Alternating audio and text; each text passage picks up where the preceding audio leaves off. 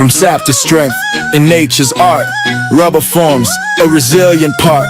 From trees it flows through skillful hands, crafted strong for life's demands. It's hitting you like a puck, so swift and tough. In this game of life we've had enough. Through the highs and lows we won't back down. In this endless fight we wear the crown. Oh.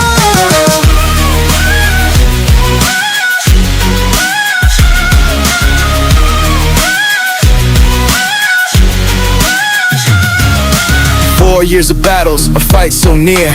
Two foes collide, the end is clear. In shadows cast, they forge their plans. Now victory's within our hands. It's hitting you like a puck, so swift and tough. In this game of life we've had enough. Through the highs and lows we won't back down. In this endless fight we wear the crown.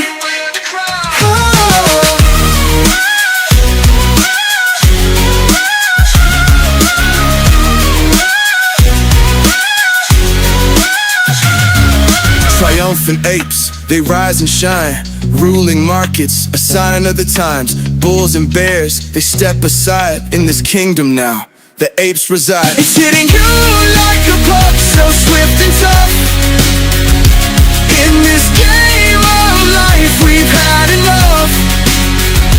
Through the highs and lows we won't back down. In this endless fight we wear the crown. Through the nights and days we fought this fight. With hearts of gold we reached new heights. Together we stand through thick and thin. In this game of life we always win.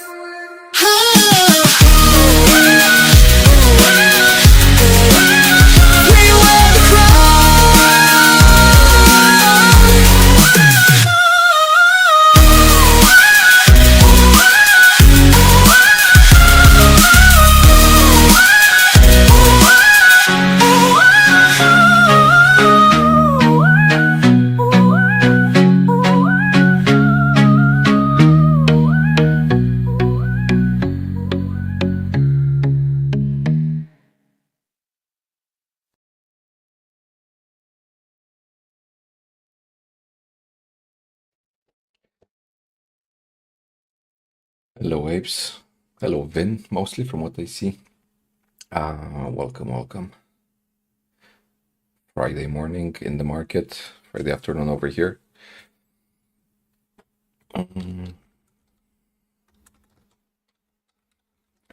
Sorry, just a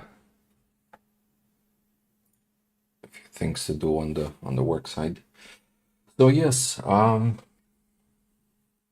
looks like we're on at not all-time lows, but very low levels for AMC, levels we haven't seen since, what was it, I believe around 15th of May of last year. So quite a few months of AMC being at these levels. And that's why I think we need to embrace the suck. We need to accept that we are where we are. And of course we knew that the hedges would try anything possible to bring us there. And at the same time we have very good opportunity to buy AMC at very low price and reduce our average. So yeah, that's where we sit. So with that said, I'll jump in Discord. Oh, I see Pirate's already here. Good morning, Pirate. Bring us there. Good morning, buddy. How are you today? I'm doing pretty good, man. How are you doing this morning? I'm battling a headache since for quite a few hours now, to be honest. No pills have helped so far, so That sucks. not that much fun, but yeah.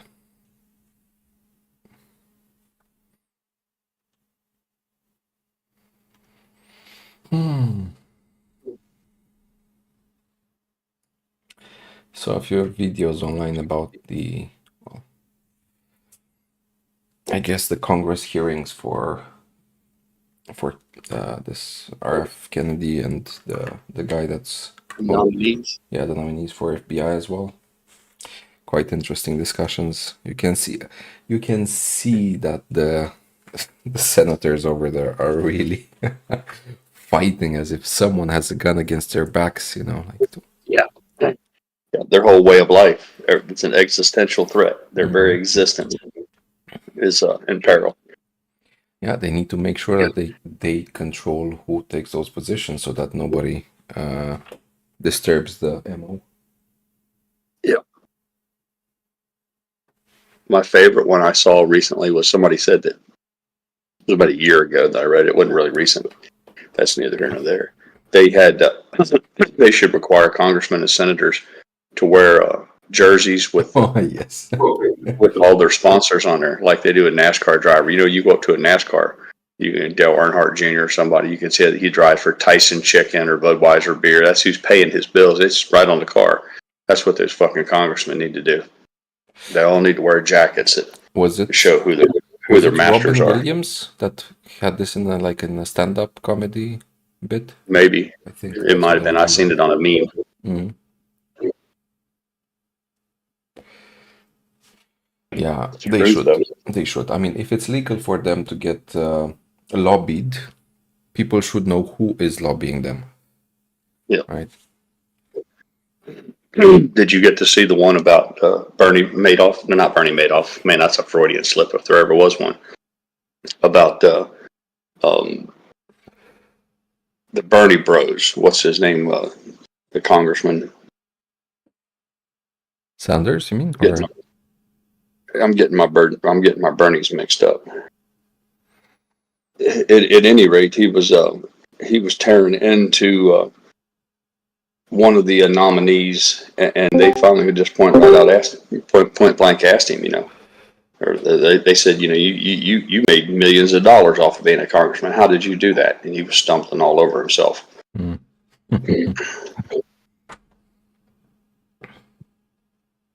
Morning. Good morning. Morning.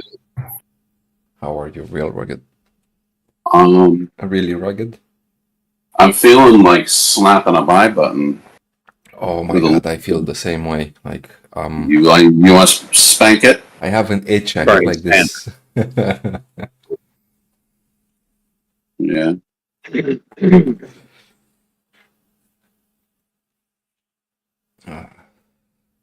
Yeah, there was. Yeah, Bernie Sanders. That was the name that was escaping me. Preacher was Bernie Sanders. Yeah. He was grilling somebody, being a real dick, being really rude, accusing them of all sorts of foolishness. And finally, the guy asked him, told him, he said, "You're the single biggest receiver of donations from Big Pharma. So you took $1.2 million from Pharma." And he was like, "Oh, he didn't want to talk about that shit. Oh no. Yeah. I got my money from individual donations." I'm like, no, it's a matter of, and it was a beautiful thing to see. But yeah, it was nice because he was saying, "Oh, not a single nickel." He repeated it a few times. Not a single nickel from Big Boy Impacts or whatever he was saying. It's like, but you got like 1.2 or 1.5 million. It's like, oh, but 1.5 out of like 200 or 400 million. It's like, well, is it not a single nickel or is it? He kept saying it was from employees. I never got any money from a super PAC. They were all from employees. I'm like, oh, okay, I get it. So a chemical company gets all of their executives, all of those guys sent you, the limit, $500 a piece or whatever it was. And you get to tell everybody that you're not on the take. Sure. Okay. They all think they're smarter than everybody else. That's the problem. There's a site, I think it's called Follow the Money. Nice. Let's see.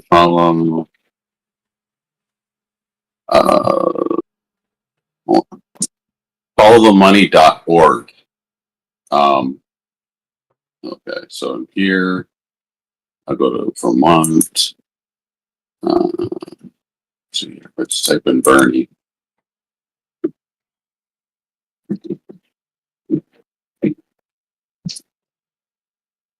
Okay, so there's multiple committees.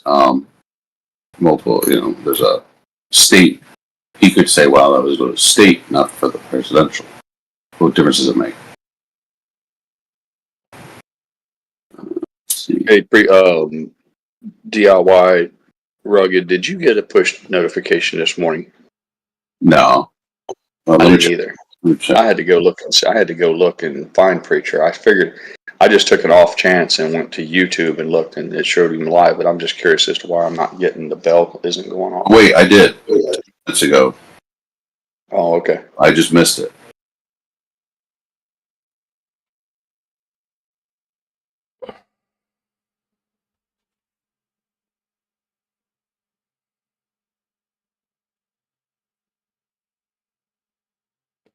I don't think I'm big enough to be targeted, but who knows? It might have been because maybe when a notification came through, I was opening or closing tabs or something. I don't understand how that works. Trump meeting with the CEO.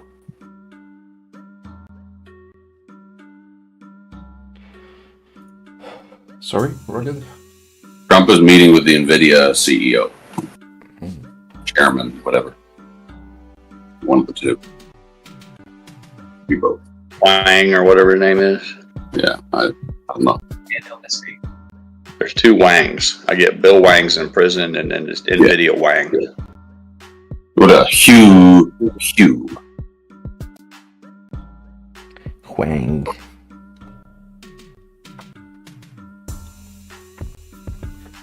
Let's see here. Yeah, I'm actually curious, Rugged, because I'm very tempted by the levels that we see AMC at. Yeah. Now I'm thinking like maybe they're gonna try to push it at the levels that we had in May of last year. Yeah. So maybe it's worth to wait. At least NVIDIA, or not NVIDIA, Audio Tits put a really cool chart he found in my general. Preacher, later on today we get enough.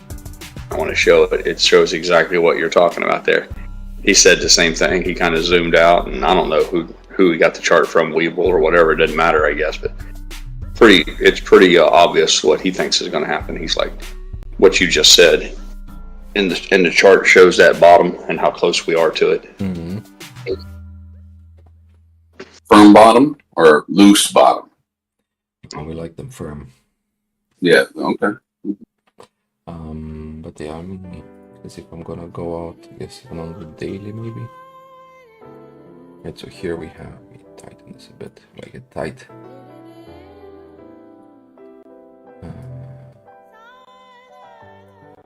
Yeah, we had here a drop to 280, then we had on, what was it, 1188, I think, the high. Yeah, 1188 on this.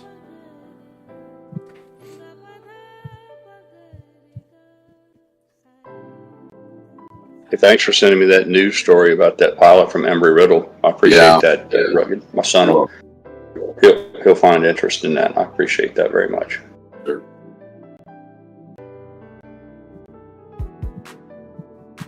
Pretty sad story, man. The guy did all the right things. Yep. Made all the right decisions, all the right choices, and he was just devoid of a little luck. Yeah.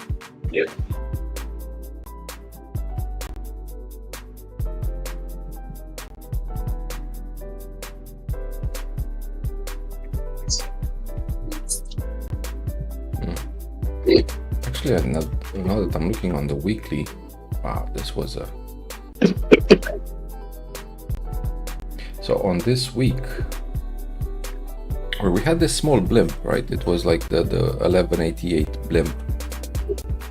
At least for Weeble, what it's showing here, we had the highest volume ever for a week. We had 1.696 billion, 434,538 shares. So almost 1.7 billion AMC shares traded in a week. So that's what they needed to keep us here. So that it burst from in a relatively short time, because it was from here. I'm not sure what day this was, but it was 1, 2, 3, the 4th week after we saw the low of 238. We saw 1188, and they needed 1.7 shares to keep us there. 1.7 billion shares to keep us there, right? We've never seen that volume before on a week. What we had here, like at the first hiccup, we had 379 million. Then we had, once we're ripping up to the highest levels, we've seen 234 million, 250 million, yeah, and then it's died down. But that was insane here. Like it looks like this was a powder keg here that they threw everything at it to try to keep it under control. So unless the volume is skewed on this week's and it's not showed incorrectly for some reason, which I'm surprised that on this, which is merely a blip on the chart comparing to what we had in the past, the volume was insane. That's crazy. That's insane. Okay.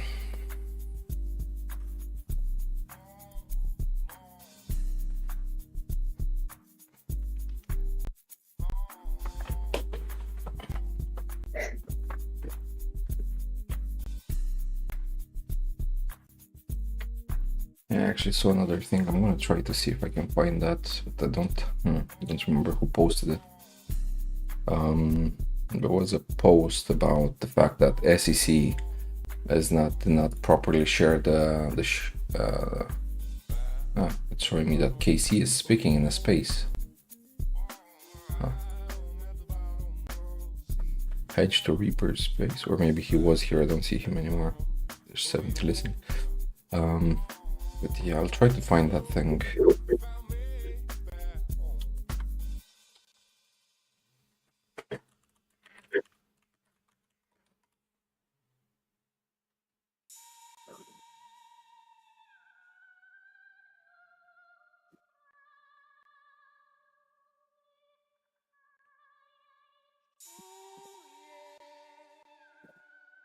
Okay, here we go.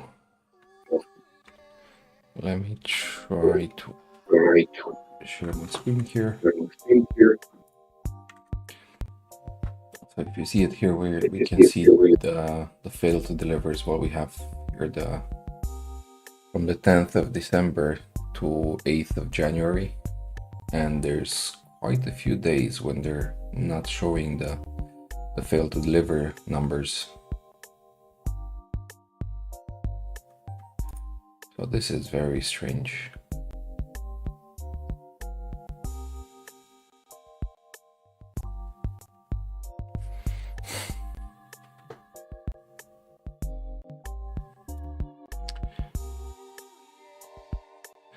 So I'll read the post just in case anybody's listening and cannot watch the stream, but it says AMC failed to deliver madness. Take a look at these FTD numbers. They're playing hot potato with billions in naked shorts. December 20th, 390,000 FTDs. December 23rd, 382,000 FTDs.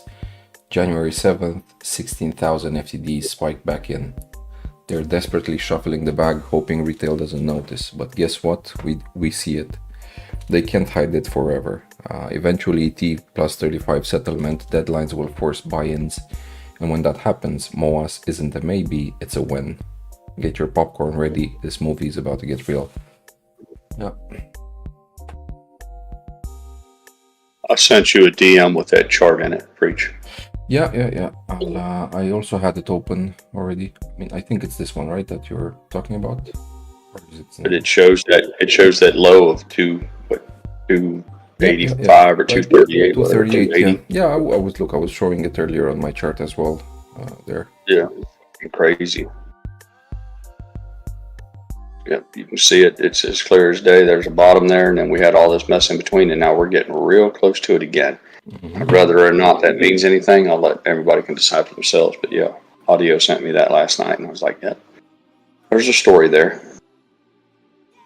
Nothing's guaranteed, obviously, but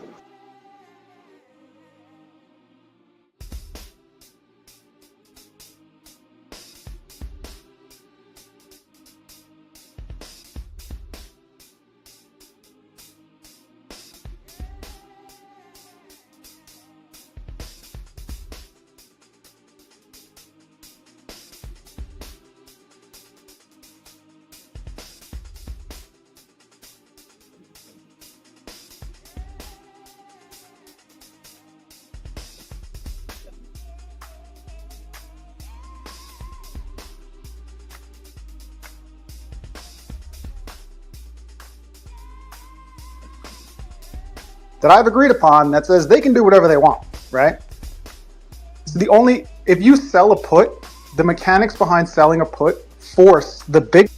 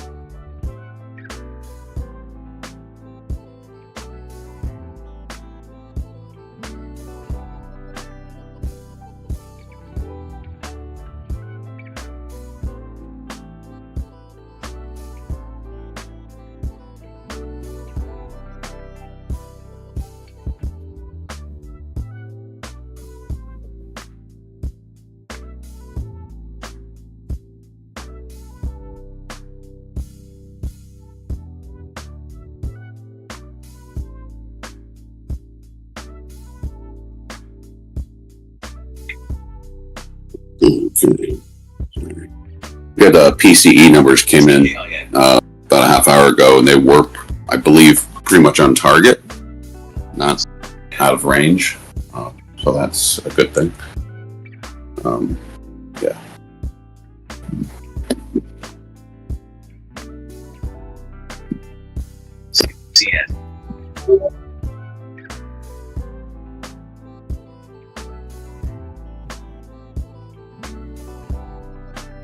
GSSI.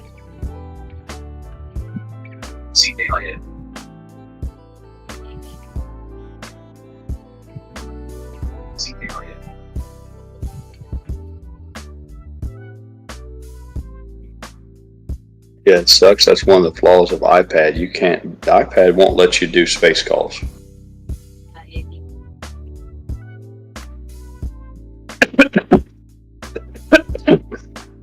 I beg your pardon. Yeah, iPad won't allow me to do space calls. If you touch on it, it gives you some sort of boilerplate statement. They're working on it or coming soon type shit. I'm like, well, that's some bullshit.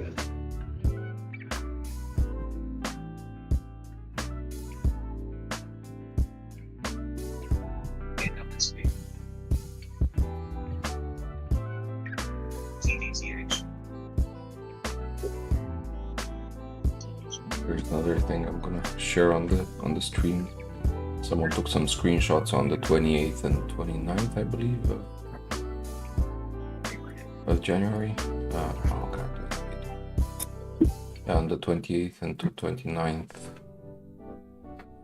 So on the 28th, AMC split. I'm not sure what app this is on, but it's showing that the shareholders of AMC, the ownership is 43% institutional and 56% others, meaning retail. But then 1 day later, it's showing as 0.74% institutions and 99.23% others, meaning retail. So there,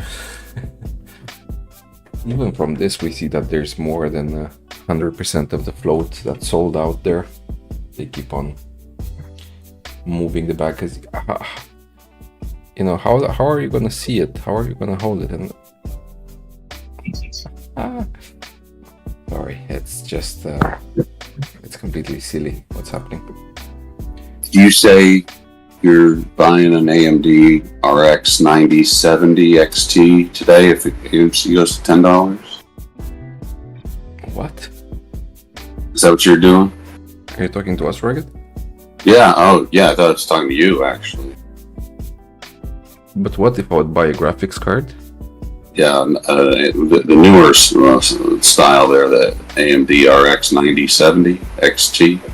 What about it? You gonna get one of those? No, man, I can't afford. Oh, 5090? I can't afford the. That's what I said. Okay, well, what if it goes up to, the stock goes to $20 today? Would you buy some? Why would I like? Yeah, I'll buy more AMC probably. Buy more. Okay. No, I mean, look, I'm not gonna sell any AMC until we see. I mean, okay, let's say thousands. Probably if I see a few thousand a share, I'm gonna sell like 5 shares. 5 shares. Okay. That's it. Like, you know, just to lock in a bit of money. But yeah, no. I think it would be nice if we were sitting on 10 billion in cash or something crazy like that. Oh yeah. Oh yeah. You know. No, for me, you know, even the highest high than what we had, like now after the conversion and everything, I think it was like $398 a share when we at the peak. Even that's nothing. After all they've done, like selling at $400 a share, that would be letting them off the hook easy. No. Because either we get the price we want, because they will need to buy the same share over and over and over again, or I don't know, the Trump or US government or someone's gonna step in. But at that point, what I'm expecting and I'm hoping is that if someone steps in, it means they acknowledge that the hedge funds and everyone involved in naked shorting is completely corrupt and they need to disappear and people need to go to jail. And then, you know, if I don't know, if Trump comes in and says, okay, everybody's going to get settled for everybody has to sell all their shares and you're going to get, I don't know, whatever amount per share, it is what it is. There's nothing you can do. But yeah. But bar that, no, I'm not selling. Screw them. That's why I said in the title of the video is enjoy the suck. You know, embrace the suck, you know.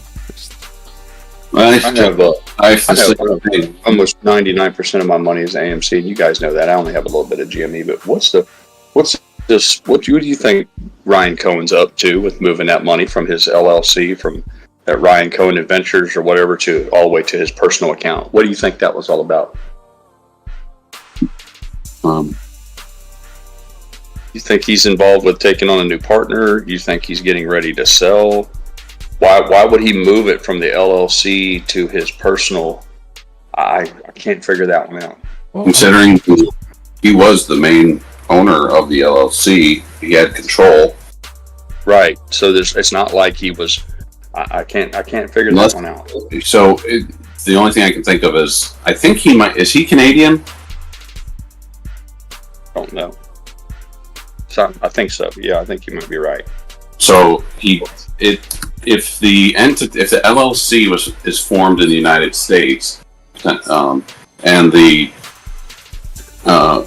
he's a Canadian citizen, you thinking it has something to do with the transfer, like the actual transfer, and so he's trying to expose something by making him transfer his shares?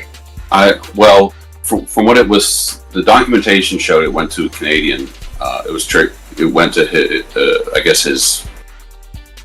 It went to his ownership, I believe, in a Canadian account or something like that, like a personal Canadian account, I believe.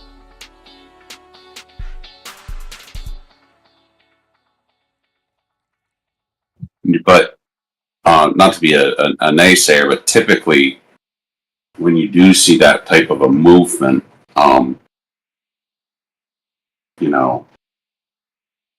It's usually be somebody's getting ready to sell them. Well, sort of, yeah. That's what I read when I did a search of I did a couple of searches on Google for like why do people transfer like that. So I don't know. Either that, or if he thought that for some reason that the LLC was, under threat. Maybe it had some sort of legal exposure to. Yeah. Maybe. Maybe he saw a vulnerability there and said, "Well, I'm going to go ahead." It's a possibility. Yeah, it's like, well, yeah, you can try to sue. You can only sue that LLC or that entity if it is. I don't know if it is an LLC or not, but you can only sue that. It's just funny because usually it's the opposite. Usually, if you have it in an LLC or an S corp or a C corporation, your personal exposure is limited. That's the whole idea of having it stand off to the side. So it's kind of counterintuitive to move it from a protected, unless that company was up to something like that, into his personal home. If somebody was targeting Cohen Ventures for something, then I'd be doing the same thing. I'd be trying to get those assets out of there, because you can only sue that entity for up to its value. You cannot go after personal stuff. So once it's distributed to personal, I don't think you can touch it. I think it's protected, unless they could somehow claim. It could just be a risk mitigation, like legal advisory. Just said, hey, listen, Cohen, you gotta move these things just out of here, just in case they want to come after you for this, or this. You don't want to be on the hook for that. So move it here, just to be on the safe side. Whereas if Cohen Ventures did get in trouble and then tried to transfer the money, it could be seen negatively as like trying to, you know what I mean? See, this is where I don't have enough knowledge of the plumbing. There are some people out there who think that by him moving it puts whoever the brokerage was that took his money and gave him the IOU for his GameStop shares. Mm-hmm. A lot of people think that now they have to scramble to find those, to transfer those to him in Canada. But I don't know that that's true. I'm like, why can't they just transfer their IOUs? I mean, it's like, I don't know enough. Like, can a bank can they operate under the IOU ledger entry tinfoil hat theory, i.e. take Ryan Cohen's money and never actually buy the shares from the market? Can they do that? And yes, yeah, I'm sure they can. The exposure is when it comes time for him to sell, they have to make up the difference in money. So if his shares increase in value, they have to just pay him the difference. He'll never know whether they really bought his shares or not. All he knows is that his entry point was $1, he sold it $2, and he doubled his money. I think a lot of the tinfoil hat theories going around is that if he transfers those shares to a new himself in Canada, that whoever was initially on the hook for those, they have to transfer, I guess, proof of ownership. I guess the DTCC would be the only ones to know that. So then instead of them just using a journal entry or an IOU, now they have to go out and hunt these shares. Right. Because the shares are currently listed as hard to borrow by, I've read that everybody except for IKBR, Interactive Brokers, every other one's TD Ameritrade, Schwab, Fidelity, all of them have listed GameStop right now as hard to borrow. Yeah. So there's I think some of the shit that I'm reading indicates that it was a chess move by him. It really wasn't about where the shares were. It was about forcing the people who took his money for those shares to actually have to buy them now, as opposed to just saying, yeah, we owe you these. Right. I'd like the education to know if that's a viable. It is a possibility. I think it is. I think I've fantasized about. I wouldn't actually do this, okay? But I've thought about this sort of amazing idea. Like, what if some group of shareholders that followed a particular stock, you call it whatever you want, ABC, but what if they all of a sudden went on a massive transfer campaign where all they did was every day that they were like transferring it from broker to broker to broker, so doing basically the opposite side of what the others are doing. They're passing around, they're playing hot potato, and they keep moving it from the IOU. Yeah, they're passing the IOU around. We could pass around the chit. We're holding the marker, so we could pass it around. That's what I'm saying. It could create some fucking accounting goddamn nightmares. Mm-hmm. Yeah, but so I think the trick to that one is, if someone was so evil to do that, you would need to know if you're transferring among brokers, who the respective brokers use as their clearing. Well, I would argue that you want to find brokers who don't play nice with each other, and I don't know if that exists. So let's say for example that both, let's say, I'm going to transfer shares between. I'm going to move back and forth between Robinhood and Webull, back and forth. Yeah, but they both, I think, use Apex for their clearing. So right. So it You know what I doesn't mean? matter. They're just going into clearinghouse is just going to go into a PDF file and click the fucking Right. transfer agents, or not transfer agent. They're just going to click whoever it is that your custodian is from one name to Right. another. So I don't know that will, like you said, you're not getting anywhere. And that is kind of what I was alluding to a little bit with my mention the other day about even moving it into DRS, potentially out of DRS, and this is just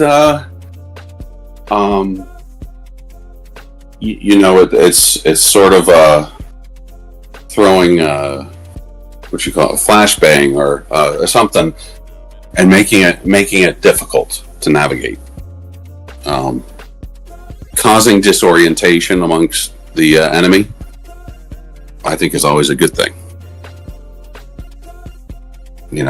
So it's kind of like when Disney was buying all the land there in Orlando, they bought it under a bunch of other names. Okay. Yeah, they didn't want to telegraph their punch because the people who held out towards the very end would demand far more for their land than what they would ordinarily take. Right. So why do I own shares of AMC in my daughter's name in E-Trade, my personal name in E-Trade, an IRA? So also, if you have, from what I understand, sometimes shares held in retirement accounts can't be pledged or used, to be determined. But if you kind of have to say, well, what can I do within the limitation of my little portion of this play here? Well, I can't maybe do a whole lot, but I can spread it out instead of it being one account holder. Like a bird who spreads their wings out, make themselves look big and aggressive looking. Okay, I'm going to take my shares from one account. I'm going to spread out into 10. So I look bigger. It looks like there's like a bigger presence. And not to mention it may reduce my risk of one particular broker acting nefariously and taking away a buy button. Well, taking away the buy button from one broker, at least I got 9 other brokers I can potentially sell with if I needed to, or buy with, or whatever. That's just how I think. I just try to all the kerfuffle about taking away the buy button doesn't trouble me because I've always kind of give the side eye to the people who are sitting on mountains of cash. They're going to wait until the run takes off and then jump in. Right. I mean, I get it. So far, it's worked for them because they didn't buy like my dumbass did at 50. So I guess I shouldn't hate. I guess I should probably respect them. But in the end, my argument is that they're going to wait until they see the run take off and then pile money into it. And my thing is, well, yeah, I would worry about the buy button being taken away too. I'm like, well, how about this? You just go ahead and buy your shares and wait patiently with the rest of us, and that whole taking away the buy button thing won't be an issue for you. But that's another example of the fundamental greed that I don't want to buy until the absolute bottom. And again, so far they've been actually right. But I would argue that they weren't waiting for a better entry. They're waiting to FOMO in. I mean, it's different if somebody says, I think it's still going to fall more, so I'm going to wait. I respect that guy. But the people who go, well, I'm just going to wait until we see a day where we go up 300% and then jump in. Mm-hmm. I'm like, well, just be careful. A, if they do position close only, you're fucked. And B, if you I've said enough about it. I know what you mean. Yeah, they're waiting until they actually see a massive amount of momentum. Yeah, and because of that, they're going to miss the early part of the move, but they're aware of that, and they're like, that's acceptable to me. At least I know it's game on. Yeah. But my point is, well, then that's why you're losing sleep about the buy button. See, I don't have to worry about the fucking buy. They can take the buy button away all they want. It doesn't stop that mountain of shares that I'm sitting on. It's too late for them to stop that. Right. So I don't lose a whole lot of sleep over buy buttons getting taken away. Yeah, I see what you mean. Yeah, you're already bought in, and yeah, you're set. Pirate, you remember that little screenshot I sent you last night of the Yeah, I already sent it. daily on AMC? I passed it on to a preacher, and he's already showed it to the class. Oh, okay, cool. How's everybody's morning? Pretty good. Yeah, we're good. We have some new people that dropped in the chat in the meantime, so we have Terry, Dylan Miller, Row AMC, Mason Bluetooth, Tech We Love, J Stone, Nana, BNS, Dynamite, my son smashing things around on the. Nope. Yeah. Morning, everyone. Morning, the market open. Anybody get to listen to KC talk this morning? I think Nana mentioned it and I saw him, but by the time it was gone. Yeah, I jumped in for a second, but I didn't really have time to listen much either. And then when I got back in, he was off, but let's do it later.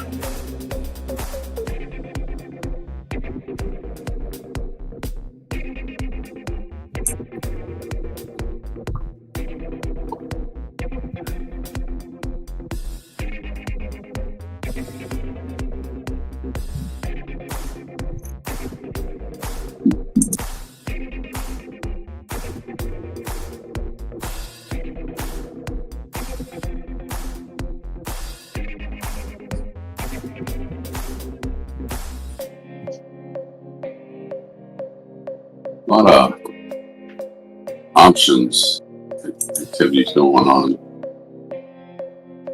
If anybody has an opportunity to look at the open interest today, right? Does it say monthly? Today's the last day of January. Let's do January. January 31st. Today's a weekly. Today is a weekly close. The next monthly options closes on GameStop is the 21st of February. What does the options chain tell you about April 1st? April Fool's Day? I don't see. It goes to, for monthly, you either got March 21st or April 17th. What's the March 21st chain look like? Let's see. That's when I expect all sorts of hell to be going on.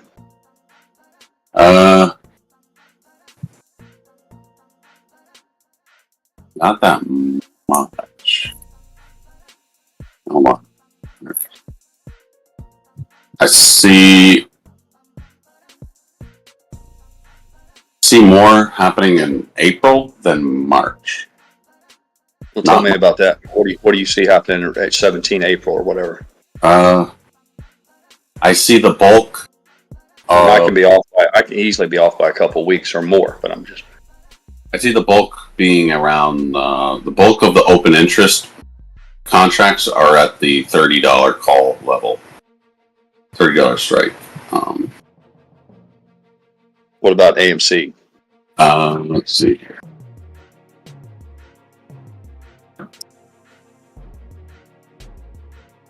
Let's see here. Yeah, that's not what I wanted to see. Doesn't necessarily mean my theory's dead, but it's not what I wanted to see. Let me just tell you what I see on AMC for options today. It is like, it is a massive amount of, a significantly massive amount of calls today.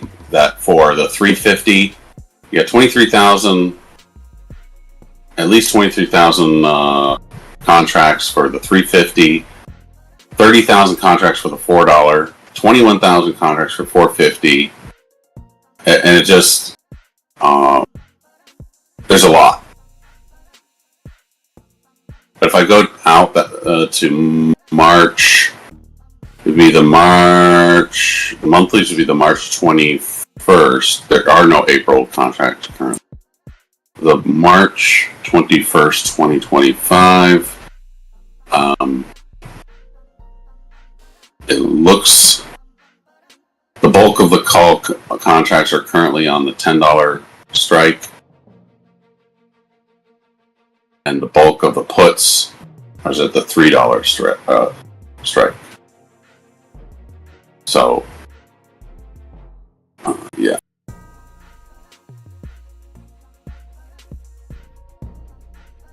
Fit you.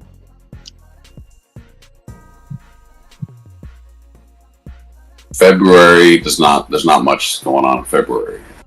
Nope. Oh wait, that was the weeklies. Let me look at the monthly of February. Oh, the monthlies. Okay, monthlies are a little bit more. The bulk of the highest call volume is on the $5 and $9 strikes in February 21st. The bulk of the put volume, or put open interest rather, is $3.50 and $3, which could be appreciate it. Yeah, that could be driving a lot of what we're seeing actually right now. So.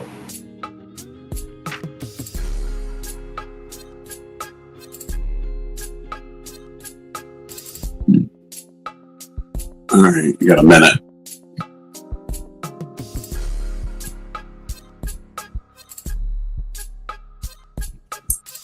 None of you guys getting any kind of echo from my Nope. from your Nope. No echo. You're good. It's got something. That's got something to do with preacher streaming Or Papa. or Papa. Yeah, what I say, preacher. Yeah, that's got something to do with Papa Mac. It could be. He could. What I already thought. He could have an extra channel, audio channel that's open. That's what I said. That's a him issue now.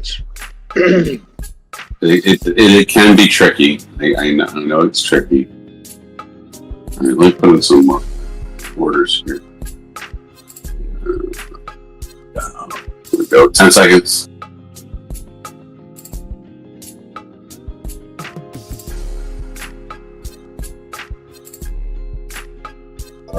There you go. Here's the opening bell. Let the ponies run.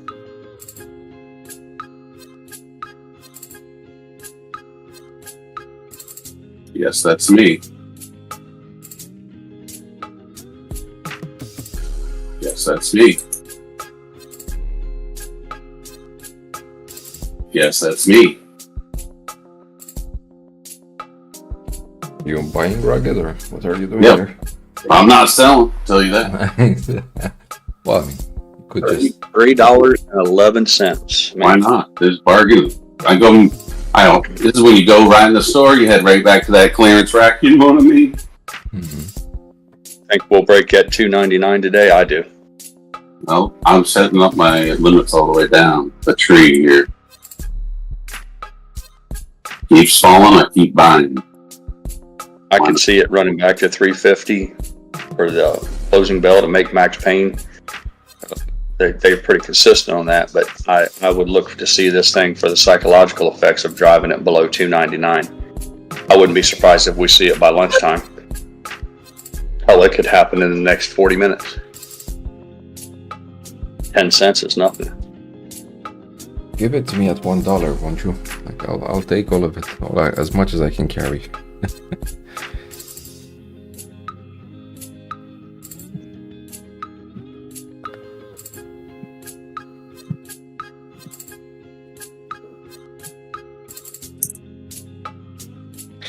Rugged, because earlier when I was zooming out and looking at the weekly for AMC, can you check the week? What was that?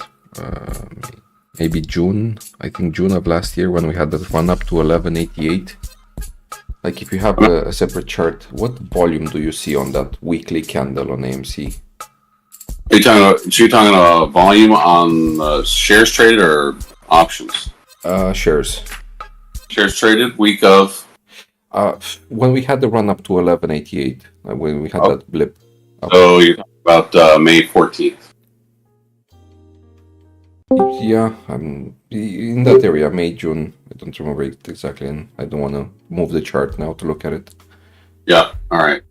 Volume on the week of that The big run-up was 1 billion, just shy of 1.7 billion. Okay, so it's the same as me.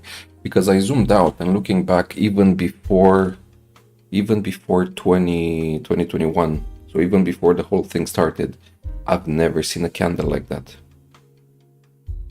Big.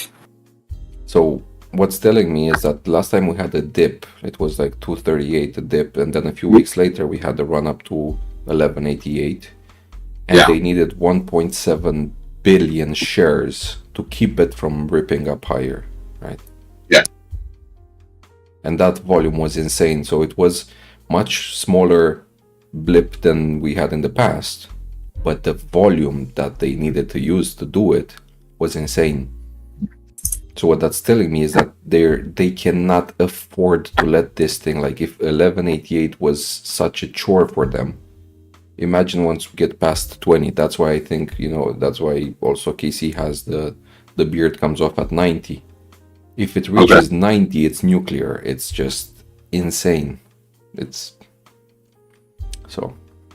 Yeah. But yeah, I was just curious if on other platforms it shows the same volume. So yeah, I had the same, like 1.69 something billion. Right. So yeah. Good to know. I thought maybe it was just a glitch on Weeple or something. Yeah. Here.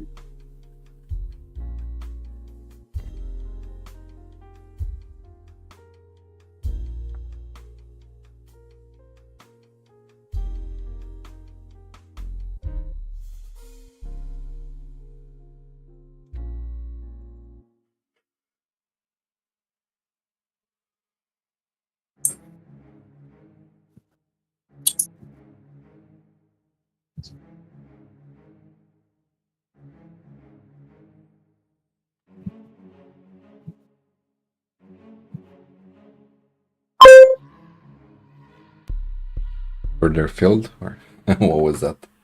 That was me selling a share of Bitcoin mining miner Cores, Core Scientific, CORZ.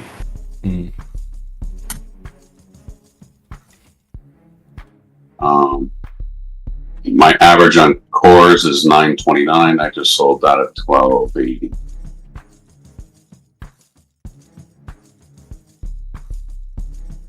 And if you subtract the difference, it's enough to basically buy a share of AMC.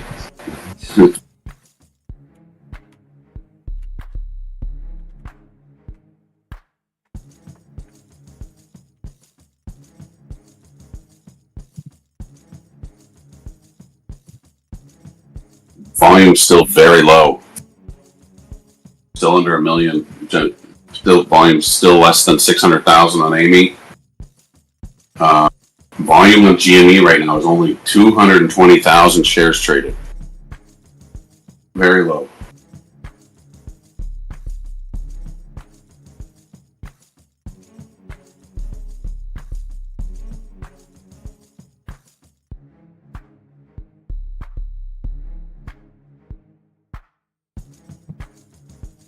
There was the announcement last night of the new board member. I don't know if anyone saw that. Replacing Elizabeth Frank she's moving on to something else, and they moved somebody else up into I think more of like a marketing role on the board.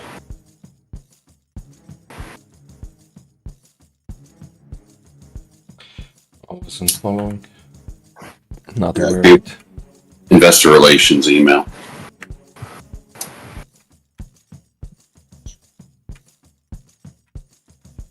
$317.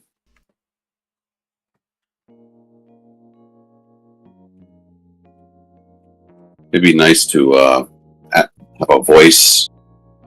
If the price moves up, it'll speak say 317, 318, 319. That'd be kind of cool.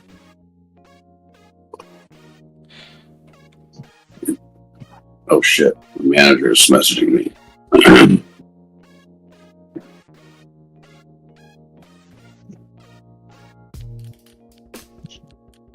I can hear you. What are you doing over there? I'm doing lots of things, man. It's just again, that's the momentum scanner. See what pop. It gets extraordinarily annoying for the first 30 days, and then you get used to it. Just like my wife.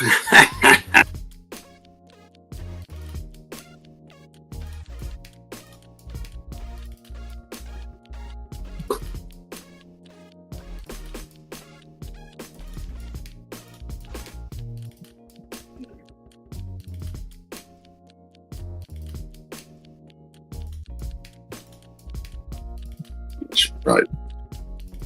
Just got a couple patients coming in here. Turn this down.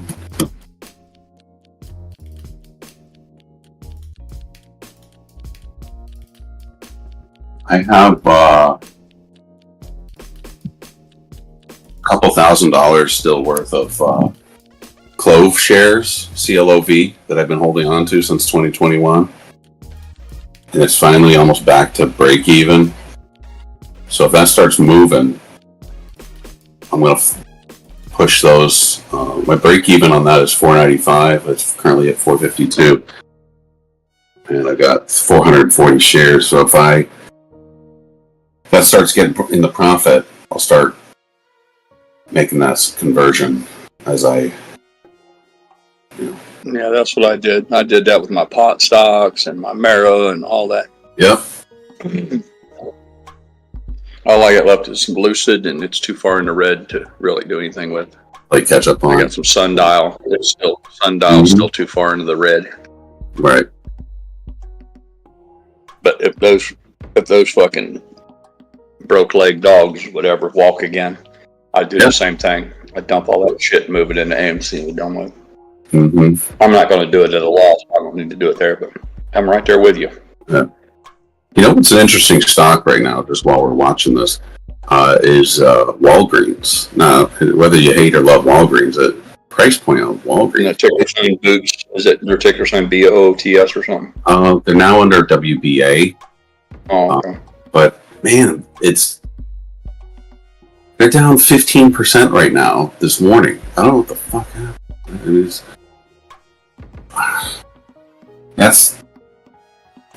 It's a $10 billion company.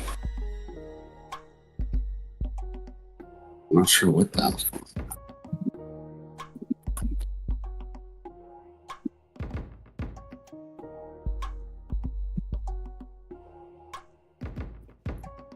Let's see here. For those of you who are also looking to trade, to take your profits, to push into AME, keep your eye. One idea is HC Wainwright initiates coverage on Nightscope KSCP with a buy rating and a $16 price target. So I have some of that, I think. Yeah.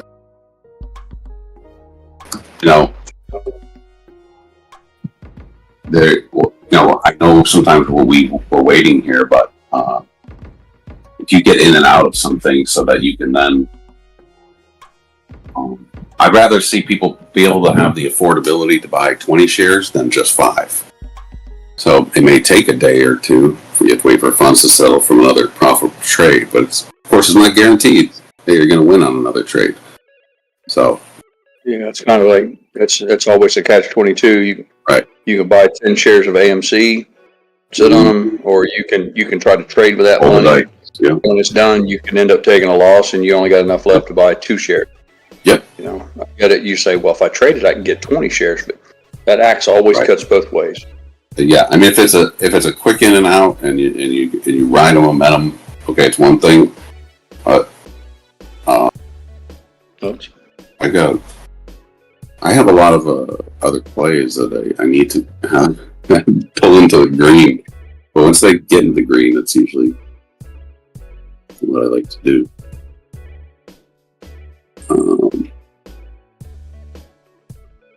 Jim Cramer, that was old. That's old news.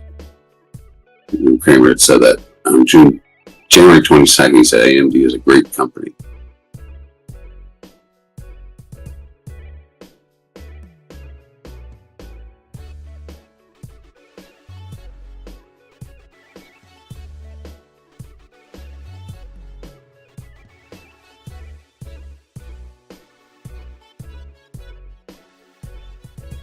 Meta WhatsApp says Israel's Paragon of Solutions targeted users.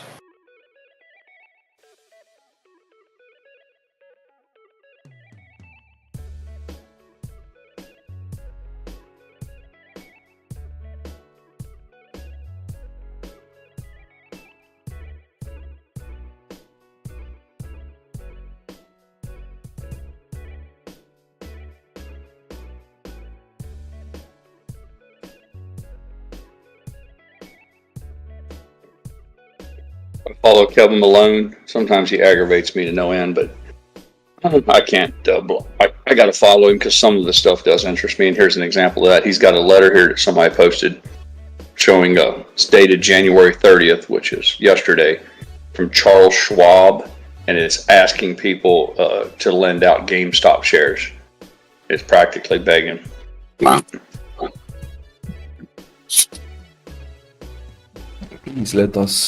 Please help us short the stock you're holding.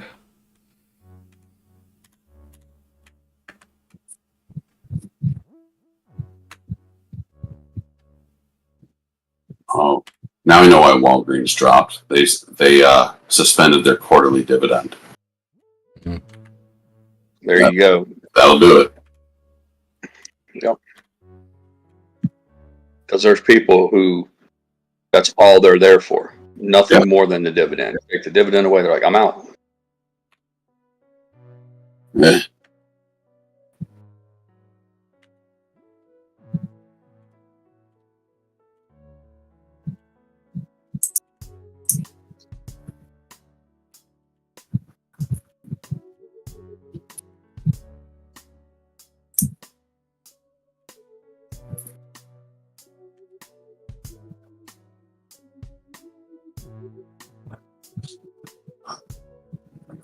JetBlue rebounding today, up 11%. My biggest leader on my Webull account is Playboy, up 27% right now. I don't have a big position, it's just small. Something's going on. A big candle on Playboy.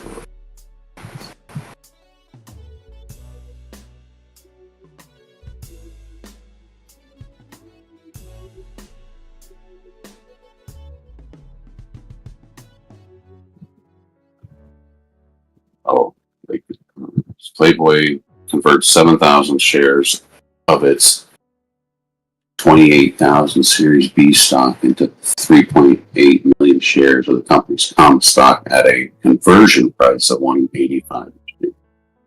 Whatever that means.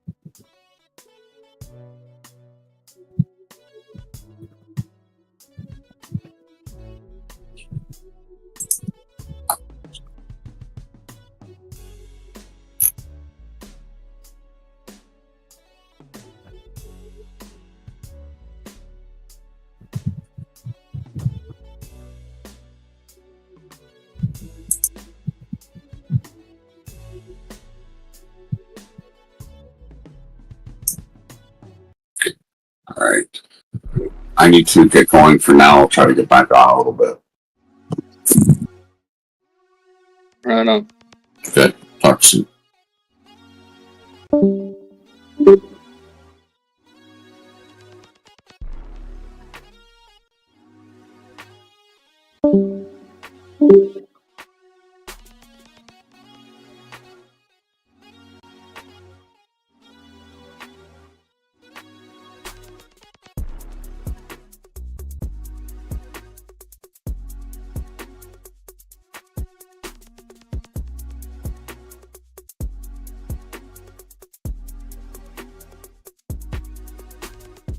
It looks like we're Looking at another day of barcoding.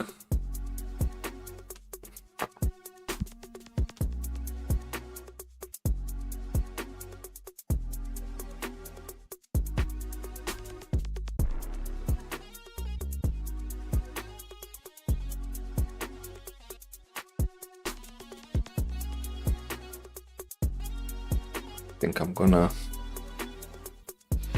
hold up for now, but if we see below $3, I might take another small bite.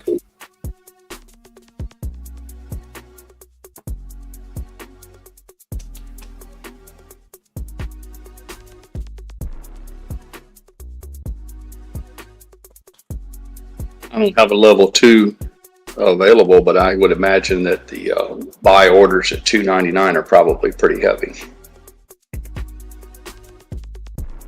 I don't. I can try to take a look, but I don't think People have a tendency to think in round numbers like that. Mm-hmm. They won't buy at $3.10, but they're like, if it is $2.99, I'll buy there. Why?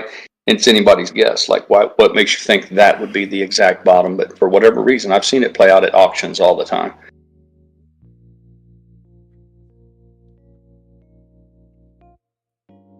There'll be 50 people bid on a tractor or a farm up to an even number, and it's, you know, whatever, it's 10,000 or 1,000 or 100,000, but they all stop at that even number, and then you'll have very few players that go beyond that. And I guess it's because there's no way to pick a start or stop number on what a quote unquote good deal is, but people think in round numbers. Now, if it's like the strangest thing, like, let me get it right, it's a great real estate deal at $100,000, but at 105, it's a shitty deal, you know. So it's kind of one of those things. In that world, it's always whoever's willing to take, you know, anybody looking for a super good deal is not going to get it. It's somebody who just wants a good deal. Yeah. Like, you need to be okay with like less profit. Not much meat left on the bone, but there's a little bit of meat. I'll take it. Yeah.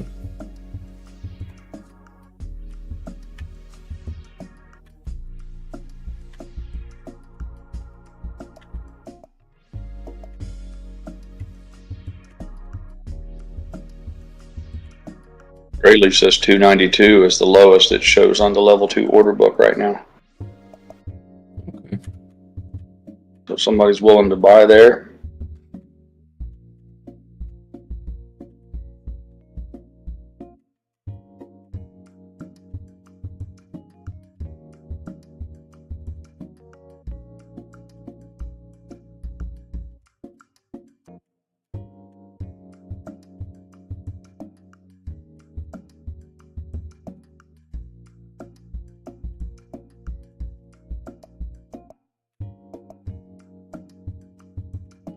All right, Terry, you tricked me into looking. I'll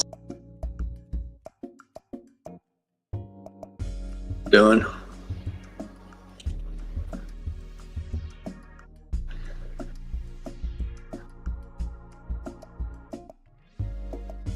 Wait, You're cutting Five. up pirates.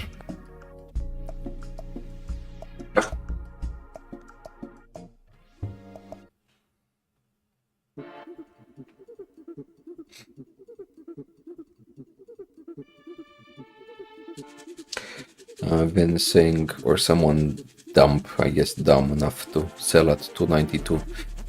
Look, it's the brokers who are selling you IOUs, who are selling you synthetics or fakes. It's not like people are selling at these prices. I doubt to believe that there's, more than a handful of people. You know who sells at 292? The people who sell at 292 are the people that bought at 350. They bought at 350. It fell to 3, and then it broke. If it breaks to 292, they're like, I'm out. But those are all new players. Yeah, exactly. They're not enough. There's not enough of them to make a difference here.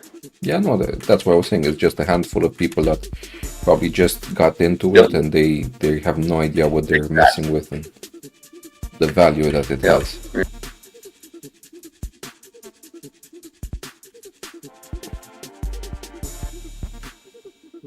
Those are the only people who are susceptible to their trickery right now, are the people who got in The only people they can fuck with is people who bought at 10 or below.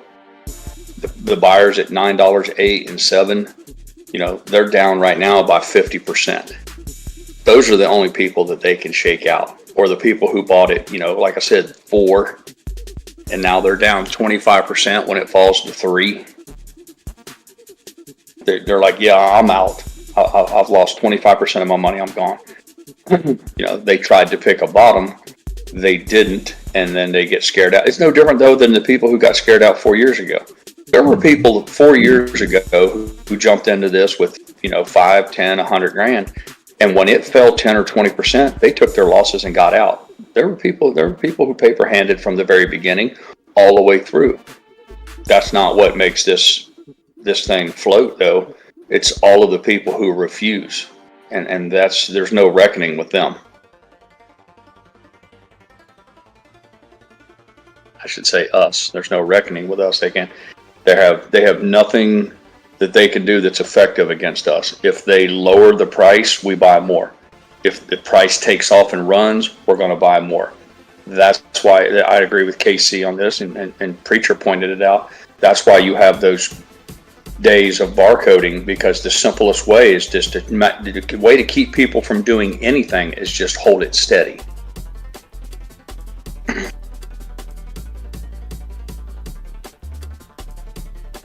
Matter to me. I got 20 more years left on my game clock of this planet. After that, my boys can figure out what to do with it.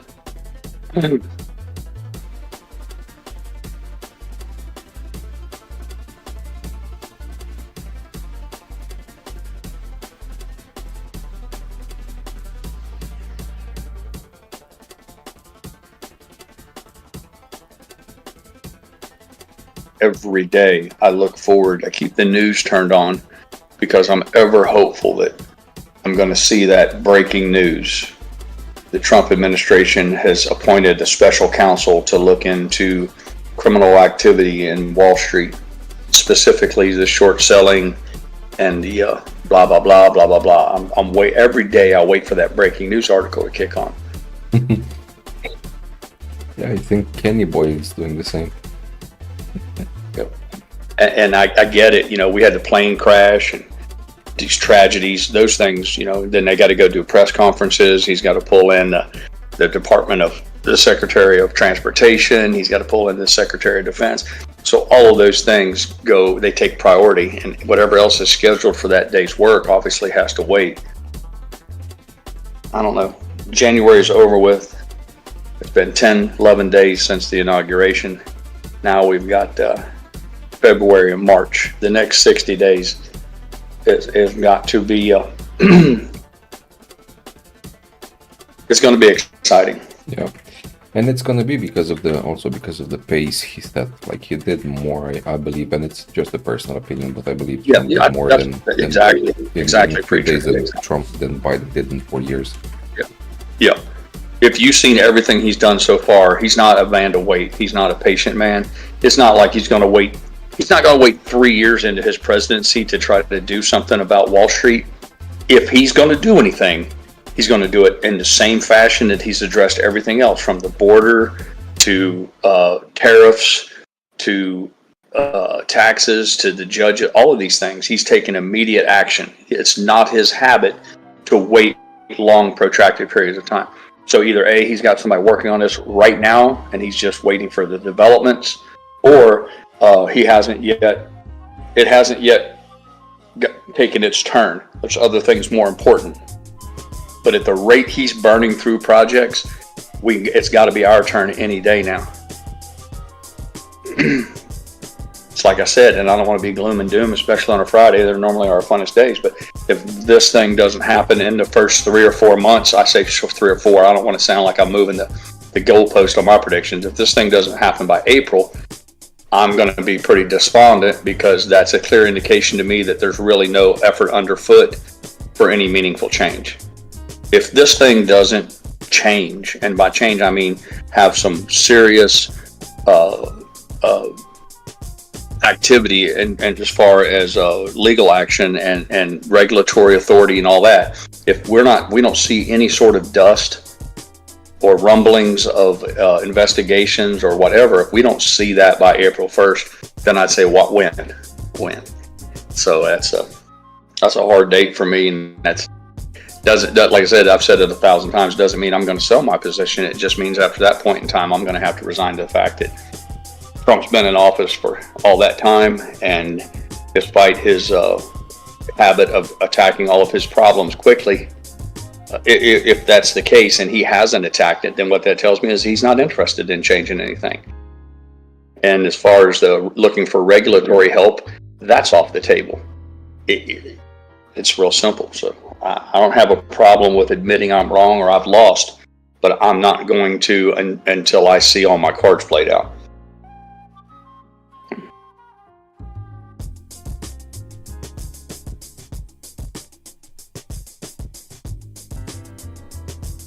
And the whole ape is asking, how many shares will I be able to afford if this goes below 3? Well, that's a question that all of us have to ask ourselves. It depends on how much cash you have available to buy. You didn't give us all the. You didn't give us the rest of the data. Buy and hold. We need to know how much money you have to share. Do you have to spend kidneys?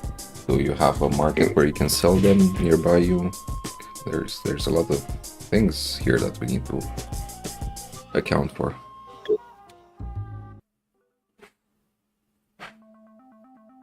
Can you spare a piece of liver or something? I don't know.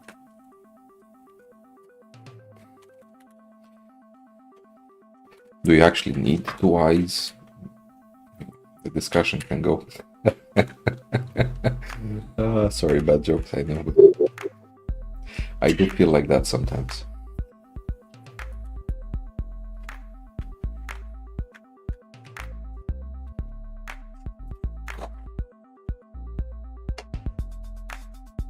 I have 2 major questions that haunt me when I go to bed, and it's the first thing when I wake up in the morning.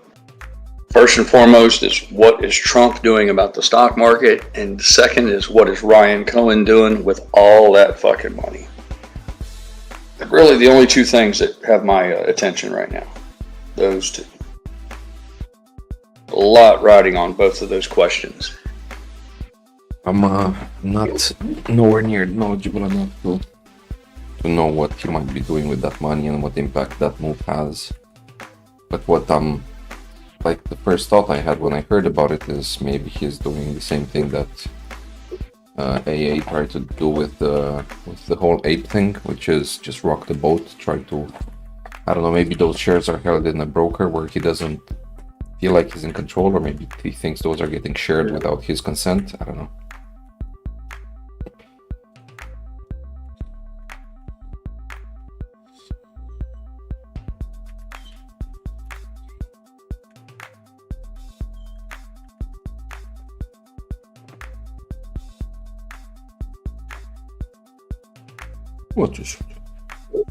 What?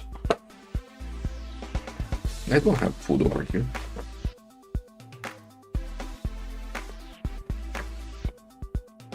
Bark. Yes. What's up? Oh, yes.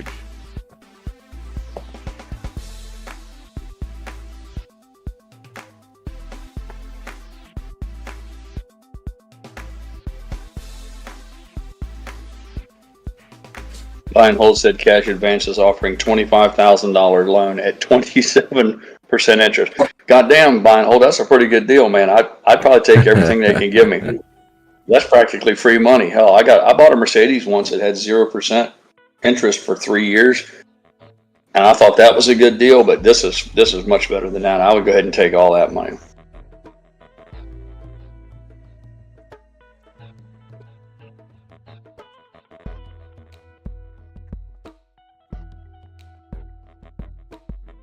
That's a hell of a deal.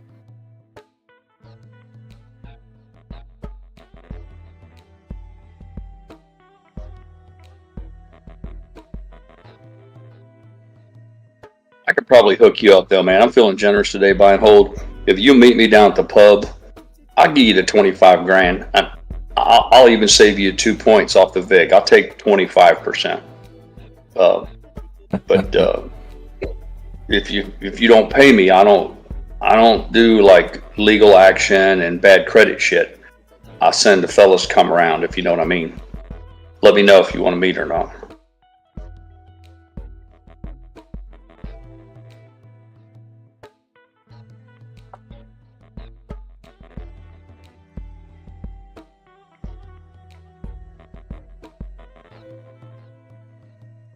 Morning, Donna. Morning, Mueller.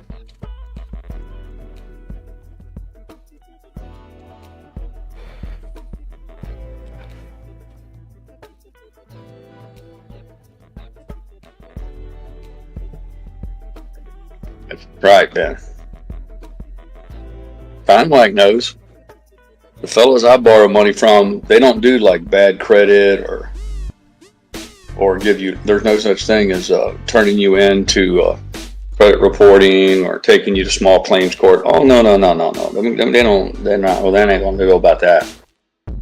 These kind of motherfuckers they roll up on you right about sunset and you're coming out of the bar or wherever.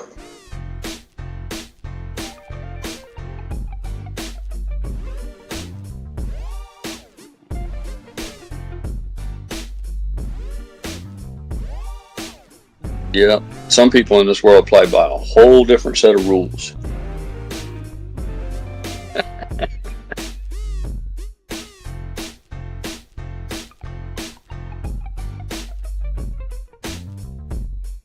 I know Mike knows what I'm talking about.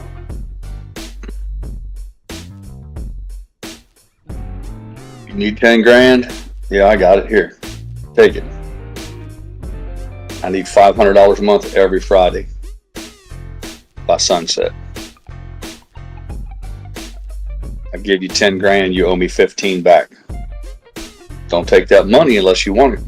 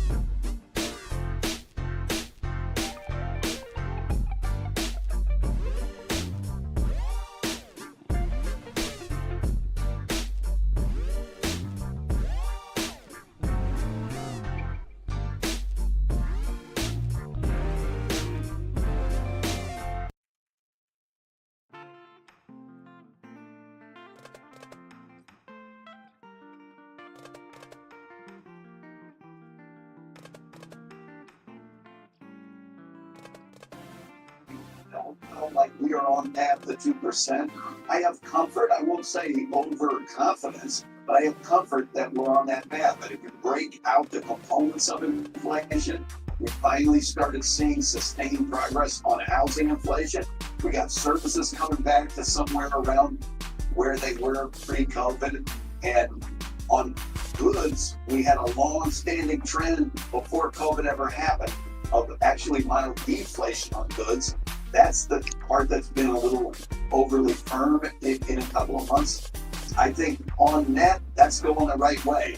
Now you add on top of it, we got this policy uncertainties that might affect prices. I'm fine with rates coming down, commensurate with inflation coming down. I always said, a year ago, I was saying we're entering a phase where neutral is well below where we are, hundreds of basis points. We cut 100 basis points off the rate, And now let's slow down to feel our way to what is neutral, and the uncertainty that kind of adds to that.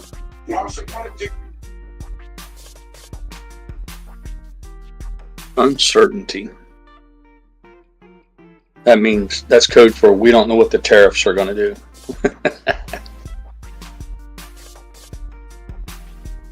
That's Austin Goolsbee. He sits on the board. He's one of the Fed chair board members. He's talking about the PCE consumer, the core, and that's doesn't include food and energy. Another one of those numbers that they cook. But he's at the Chicago Federal Reserve. He's the president there, so he has some input onto what the Fed does as far as monetary tightening, all that sort of thing. Anyway, because Beacon Kale said in chat, AMC plus HYMC plus gold equal like gold medal.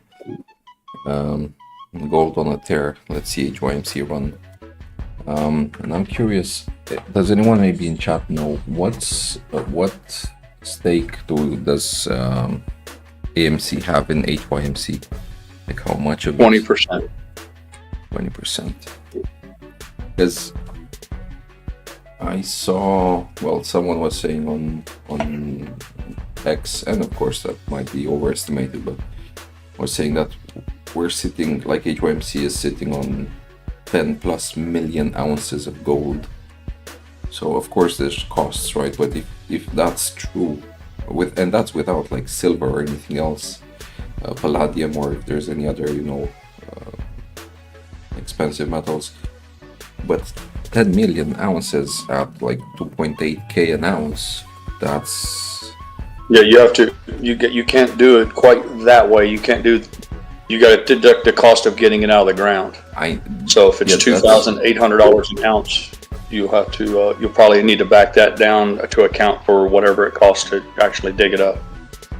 Yeah, and that's why I said, of course you need to deduct the costs, but if that's true at 10 million ounces at the current price, that's, if my math is not wrong, that's $28 billion in gold.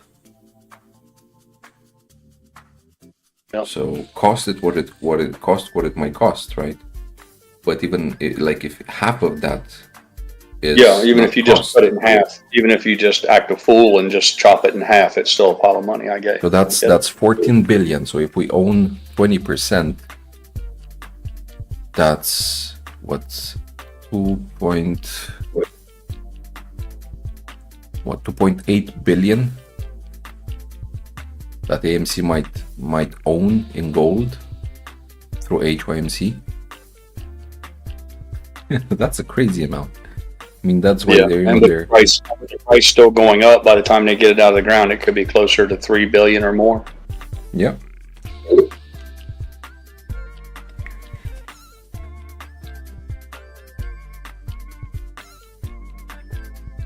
30-year Treasury is at 4.762. I don't see the 10 or the 5-year or the 2. But for the meantime, they're below 5.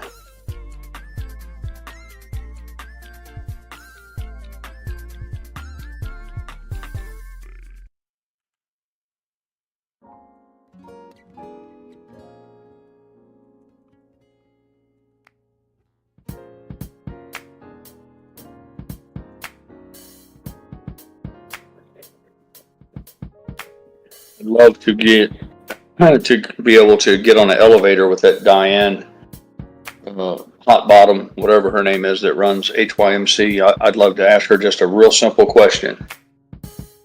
What's it going to take for you to start actually mining gold? And hopefully you can get her to answer in something other than a politician-like fashion.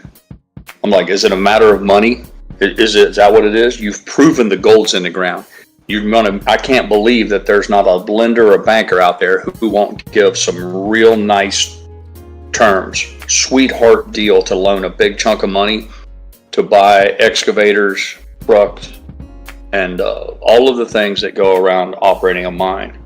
Doesn't, it's not, it's illogical. If there's that many billions of dollars worth of gold in that ground, the capital expense to get it out is substantial, but it's nothing in the big picture. The proof is in that the gold is already there. It's one thing to go to the Yukon and just explore and dig and hope that you might get some gold out of the ground. But when you've already done the exploratory drilling that they have done, and it's literal proof, the shit's right down there. You know, it's underneath our feet. You just got to go down 600 feet to get it. I don't understand the holdup. I mean, like what they want to do it without outside money. They don't want a partner. I can't quite figure it out. So far, I've kind of settled in on what they're trying to do is just either sell the property. It's kind of like they're going to sell it to a big player like Rio Tinto or any of these real big gold mines. I'm sure would just scoop that place up. So either they're trying to sell it or they're looking for a partner. They want just M&A work. They want somebody to come in and be some sort of a partner, whether that's just a blind investor or an active partner that has experience with the actual mining process itself. But I can't explain. It would make sense to me, Preacher, if gold was in the toilet. Then you'd be like, well, fuck it, man. It's like oil in the Middle East. If oil's down, they just leave it in the ground. The cheapest place you can store oil is in the ground. So I completely understand why they don't pump oil out when oil's down. But it's not logical with gold. One, gold's not that expensive to store. And two, it's worth, I don't know, I would argue it's got to be worth 10 times more out of the ground than in. And I'm sure there's probably an exact number for that. But just saying I have 1,000 acres with heavy ore is one thing. But saying that you've got, 20 or 30,000 ounces in a vault because you've dug it up, that's a whole nother pile of collateral. And that's the part I can't understand. What on God's green earth would stop them from out there digging right now? I can't figure it out. Even if you're going to sell to a bigger player, it doesn't hurt you to start. No matter who digs that gold out of the ground, Preacher, they have to have a Caterpillar track hoe. They need the biggest excavator that money could buy. So it's like if I'm going to build a house to sell you, and I'm done, I'm like, yeah, I'm not putting a refrigerator in it. Why not? Well, I might be selling it. I'm like, the guy who buys it's going to need a refrigerator. If you put $1,000 refrigerator in it, you just add $1,000 to the selling price. So they can't make the argument that we're not going to buy heavy equipment or we're not going to start digging holes because we're going to sell. I'm like, well, that's fine. If you're going to sell, you get paid for that's value added. Whatever the old price was with just a survey map, they don't get that price if you've got 10 trucks and 2 excavators digging gold. So that's the part that defies logic for me, and I can't. It makes me uncomfortable. I don't have an answer for that. What might be causing this?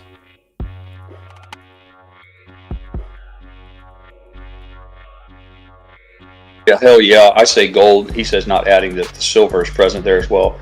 Yeah, whether you're talking about gold, silver, copper, whatever, the type of metal is immaterial. I'm just talking about their reticence to actually begin mining.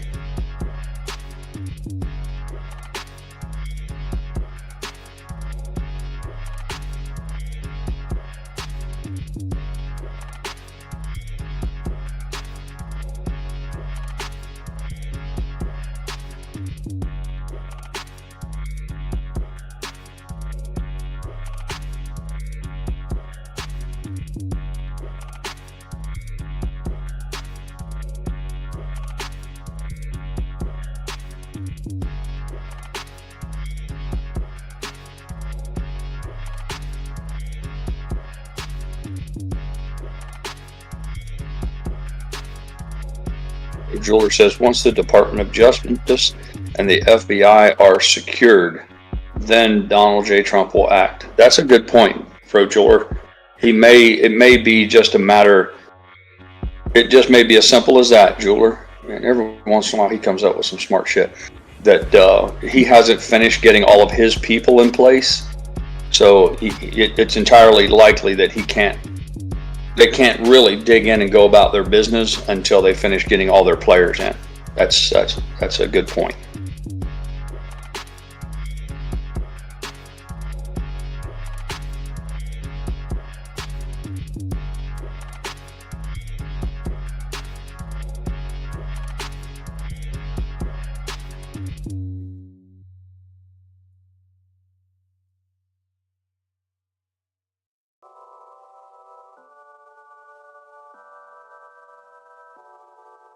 Greg Nation says, I'll keep buying Bitcoin. Y'all can have gold. Man, listen, whose wife looks prettier?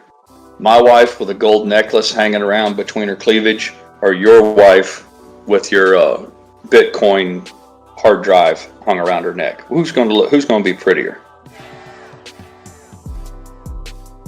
What are you going to do, man? You're going to take your cold wallet, your zip drive, and put it on a necklace and hang it around your old lady's neck? Come on, man. Can't be hating on gold. You fucking crazy?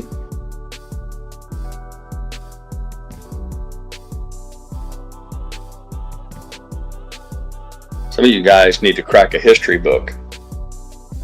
Come on, Break Nation Sports. I know your dumbass can get a library card. Go to the library, get you a library card, and study your history up. Find me a time since we crawled out of the primordial ooze, since we were clubbing woolly mammoths in the head to get ourselves a little snack. Show me a time that metal, that shiny metal that never corrodes, buried in the ground for thousands of years and it comes out shiny. You show me a time in history where that hasn't been worth more as time went on.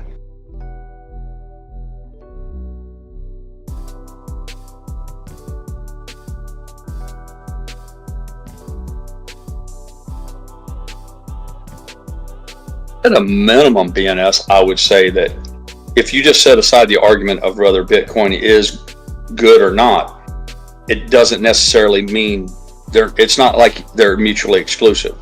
See, I don't believe that you have to that Bitcoin would destroy gold. I don't subscribe to that. I think they can both coexist. That this concept that goes around of that Bitcoin replaces gold, I think, quite frankly, is a little naive and simplistic. But I will make allowances for a world where both of them can coexist. If for no other reason, then gold has a utility, practical applications.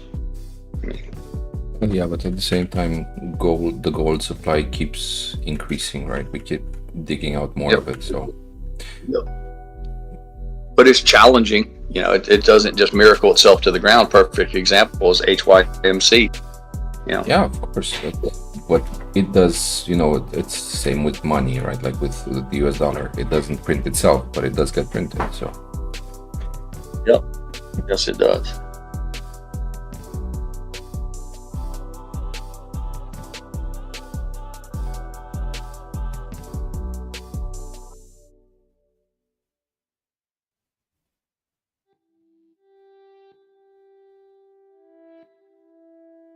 Beacon Hill says, gold is the money of kings. Silver is the money of gentlemen. Barter is the money of peasants. And debt is the money of slaves. Yeah, I don't know who wrote that, Beacon, but I like it. It's been that way for a long time.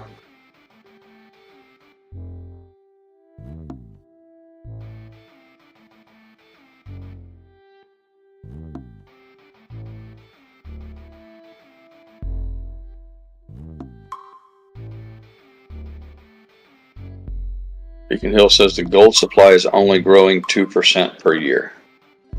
I have no idea, but if that's true or not, but I'll take you at your word.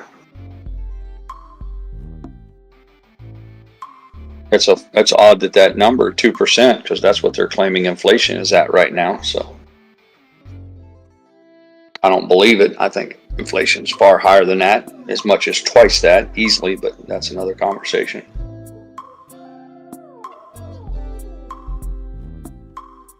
Well, Jeweler says HYMC is being shorted because of its owner. there you go. If that would be the case, that would mean that we keep getting more and more and more gold, because if you add 2% on the top of the supply every year, that means the supply for next year is higher, so that 2% is going to be higher next year. I don't know, maybe that is the case, but that also means that the total supply of gold keeps increasing at an exponentially higher rate. So, but even at those rates, it's still scarce. Gold is a scarce commodity. You can't just go out anywhere and pick it up. That's what's made it historically solid. That despite everybody's efforts, I mean, mining has increased where it's easier to dig out of the ground because of modern technology, the Industrial Revolution, and all that. But there's a finite amount of gold on the planet, but it'll get harder and harder to access it.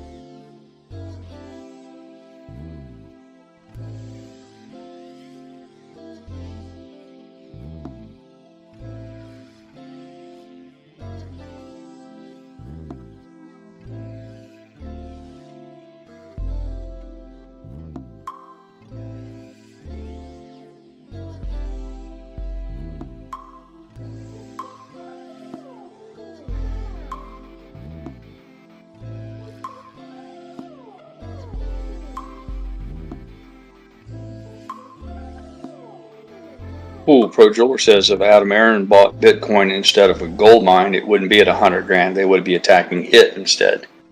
That's an interesting idea. I wonder if that would be the case. If Adam Aaron, well, there are some people that think that might be what Ryan Cohen's considering doing. I don't know if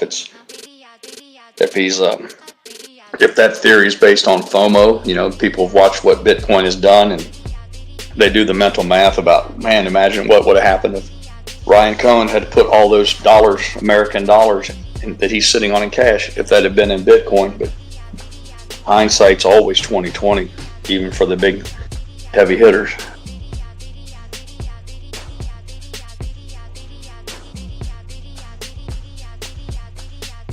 Beacon Hill, we went over this on Casey's stream.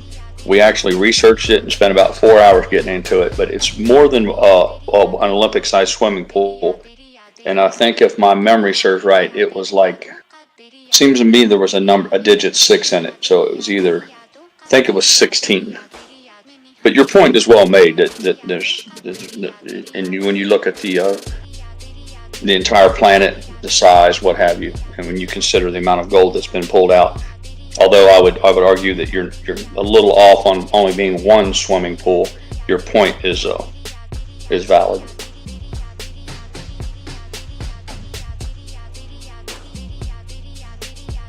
If you think about it, Bitcoin takes even less space than a bathtub. Beacon Hill's right now. Beacon Hill's, he's pounding his keyboard to see if Full Pirate's full of shit or not. He's furiously fact checking me right now. We'll see how this works out.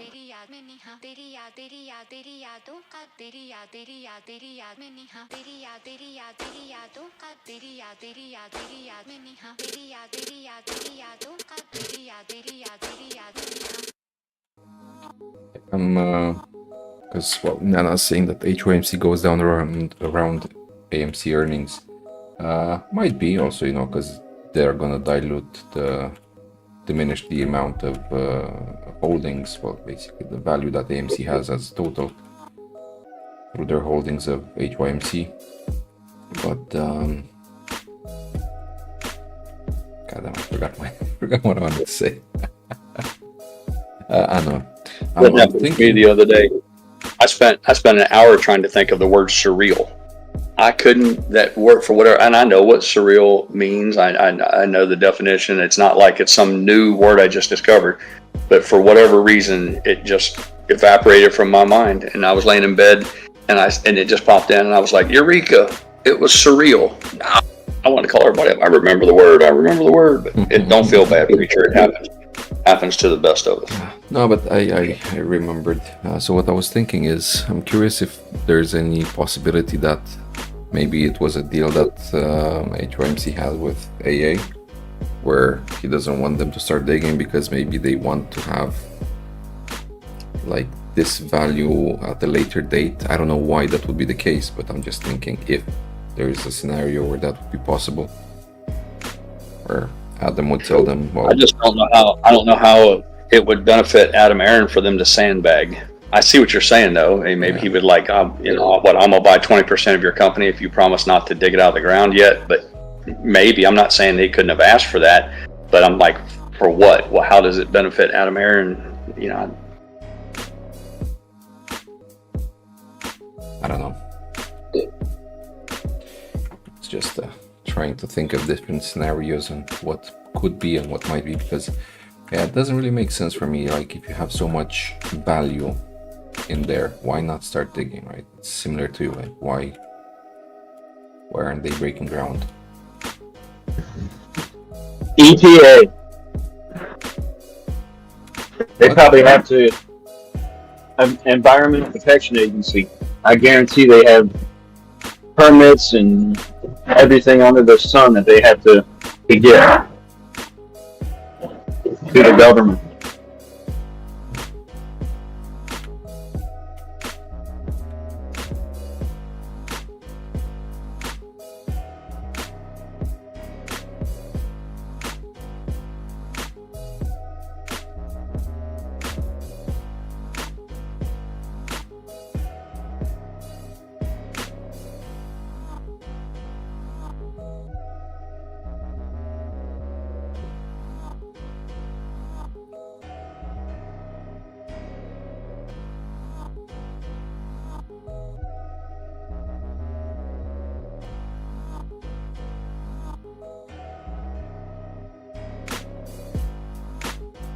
Beacon Hill, I went ahead and did your homework for you. I Googled it. It's what I said, 3.5 Olympic pools. So I was wrong when I said that the digit 6 was in it, but I was certain that one pool wasn't enough. But like I said, I took your point, was well made, that I think your general idea was that it's not as abundant as what people think as far as what's already been pulled out of the ground. But yeah, it wasn't one Olympic swimming pool. It was roughly 3.5. So there you go.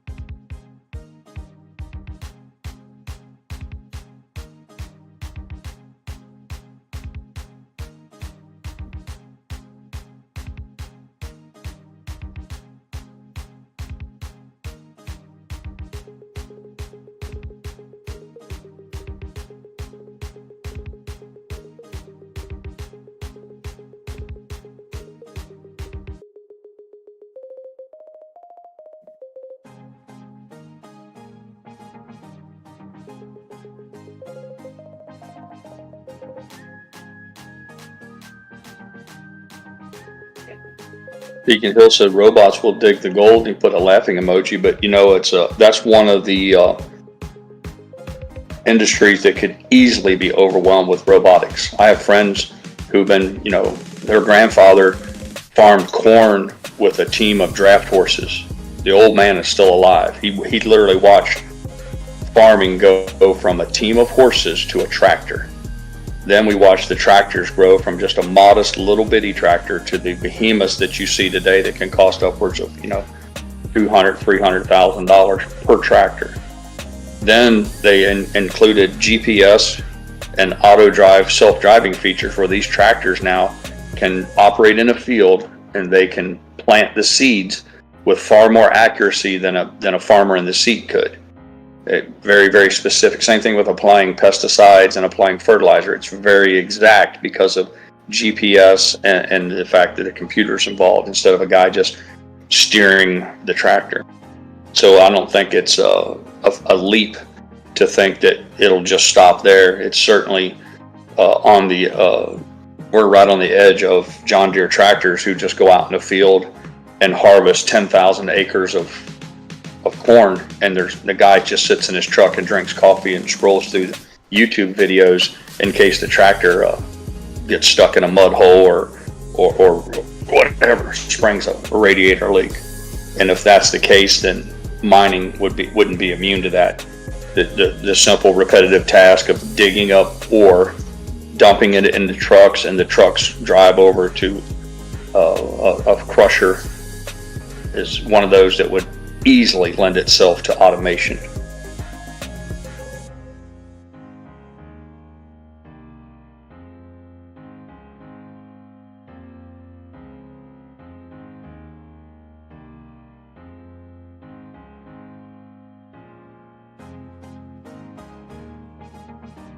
But before I got started popping champagne corks about robots digging the gold, I'd be happy if it was just some fat old fuck like me with a cigar out there running a bulldozer. That's good enough for me. Let's just do it the old-fashioned way. You know, drive over to the Caterpillar or Komatsu dealership, have some of that those high horsepower machines dropped off. Let's get to digging. Hell, if nothing else, they have a thing called overburden. You know, the gold's not laying on top of the fucking ground. There's topsoil and clay. You got to get down through all that shit, you know, and you got to get roads. You got to build roads for the trucks to move the gold from the hole over to where the crusher is, the building, all that shit. I don't know. Maybe they have gone about some of this stuff, at least maybe in drawings and blueprints. But to my knowledge, they're not really going after it like gangbusters, and that's what troubles me.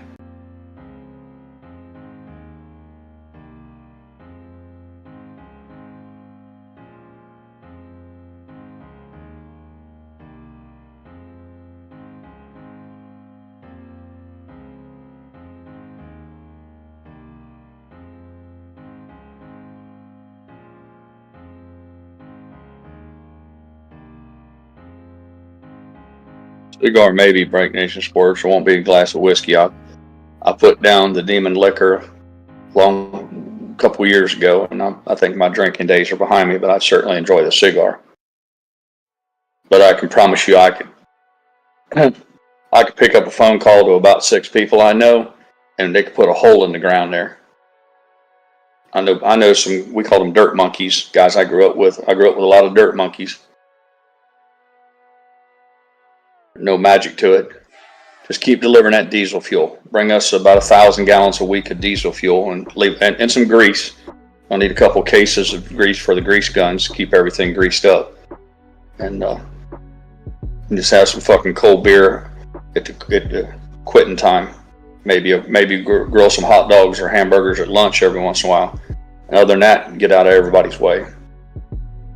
Put a hard and make sure you got a hard hat on if you get out of the truck. Insurance man's a dick.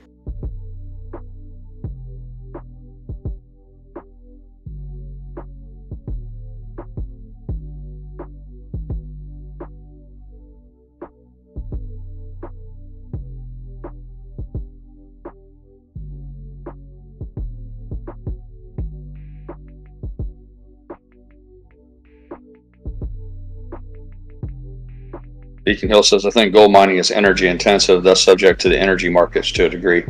Not particularly, Beacon Hill. I mean, it depends on the quality of your ore. I mean, you can't spend $10,000 on diesel fuel to bring $500 in gold out. So to that extent, yeah, it's relative.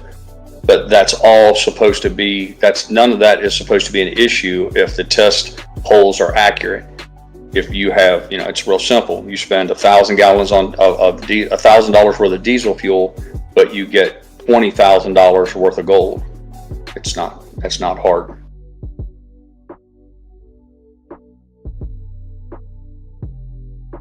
The input costs are probably higher for shit like insurance, workman's comp, liability insurance, you know, all of that kind of shit is going to be a heavier draw on your company's capital than the energy.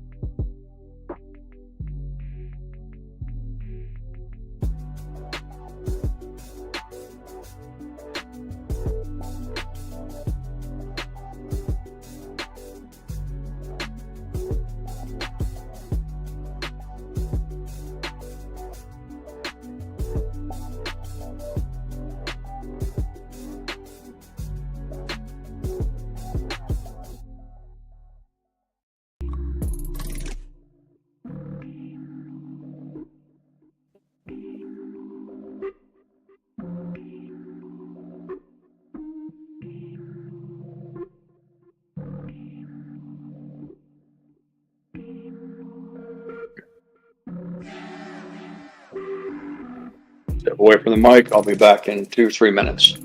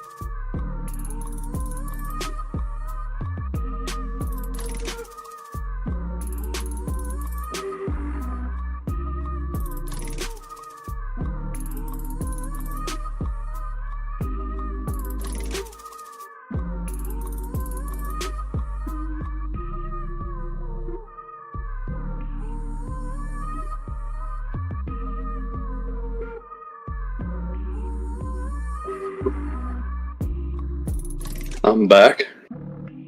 I happened to glance up at the big screen. Censor content. I know you're listening out there. You're not in Discord, but I got it 3-to-1 odds you're listening to my voice right now. Trump said that he is imposing a 25% tariff on Canada and Mexico starting February 1. It's tomorrow morning unless my calendar's wrong.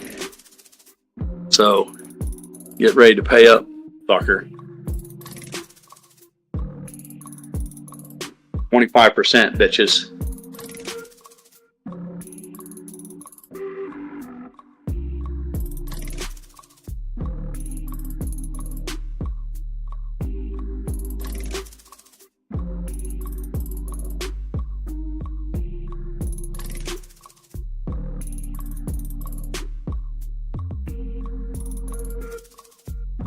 Oh, Real Rugged said Ryan Cohen divorce ? Explains why he put the shares in his name.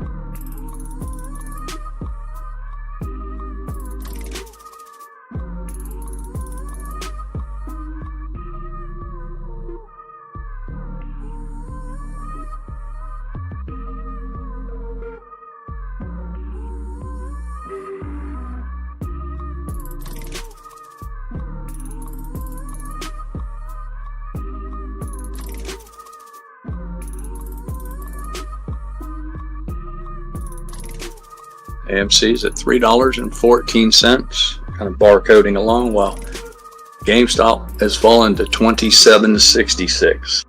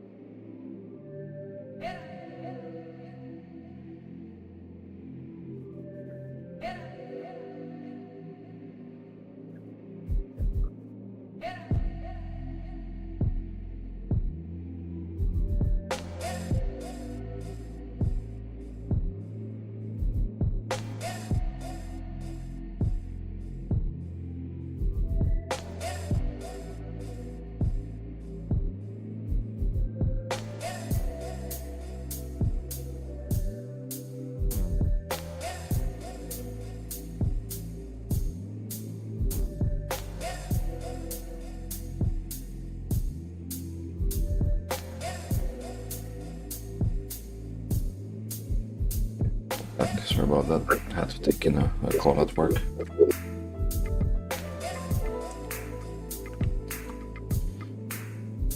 Let's see. Look at that. AMC is barcoding, GME's moving slowly downwards. I believe on GME, what was the max pain? Yeah, $27 max pain. So yeah, they are just slowly bringing it to max pain. Surprise, surprise. AMC max pain is 350, so we might see towards the end of the day an increase in the last few minutes. So even if you're in for a short trade, it might be worth it to get some AMC. Of course, nothing here is financial advice, but it's my personal opinion that following what the market has been doing on AMC for many Fridays in the past, we'll see it pushing towards max pain. But then again, we are in a Preacher, need a little help from the rest of the crew here. I sent you a DM. Those are the samples for the new swimming pool. The white stone is travertine. That will be around the pool, what they call coping around the edge. Can I share? The stones that are gray have been selected by the missus for the patio.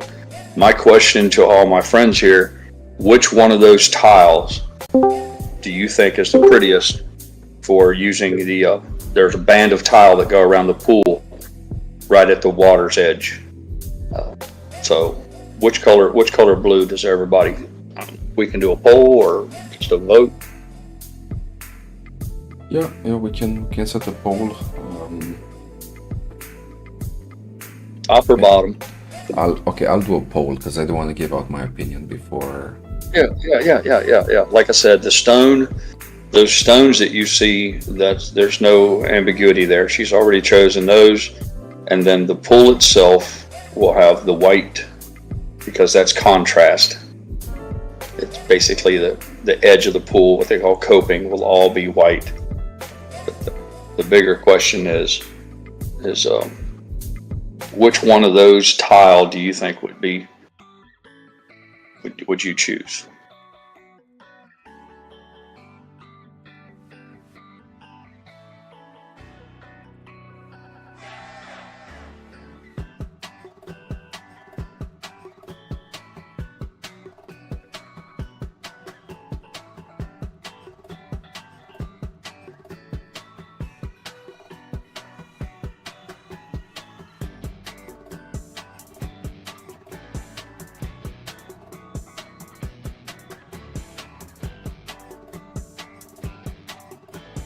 So we have a poll up. So question is Pirates pool color scheme. So we have the light blue on the top. Well, for me it's a light blue. I mean, me and colors don't go together that well. Dark blue on the bottom, and then the last one, I think it was I don't see colors. In case we have those among us that still want to vote, but maybe they have some kind of color blindness.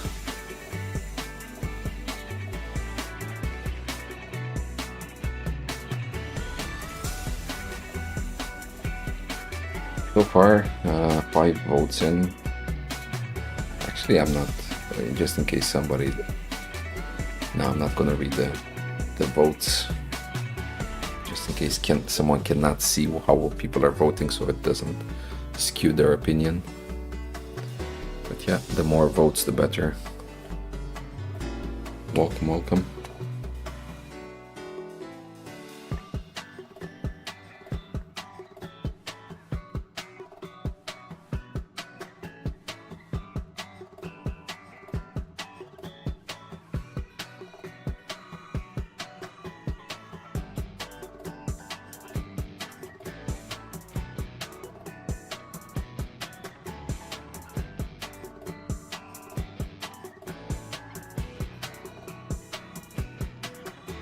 So is it just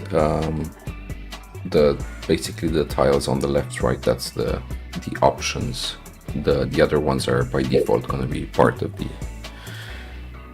the pool area, right? Well, they dig the swimming pool, and then they put this steel framing in, and then they spray concrete. It's called gunite, but it's essentially concrete. So the entire body of the pool is made with a gray concrete, which everybody's familiar with the color of concrete, and then that just stays the color of the pool. Mm-hmm. But at the very top of the, like if you where the water level is, they put a band of tile all the way around it as a way to add a little color to it, so it's just not pure concrete. I guess if you really had fuck you money, you could use the tile to tile the entire pool. I can't imagine what that would cost. But they put a ring of tile around the wall of it, and that's what those tiles are for. And then I gave you another picture. They offer some small tile mixed colors to use on the steps as a detail. She's still chewing on that. Those pavers that look mottled, they look gray and kind of maybe some light brown in them. That's what the patio. That's called a two-piece paver. You get big square ones and halvesies, and they do like either a herringbone pattern or whatever. But that's what will be the entire walking surface, the patio. The white that you see is just a travertine.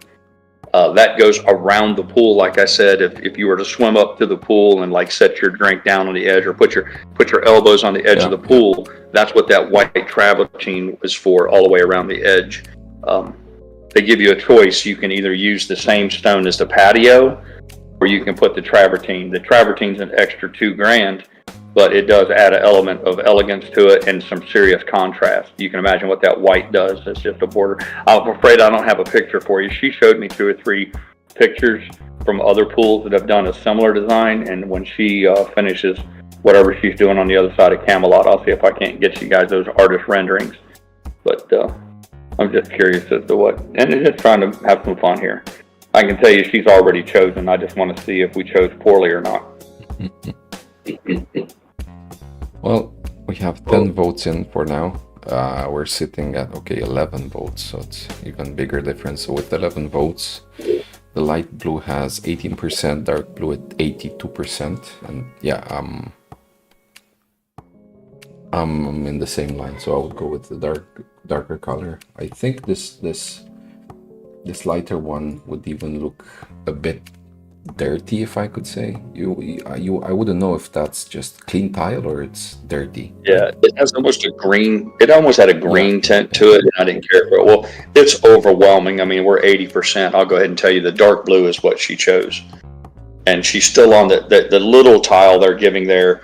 That's for the steps. You can either have that, which has varying, obviously different shades of blue, or you can go with the little bitty tile that's just solid blue.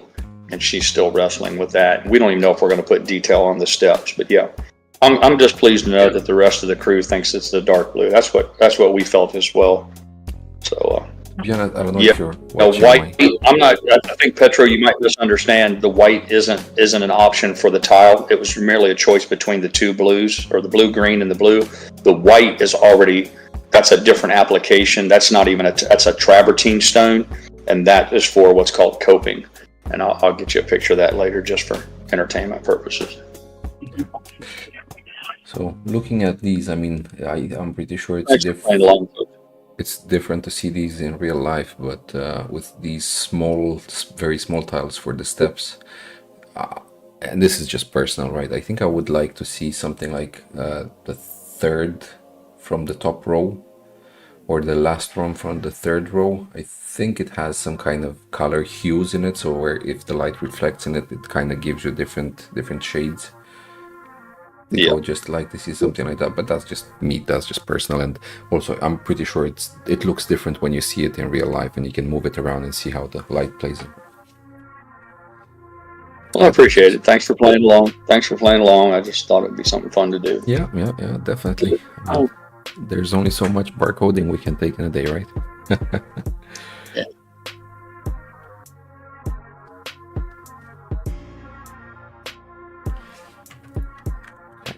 Switch back to our beloved.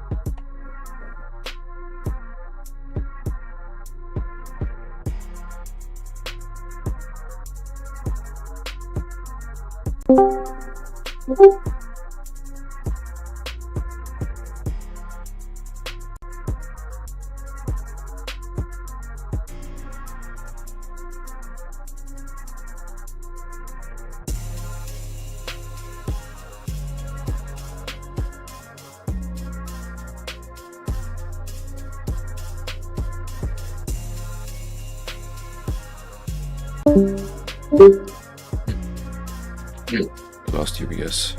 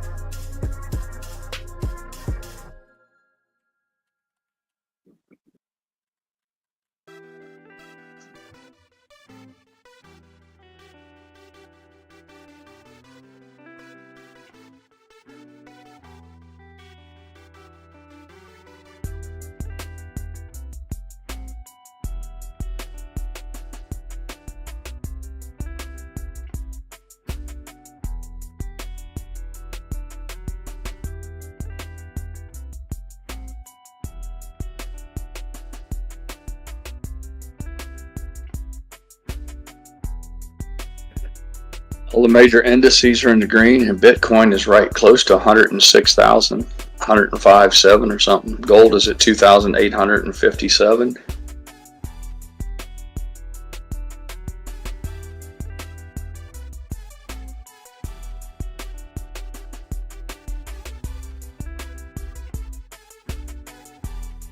Yeah, since we lost some of the people.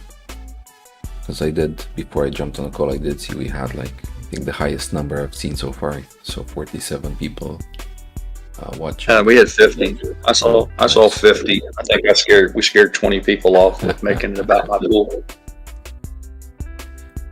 Oh, by the time I was back, we were down to like 38 or 39, I believe. So it wasn't the pool that scared them off. Yeah. But yeah, since we have a slightly bigger audience, I want to maybe take a moment, since we're not doing much on AMC, to zoom out to the weekly, just to go over the weekly volumes again. So let me squeeze this a bit so that we can see the bigger picture, right? Because we did have quite a lot of movement. So here's basically 2021, where the whole thing started. We had a high first of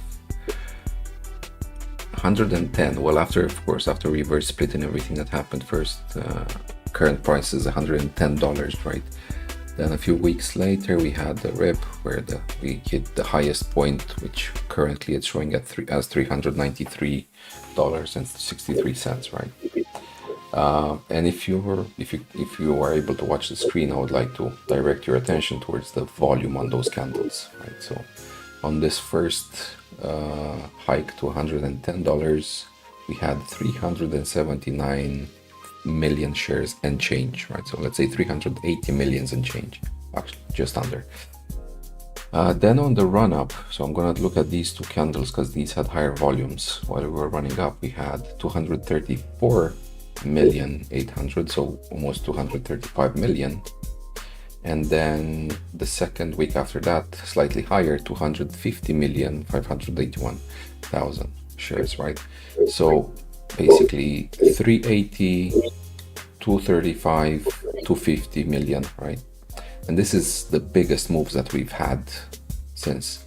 But the thing is, we've compressed so much, right? We had so much down pressure with us, and well, personal opinion again, naked shorts and everything that's happening, that here, once we had last year in May, when we had this thing, the low of 238, right?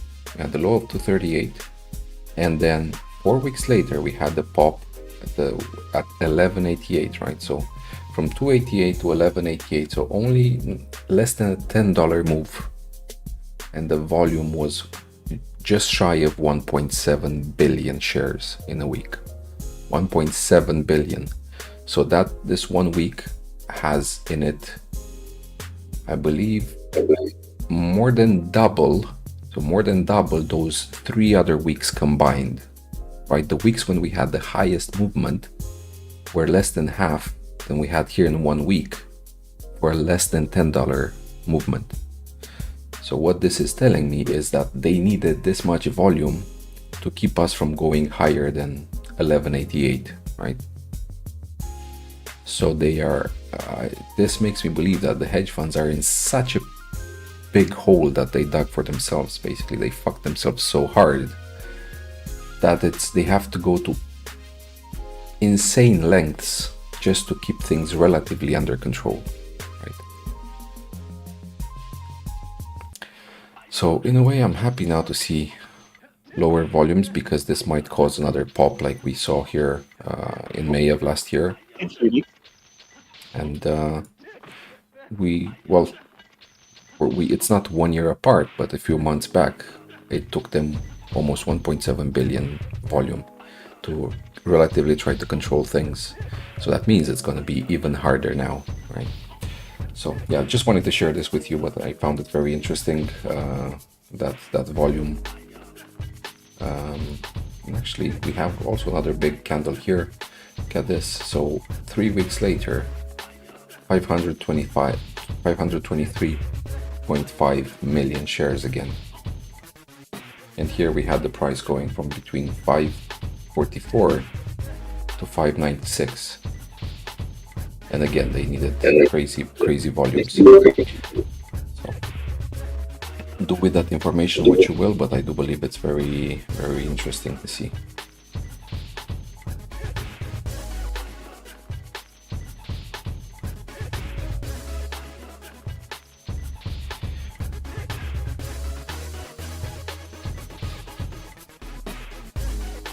Make the zoom on these two charts match.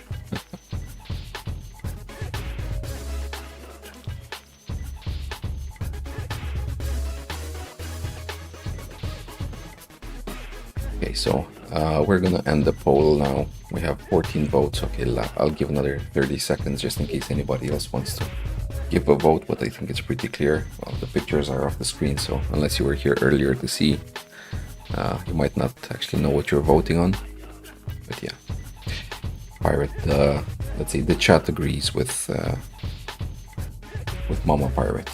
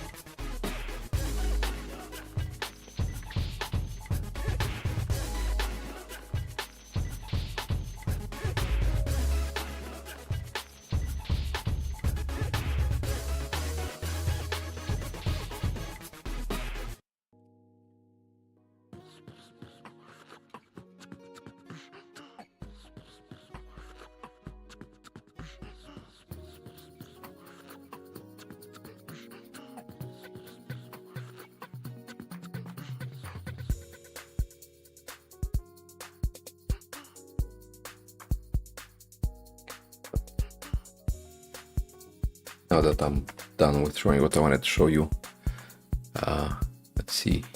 Beacon Hill with a quote from Trump, when Trump said, "Where's Ken Griffin? Ken, where the hell are you? He's probably hiding all his money." Yeah, building all those, like he was building the most expensive house in the world or something like that.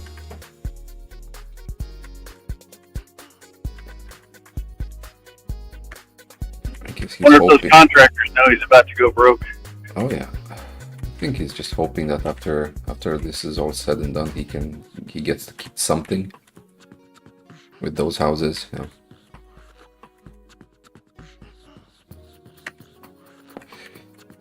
But it might be like I don't know, like if I'm thinking about, let's say, PDD's houses and stuff like that, like I don't know, if I were a rich guy that I care about my image, would I want to buy a house that was owned by one of these guys? Like, do I want to be associated with that image?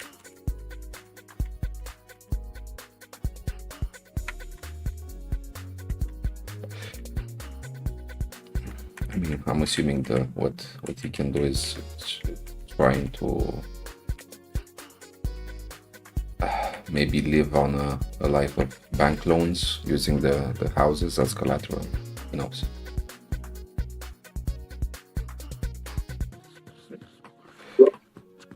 My son come in the other day playing a little trivia game with me. He asked me what cities I thought held the most wealthy people.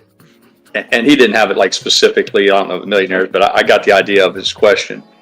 And I guess like Miami Beach or, Los Angeles. But it turns out, and the city that made the list that I didn't expect was, and it makes sense, was Washington, D.C. Inside the Beltway has the largest concentration of wealth. And it's because they're all fucking the eyes out of the American taxpayer. Yep, Washington, D.C. I was expecting to hear like Vatican or something like that.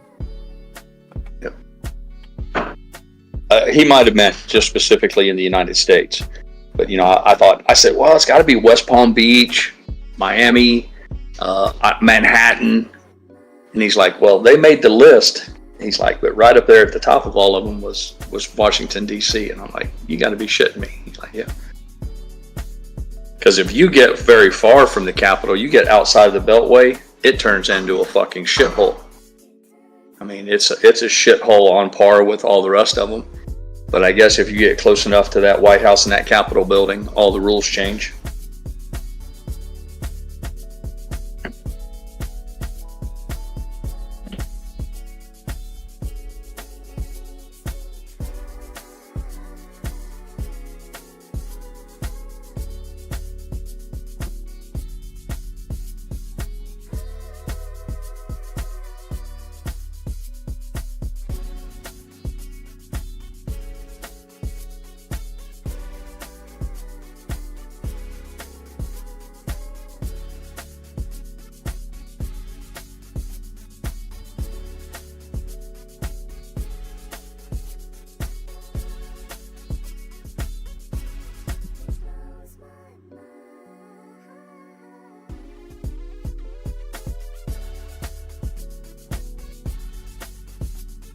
Wait, Pirate, because you raised the point earlier about the amount of gold that exists out there. I'm thinking, do you think there's those extremely rich families out there that just don't want their wealth to be known, and they're just, they're hiding bunkers of gold they just don't want anyone to know about? I don't know about bunkers, but yeah, I mean, wealthy families they're gonna diversify their holdings. I mean, I'm not saying it's all equally divided up, but it's common sense that anybody has any real wealth is going to have some physical gold. It's just. Yeah, no. Have you ever had a chance to see that? You ever had a chance to see the movie I talk about all the time called Billions? Have you seen that yet? Don't know. I did. Man, you need to you would know if you saw it. I can't tell you guys enough. If you haven't seen the Netflix series Billions, you need to take some time and watch that. Netflix? You mean to pay money to a competitor? Well, yeah, I'm joking. Yeah, exactly. You may be. I just know it was produced for Netflix. It's probably available all over the net. But there's not a single movie out there, or series out there that does a better job of explaining how a hedge fund operates and how they work. I've seen it. I know which one you're talking about. Actually, yeah. I've seen it. There's a particular episode where he thinks he's getting ready to lose everything, and he told his wife, he's like, "We've talked about this for many years. It's time to do what we talked about." And he's going about his business, getting passports and arranging transportation so they can flee the country. And he ends up finding a loophole. He manages it, and last minute he saves himself, and that he no longer needs to flee. But when he comes home to their mansion, he goes down into the basement, and she's in the vault room, and she's got briefcases, and she's loading up what looks like photo albums. But when you open the photo albums up, each, instead of pictures, they're bearer bonds, stock certificates. Mm-hmm. Not so much stock certificates, but bearer bonds.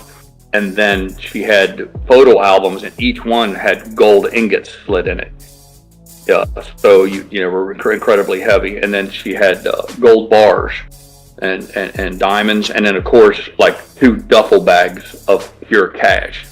But it showed you that was kind of their golden parachute. Like if the whole thing crumbles down around them, they would have that. And of course it's Hollywood and all that, but huge walk-in safe. But it doesn't look like it's put on. You could easily see how somebody who lives in a $200-300 mansion wouldn't be a stretch of the imagination that they would keep $10 or $15 million in precious gold, diamonds, and bearer bonds and things like that in their basement. But yeah, that's a good movie. If you want to see how it really works, I would highly recommend it. Somebody watch that, especially the first couple seasons. I don't think it ran for 4 or 5 years, but the first 2 or 3 years were magnificent.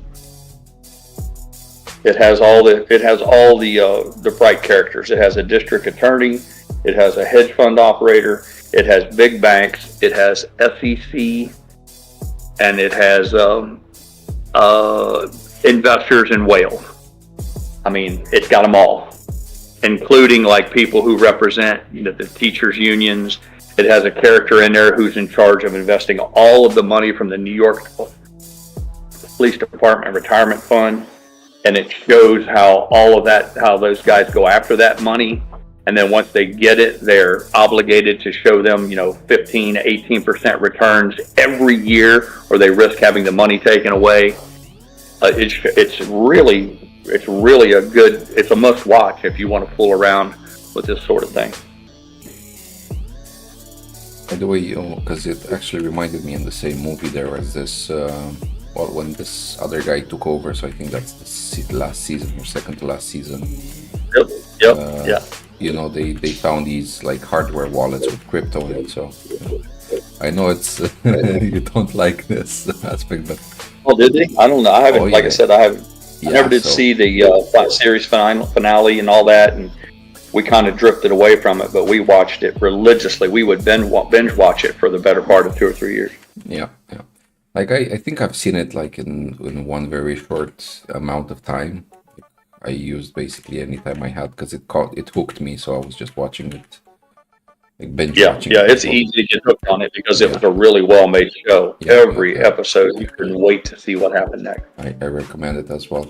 But yeah, at one point they did have to flee, and this other guy took over his whole thing. But yeah, he got caught in some kind of shady deal or whatever, where they found 10 or 12 different, all looking the same, basically hardware wallets. They were like very hard encrypted devices, where if you would put in a password 10 times, it would lock it and you could never unlock it. It was a fail-safe, basically. You would lose the crypto that was on it, basically. And the guy had, I want to say like billions on them. Like, I don't know if it was billions on each or billions in total, but huge amounts of money in crypto on those things. And even while the other guy, the redhead, was in charge, he was also like giving payments or bonuses and stuff, like on just small USB stick hardware wallets to people around them. So it shows that they are using crypto, even if they're not recognizing it or anything like that, because with a lot the use of a hardware wallet or drive or zip drive or anything, that's not specific to just crypto either. You can have all your numbered Swiss bank accounts, your accounts in the Cayman Islands. You can have all the account numbers, and more importantly, their keywords or passwords, that they use to identify those for access from around the world. So, we live in a time where you can carry a little zip drive in your pocket, and it can have a fortune in it. Mm-hmm.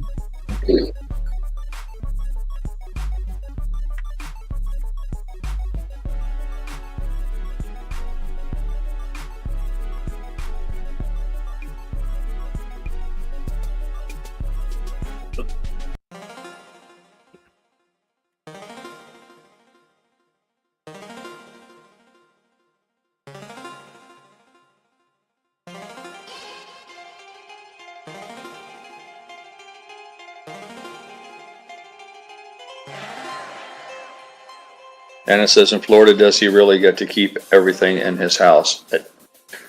Nana, Florida has some real strong rules surrounding, your homestead, and Beacon Hill is not wrong. In Florida, your house, your personal house that you live in, is normally off limits in most of those legal actions. Now, the exception to that is a normal foreclosure. If you have a loan on your house in Florida and you don't pay the bills, you can't file bankruptcy and keep the house. You can, if you don't make your house payments in Florida, you will lose your house to somebody like me. So the difference is they can't take your house as part of a judgment, where if you owe somebody else a lot of money, like you lose a lawsuit or they sue you because something your company did, they can't come after your personal assets. And because of that, a lot of people file bankruptcy. They eliminate all their other debts, and then they can easily make their house payment if they have one. And as far as the contents go inside of there, I don't have any, I don't have any knowledge of that, Nana. I wouldn't be able to say whether your personal, I would assume that they are, your personal furniture and things like that are off limits as well.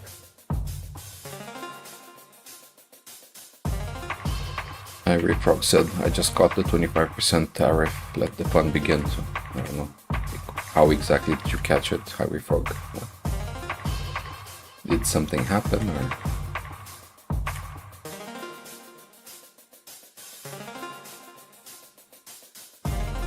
Beacon Hill,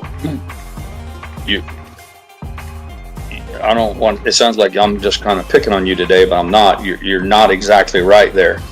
You cannot just keep your home. You can't just file bankruptcy and keep your home.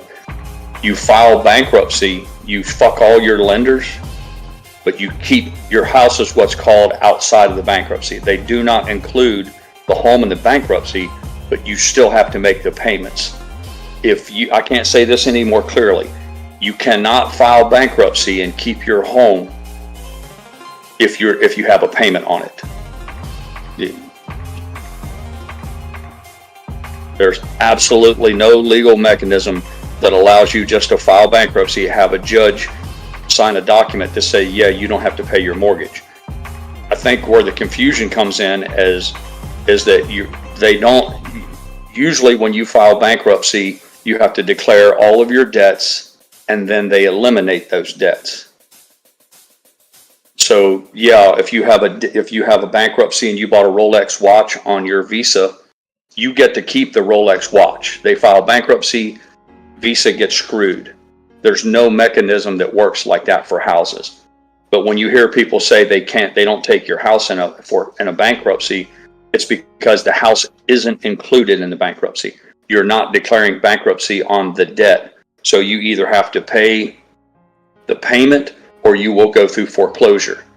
So you can file bankruptcy and eliminate all your other debts, and they can't take your home. But they can't take your home for the bankruptcy. They can take it for a foreclosure. There's a difference between foreclosure and bankruptcy. But you cannot stop a foreclosure by declaring bankruptcy. It's been tried. You can go in and ask a judge to give you, buy some time. You can ask them to give a pause of foreclosure and give you a chance to get caught up. And sometimes they will do that. They'll buy yourself, 3 months or 90 days or whatever. But usually it ends up right back in bankruptcy anyhow. Hopefully that clears things up a little bit.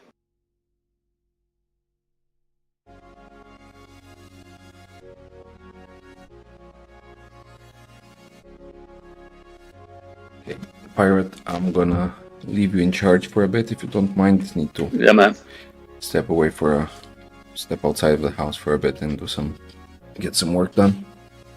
Right on. Yeah, we'll be here. Soon. Hurry back when you can. Yep. Cool. So I see you in a bit. I'll see you. See you back in a bit.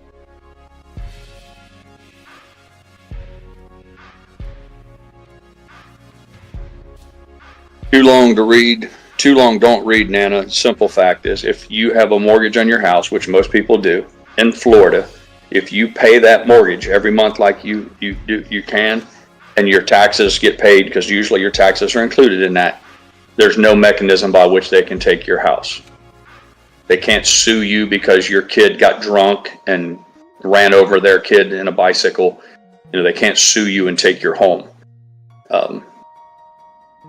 Just doesn't work that way. But yes, if you don't pay your taxes, you'll find out real quick how fast they can take your house in Florida. And if you have a mortgage in Florida and you don't make your payments, they'll put your ass out. Simply. It's just it's not complicated. They will throw your ass out. The bankers had the rules, the mortgage lenders had the rules drawn up so that they don't get fucked. And if you were a banker, you would do the same thing.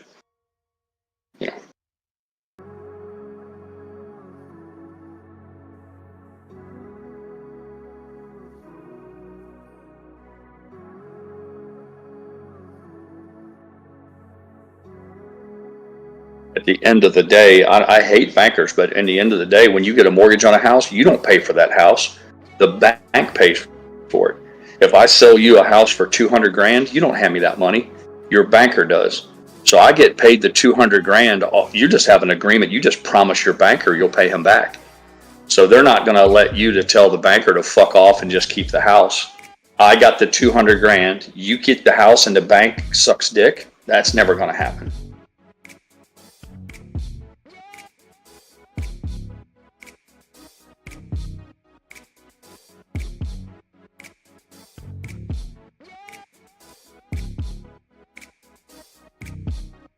And it says you must pay house taxes too. Actually, your house taxes, Nan, are more important than a mortgage. When I told you, when I said that you can't lose your house as long as you pay your mortgage, that comes with a caveat that generally taxes are paid as part of the mortgage. But make no mistake about it, the tax man comes first. The tax man comes before the bank. I'll give you an example. When they sell a house at foreclosure, the first thing they do is if I buy a house, I give them a pile of money. Before anybody gets to reach into that pile of money, the first thing they do is pay all the taxes. Every single tax that's in the rears, they're 2 or 3 years behind, 1 year behind, or 1 day behind. Tax man gets his pound of flesh first. Then once that's done, all the taxes everybody's good to go. They're current. Then everybody gets in line for the money that's left. And it starts out with the most senior lien holder. The very first guy who took the first position lien, he gets his money back. And then if there's anything left, let me back up a little bit. The first person who gets paid is the lawyers. All the people in there who brought the foreclosure, they're like, you forced us to hire a lawyer and drag you into court so we can straighten this mess up. They get paid. So it goes tax man first, and then it goes lawyers who ran the foreclosure. Then it's first senior lien holder, whoever was the initial guy who loaned the money for the deal to happen. He gets made whole. And then if there's anything left, and rarely is there, then you go down to second mortgage. Like if somebody did a loan to build a pool, or they wanted a debt consolidation loan. But rarely is there any money left for the second lien holders. That's why they charge you a higher interest rate to do a second mortgage on a house, because they don't have the security that the first lien holder has.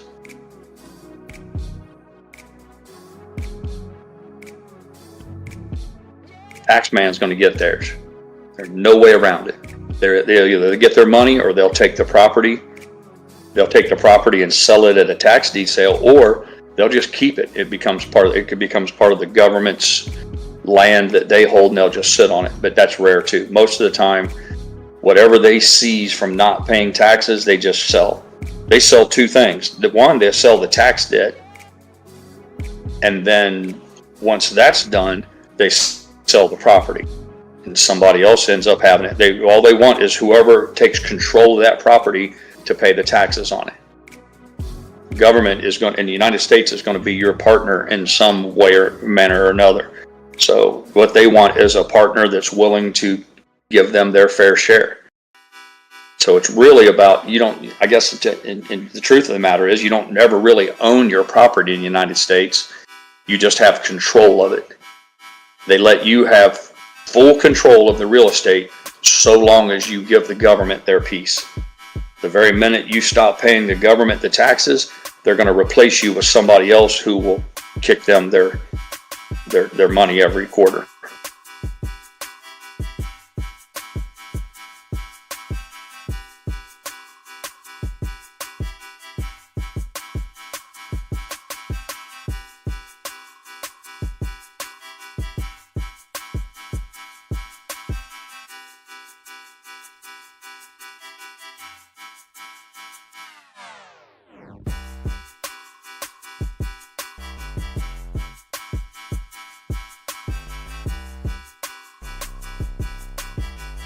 Almost 10:30, not quite, pirate time here in the Florida Panhandle, and you have GameStop just a scotch above its intraday low. It made a new low today of $27.61 for today's low, and it's currently a penny above that. Well, AMC's it's pinned very tightly at the $3.13 mark. There you have it.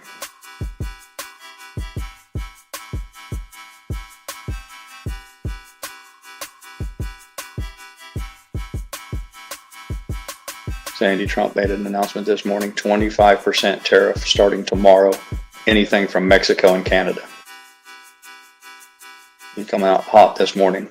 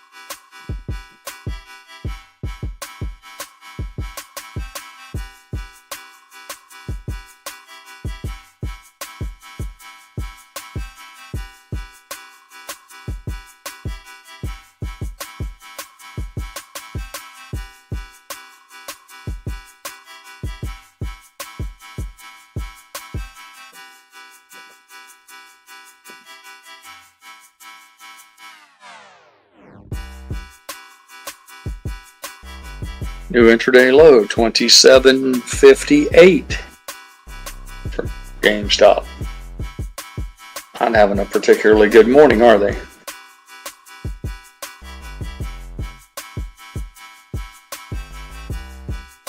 Struggling a little bit. That Ryan Cohen's having a divorce, and that's why he moved all those shares from a LLC into a personal account. I don't know if it's A, I don't know if it's true if he's having a divorce, and B, I don't know how that's beneficial through a divorce. Maybe there's some sort of tax implications, or him and her splitting up their shares or what have you, but that's the latest rumor on that. I apologize, audio, I didn't mean to interrupt you. No, it's okay.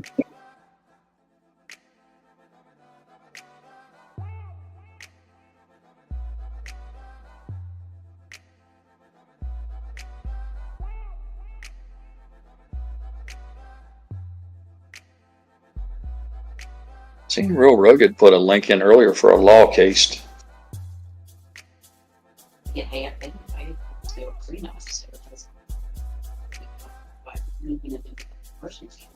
Yeah, it could be something as easy as it makes it easier for them to split it all up or something or whatever. It's tried to click on the link for Rugged. He put a trellis.law case. I don't know what that's all about, but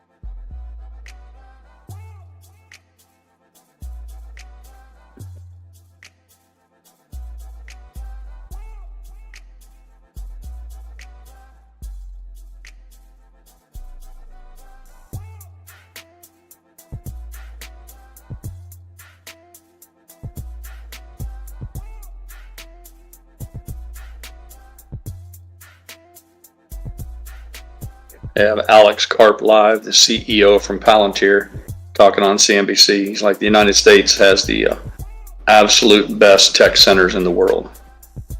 And we're head and shoulders above the rest of the planet in terms of tech development. It's not even close. Palantir's having a pretty good day.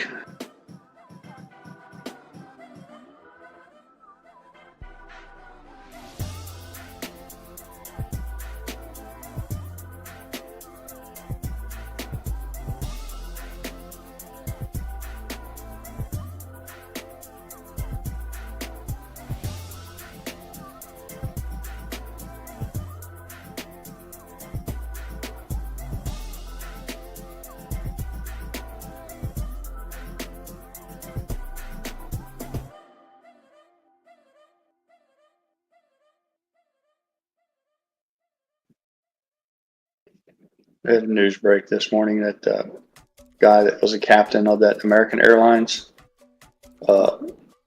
he was the shit, man. He graduated from Embry-Riddle, had just made captain, got the left seat job. They said he was ecstatic. They had one of his friends that owned a dive shop, and I guess he was a scuba diver, and he was trying to get his master dive certification. But they said he was one of those guys that was just really had his shit together, really.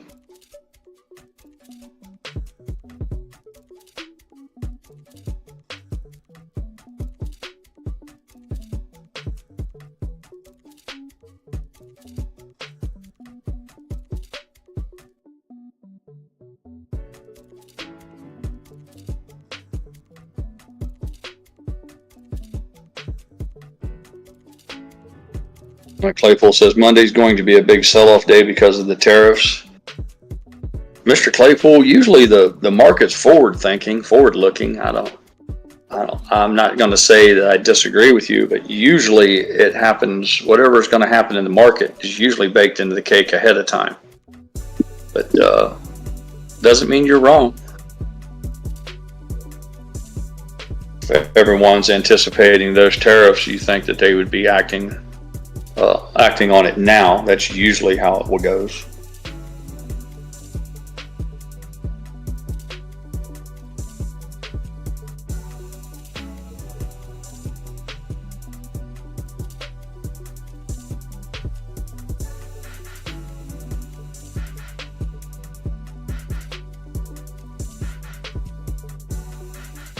Nana, I think Mike is talking about a sell-off market-wide. I don't think he's talking about a sell-off day specifically for AMC. I don't mean to speak for him. He can speak for himself, obviously, but I think you might have misunderstood, Nana.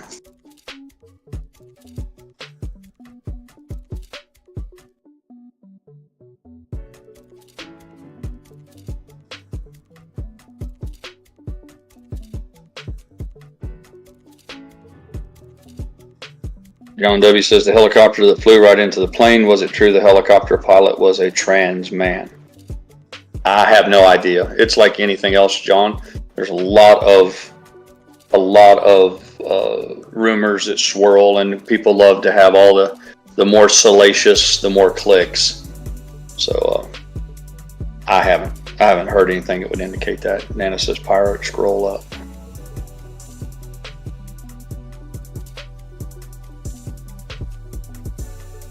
He said AMC is going to drop to about 292. I'm waiting on the sidelines. That's about the range I bought in May. I sold at 11. Yeah, I get that, Nana. He said he bought in May, and he bought some at 292, and he sold them for $11 in May.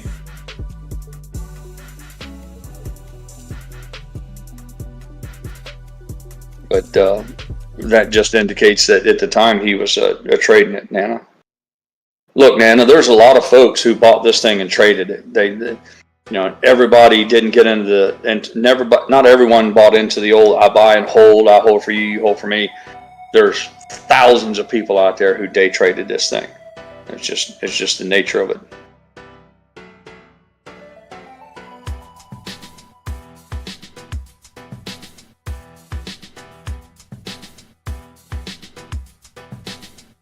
I would argue, Nana, and I don't mean to be, the asshole this morning, but to some extent, the people who sold cover calls on this were the smart ones. the people who day traded this, they were fucking smart. Make no mistake about it, Nana, and I know this is gonna be sting a little bit. It bothers me to say it, Nana. Buying and holding didn't work. If buying and holding was the method to make it squeeze, it didn't. So the people who traded this all the way through and made money, they actually were the better investors. And they'll still ride it to they're still gonna. There's no reason why somebody who day traded the fuck out of this couldn't ride the squeeze to the top too. I mean, let's just be honest about it. The people who bought and held for 4 years and never did a thing, well, yeah, we're positioned for a squeeze, but it was the wrong investment technique. We should have been. My opinion is we should have, every fucking chance we had, we should have scraped profits off of this and then plowed the profits back into AMC. But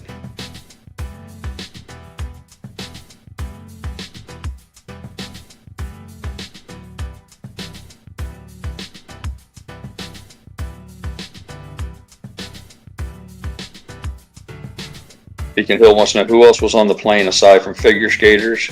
I don't know that they've released any other names yet. I know they've released a figure skating team. I think there were 13 of them. I think some of those they had named that their parents were with them. So if each kid had one parent, that's 26.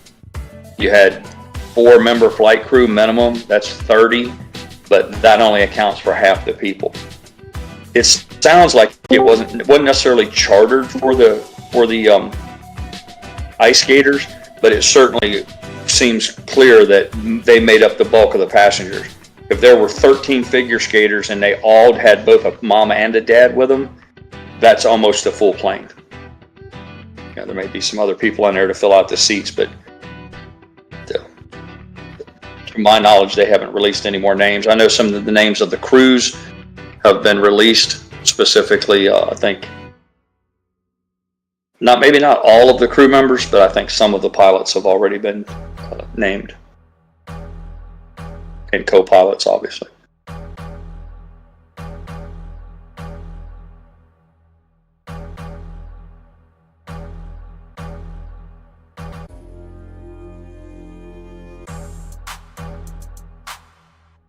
Yeah, I don't know if it was one of those online internet news organizations, Benzinga or CNN or whoever it was, but they had a big headline: United Airlines passenger jet crashes into helicopter. I'm like, man, that person should be fired. Whoever drafted a headline like that needs to lose their job. I'm like, the airline didn't crash into the helicopter. It was the exact opposite of that. And it's that kind of shit that just, you're like, there's the internet. You can write anything you want. It can be the stupidest shit in the world. Nobody stops you. You just, print it, put a big headline on it, and see what happens. I guess it comes with the whole free speech thing, though.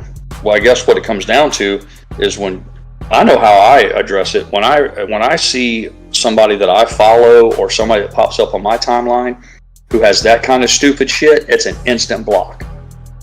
I don't need anybody that is clearly either lying or is so lame at their research that they can't get the basic facts straight. I have no time for those.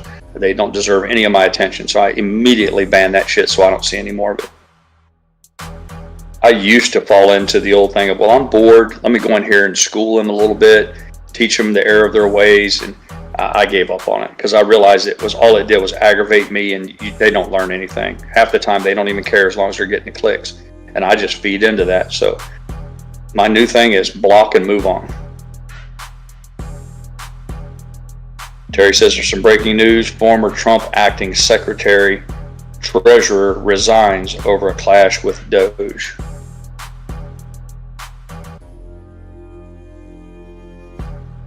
Is the acting Treasury Secretary Bessent? Or am I getting my names crossed up? Bessent, is that who you're talking about, Terry?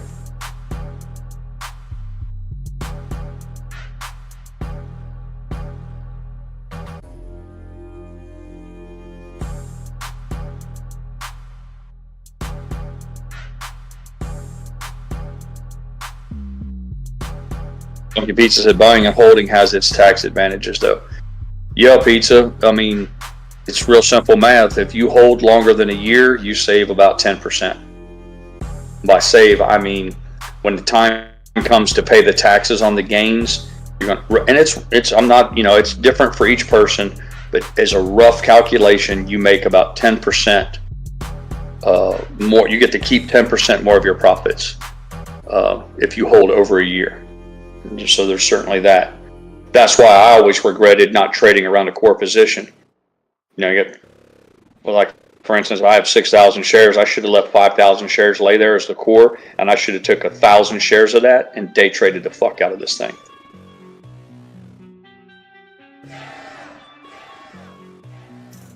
Terry said yes, it was Besant.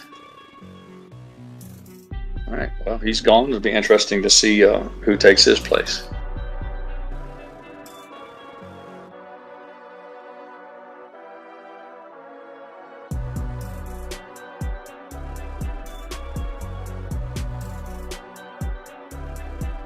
Beacon Hill asked also, was the helicopter remote controlled? No, Beacon Hill, they don't let remote controlled helicopters fly through congested airspace.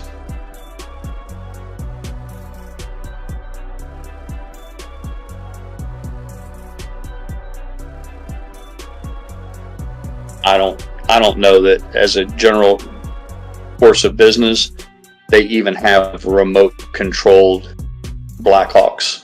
I don't think that exists. They may have some experimental unit somewhere or something, but they have some drones that are remote controlled, but I'm unaware of remote controlled Blackhawks in any way.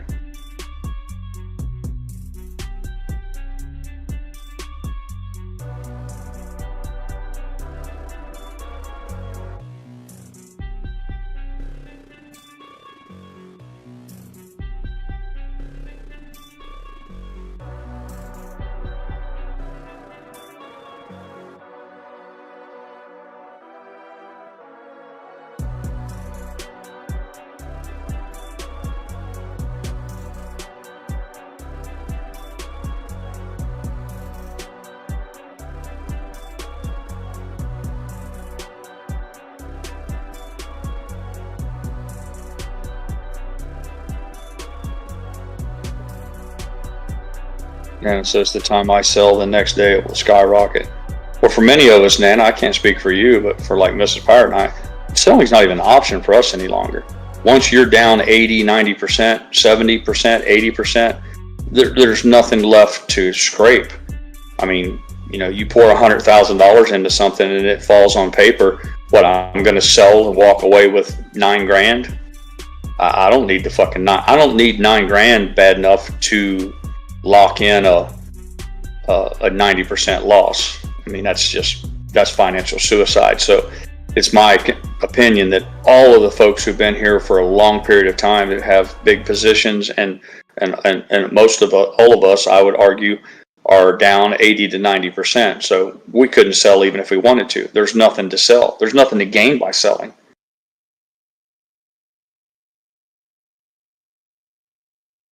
Beacon Hill says they have remote controlled helicopters, new tech. I'm not saying that they don't have them.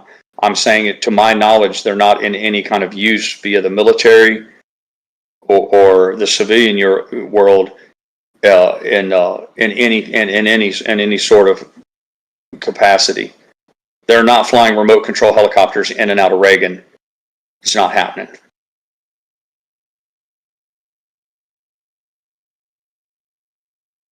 He says video produced by Sikorsky. My previous statements that said, I'm not saying that there's not development, there's not experimental aircraft. There's guys out there who have lawn chairs that fly with 20 drones tied to them. I'm not saying that shit doesn't exist. I'm just telling you they don't have remote control helicopters flying in and out of Reagan or any other major airport. Hi, son.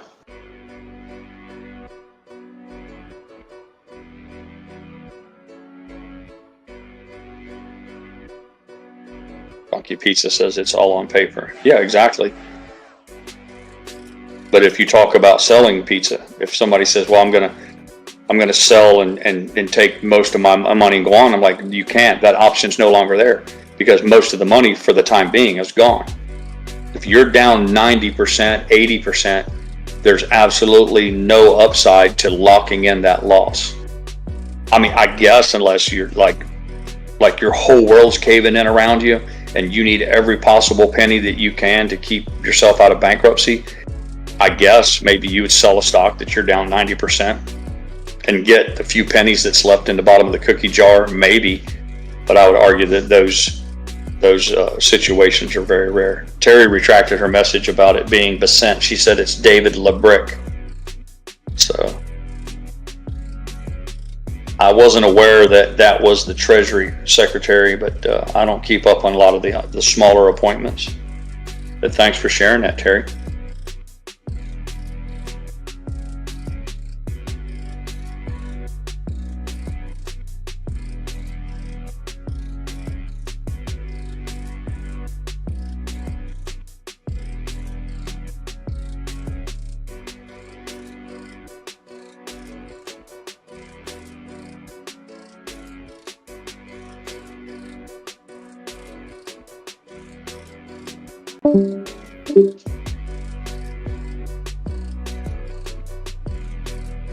Yeah, Break Nation says you might as well hold and pray rather than sell at that point. Well, I can't speak for others, BNS, but for me, it's just a matter of fact.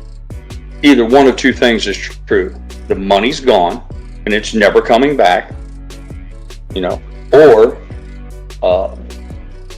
I was right all along and it's going to explode, and not only will I get my money back, but I'll see vast profits. I've said this before, for many of us, the time for middle ground is long past. The time for just breaking even, or I'm going to get out of this with a 10% loss, those aren't even an option for many of us. Air fryer ready. Here you go.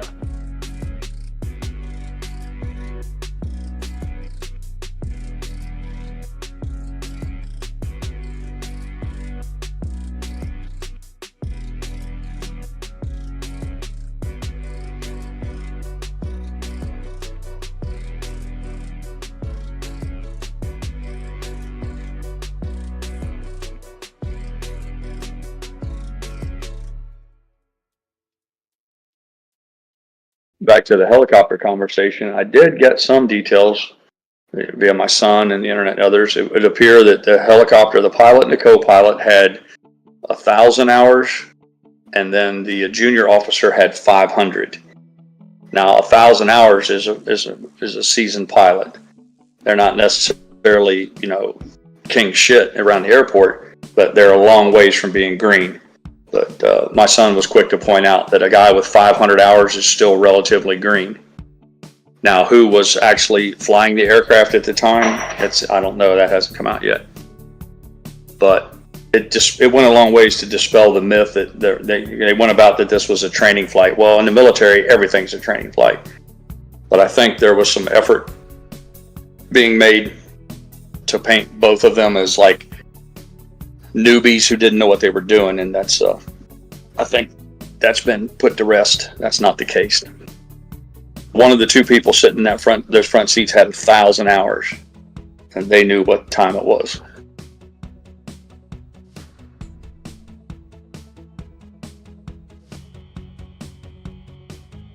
There was some talk about whether they were both women, one woman and one man. Not that, I guess it's just an interesting point. But my son listened to a lot of the radio transmissions, and he said the voice he heard was a man's voice. So based on that alone, unless maybe the crew chief was talking, but I doubt that. That's very rare. But just based on the radio transmissions that we listened to, the communications, one of them had to be a man.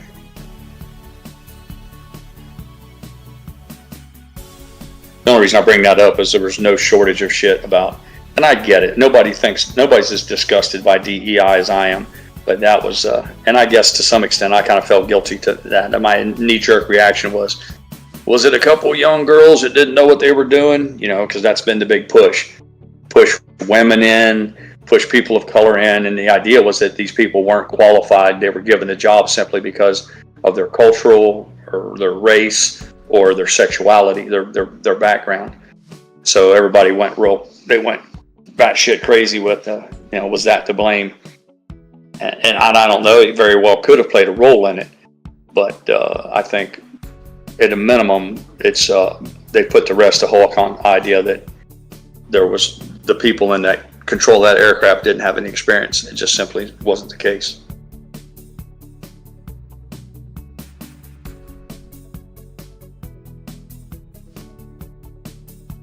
Claypool says, heading from Corpus Christi to Houston, Texas, the Border Patrol agents about every 20 miles sitting on the side of the road. It's interesting.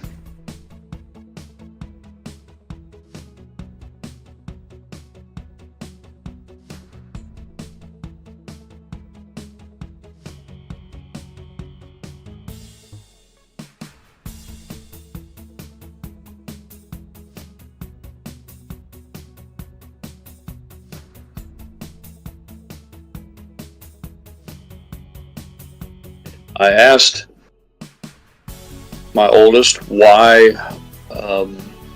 PAT is priority air transport. It means they're essentially like a limousine driver for very important people, VIPs, dignitaries,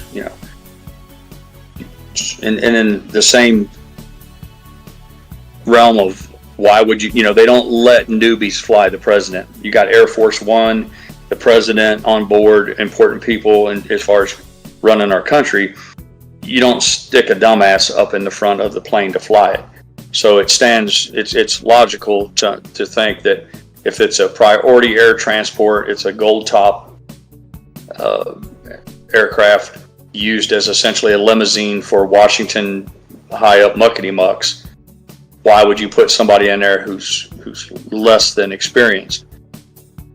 And my son said the only thing that could account for that, if it played a role as far as the person with only 500 hours, was that there's such a brain drain in the military. When the military produces pilots, they inevitably flee at the first opportunity to go make big money with civilian airlines. He said he's not saying that's what was at play here, but he said there's a lot of that goes on.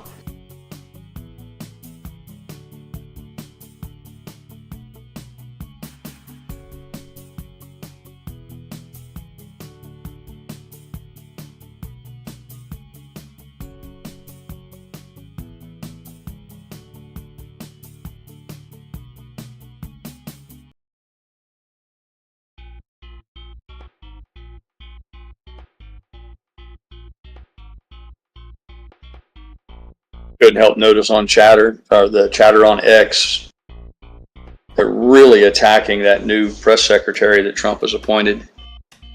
There's no shortage of feminists just ripping her a new ass. She wore, the dress she wore was too tight. It was too, showed her figure, and just all sorts of venomous hate towards her. And it was like, and then they show all the journalists, I use that term loosely, who wrote the articles, and they're all ugly looks like they fell out of the tree and hit every ugly tree and hit every branch on the way down.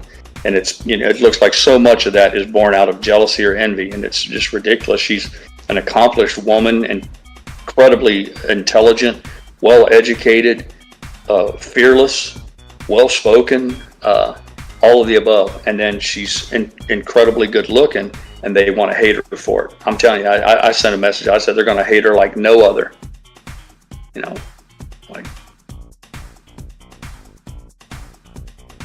I don't think there's anybody harder on women than other women.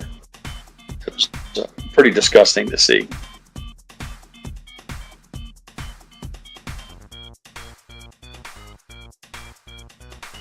May said for 27, she seems extremely composed and intelligent. I'm impressed.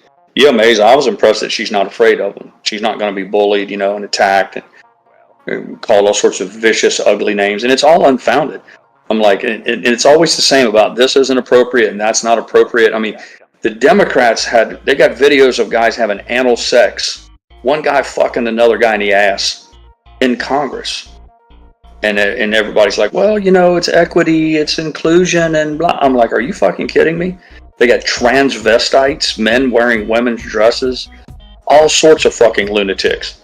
This girl shows up, and because she's incredibly good looking, they all just come after her with the knives out, and it's the whole thing just smacks of jealousy and ugliness. It's disgusting, if you ask me.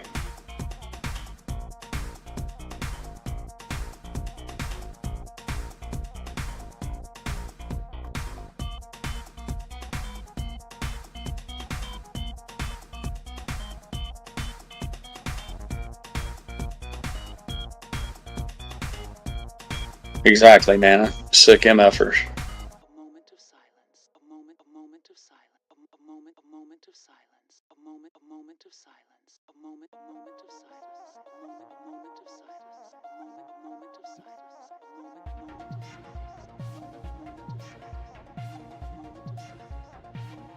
A classic, and at the same time, progressive.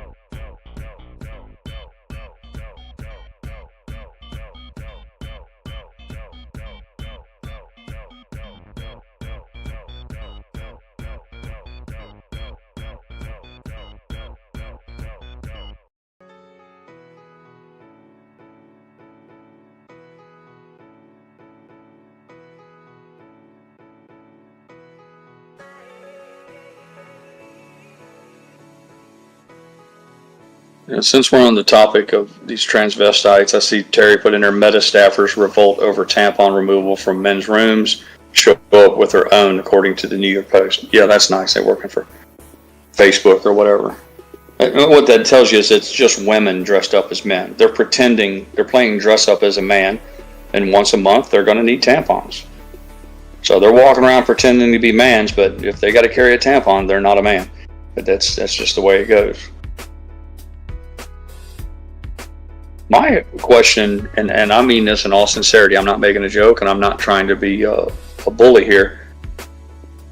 If they have no problem with using medical procedures to change things, now they want to cut their breast off. If it's a woman, for instance, who wants to be a man, she has no problem cutting her breast off and taking whatever, or having their genitalia swapped via surgery. If they're not opposed to going under surgery to as an effort to fix this disparity, that the fact that in their brain they're one sex and their body's another, why don't they go about looking into changing their brain instead of lopping off their breast or changing their genitalia? Why don't they explore brain surgery that could show them inside that they're wrong in their brain? It's not. See, this whole thing is I'm a man trapped in a woman's body or vice versa. I'm like, okay, so there's something wrong. Either your brain thinks you're a woman and your body says not. So they're going about with a scalpel and a surgery room to lop off all the parts. I'm like, has anybody thought about maybe just going in and scrambling their eggs? Maybe they need to figure out how to go in there, somebody like Ben Carson or a brain surgeon, and go in there and rewire that brain, and then that would be good to go. I don't know. I'm just saying, if a procedure is accepted to help reconcile it, why not work on the brain instead of the other body parts?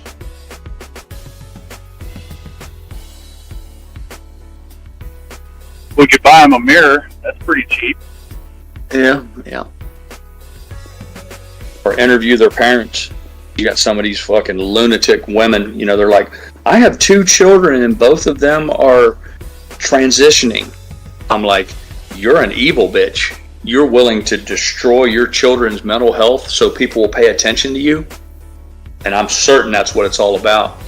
You got all these fucking attention whores in Hollywood who are running around. They got like 4 kids and they're all boys and they got them in dresses. Let me get this right. Every single one of them is a boy, but they think they're women. No. You want people to pay attention to you, and you're willing to destroy a little boy's psychology, his psychiatric health for the rest of his days, just so somebody will pay attention to you. I'm like, I don't know how needy one person could be. It's a form of child abuse like no other. Same people that run around saying, our children are our most precious possessions. Nothing matters but the children. Protect the children at all costs. And then people sit idly by while all of this, really, it's like an abomination. And just smile and shake their head like it's all good and proper. And I'm like, Terry says sterilizing their own children. Yeah, exactly, Terry. Doing these things that are irreversible. Like, my whole thing is, okay, I get it. Maybe something is amiss here, but maybe wouldn't you be better served to let it play out until they reach an age where maybe they can have a say-so in it? You think that at some point what the child wants should come into play, but children aren't able to make decisions for themselves. That's why they call them children. So you would think that we'd have this like do no harm, take no action until they're old enough to understand.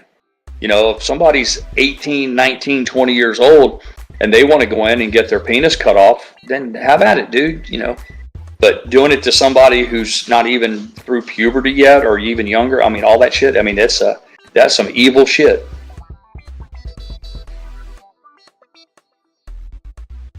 Everybody says, well, we need laws in place. I'm like, no, what you need is your friends and neighbors and your community to shun these people.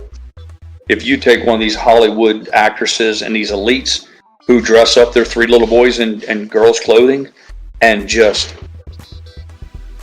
treat them like the parasite that they are, what you would do is A, you deny them the attention they're seeking, and B, their need to be a part of the group would make them do a course correction. But instead what they get out of it is the very thing they're seeking, is everybody claps their hands like a seal.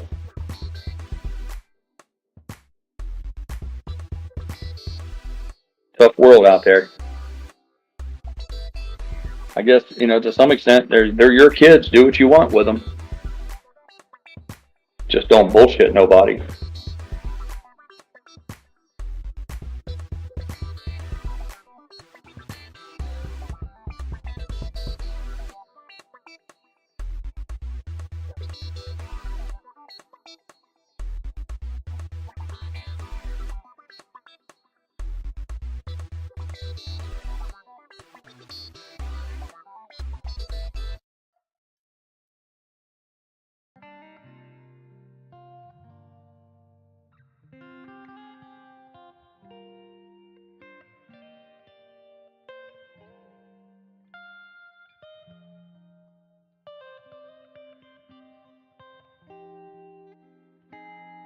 I don't think we have an epidemic of what they call it, gender dysphoria, or whatever they call it. I don't think there's this epidemic of children who can't figure out what their sexuality is. We have a mental health crisis in women, adult women. You think there's men? I don't know that. I haven't seen a lot of men dressing little boys up in dress. I guess there's some, but generally the whole idea. Yeah, I get it. That's a different subject. I'm talking about the whole changing gender. Yeah, Mrs. Pirate's taken up for the women. I triggered her when I said that the women were predominantly responsible for this dressing up children, little boys in clothes. And maybe I'm wrong on that. Maybe it's equally split. Maybe men and women both are participating.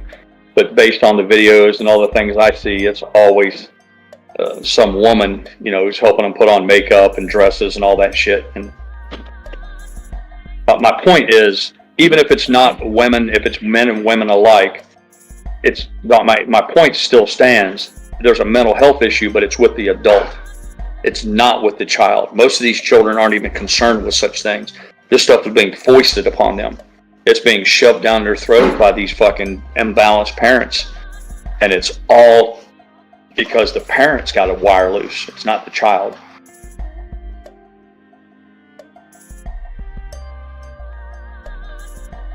Honey, I think you would agree, though, that the women have most of the say in child rearing.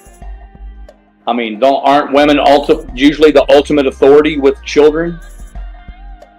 I mean,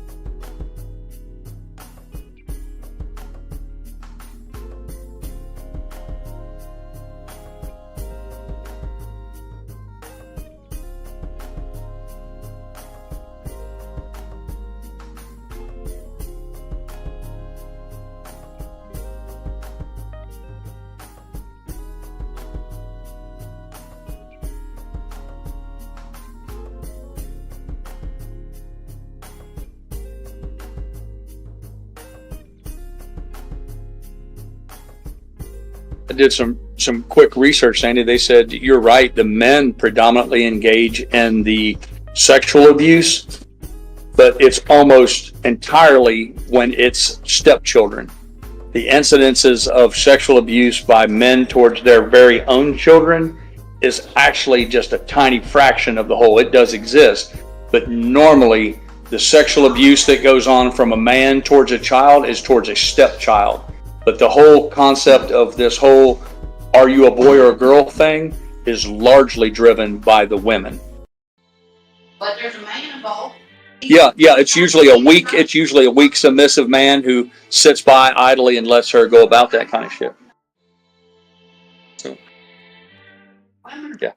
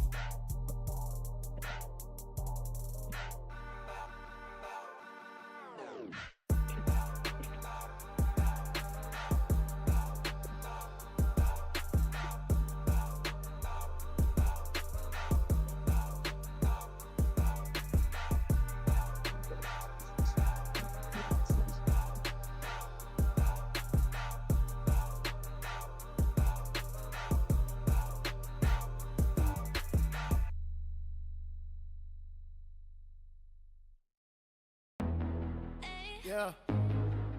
Yeah. Ooh, ooh, ooh. She gon' bust it. She gon' rush it. She gon' yeah. What's up, baby? Tell me how you get the one up on me. Aye.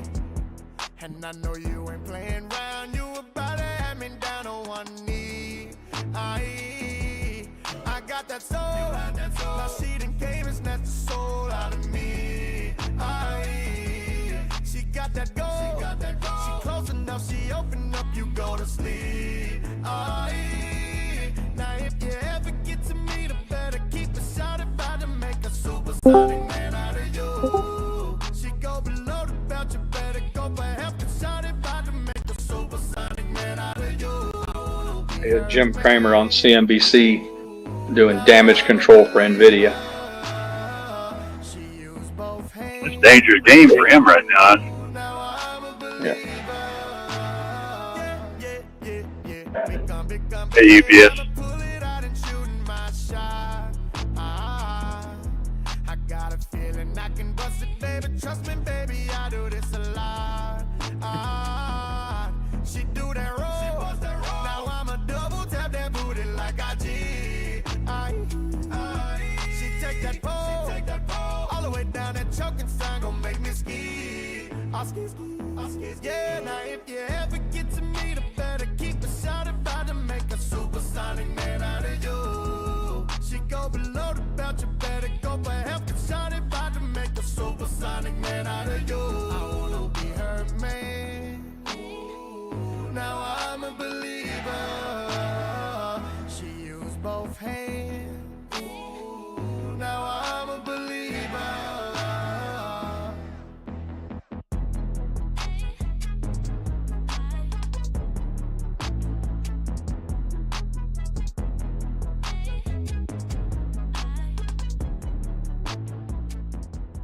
Max Payne still $350?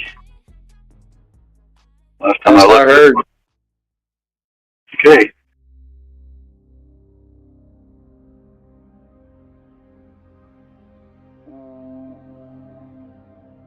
I thought they'd drive us down to below the 3 just for the psychological warfare aspect of it.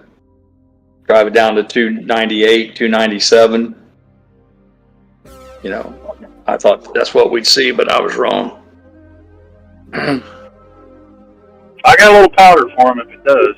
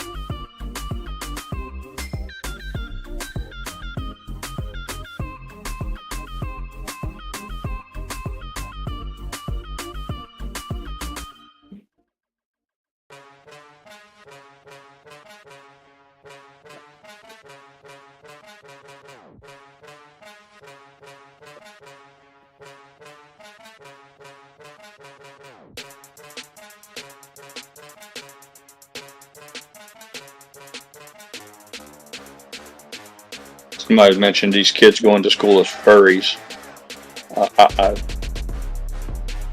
I'm like, I get it. You let them dress up in a cat outfit or a fox or panda bear or whatever, but I don't know how that's any different than just any old Halloween costume. It's all just the need, once again, to call out for attention. What's strange is that they indulge them in that sort of thing. You know, you think that they'd set a school environment that they're there to learn and focus, and you want as few distractions as possible.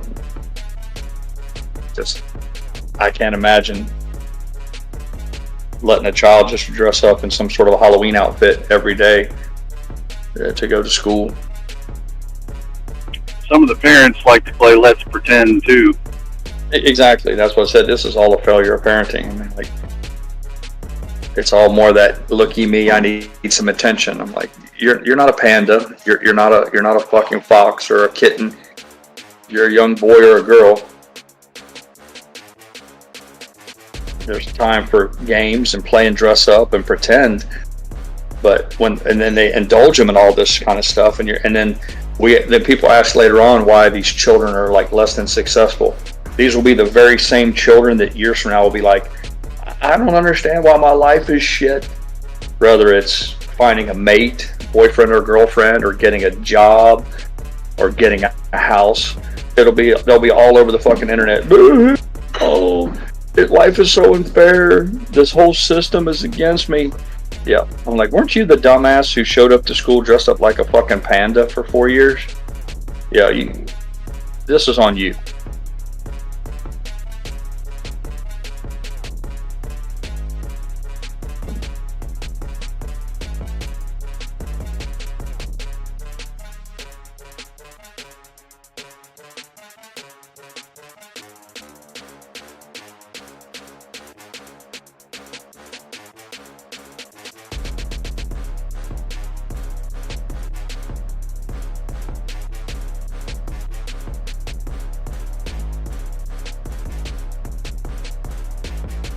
It's not the exact same, but it's sort of in line with the whole tattoo crowd. I don't give a shit about ink. You want to go get tattoos, fine, rage on it. But these people go in and they get a tattoo artist to tattoo shit like fuck you on their forehead, or eat a bag of dicks on their fucking face, and Nazi swastika symbols and middle fingers. Then they round it all off with a bunch of nuts and bolts through their fucking eyelids, their ears, their cheeks. Looks like they fell face first into a fucking tackle box, fish hook stuck through their lips. And then they go on the internet and go, nobody wants to hire me, I can't get a job. I'm like, well, you look like a fucking circus freak. You're going to create a problem for a business. A business wants to be profitable. They don't want somebody that's going to fucking scare off customers. And it's really also very simple, but we got this society where everybody's so scared of offending anybody. Everybody walks on eggshells because nobody wants to be canceled. And then in doing so, they let these people do all this ridiculous behaviors, and nobody calls them out on it. When that's exactly what they need. Somebody should have called them out long ago. And that's that same thing of you indulge that sort of behavior until it reaches a crescendo, and then everybody looks around like, well, how did we get here? You put up with stupid shit too long, that's why.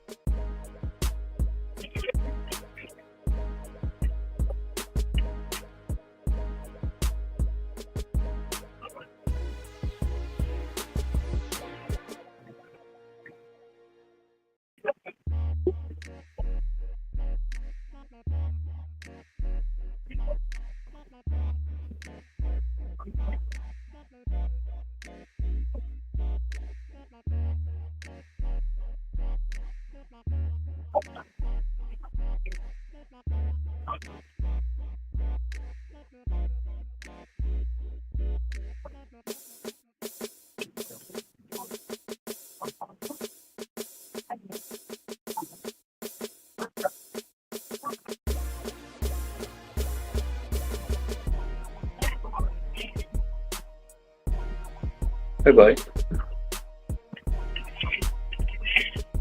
The wind is blowing like a bat's ass out there today.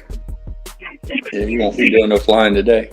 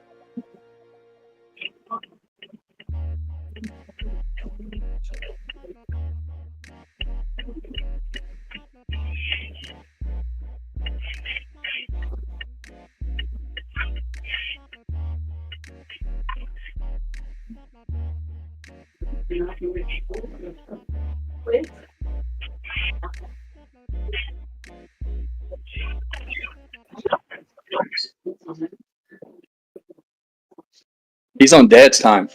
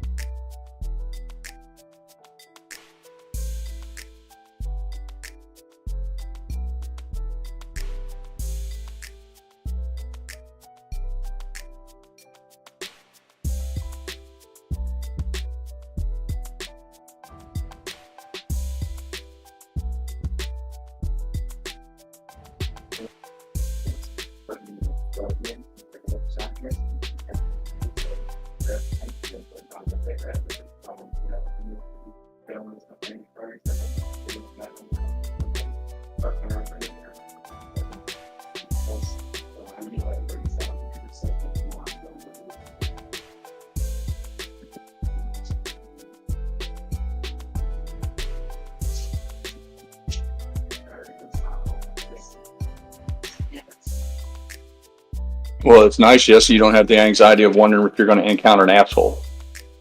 You no longer have that threat or that impending possibility that he's going to be a dick. Yeah. It's going to run off students. Yeah. Exactly.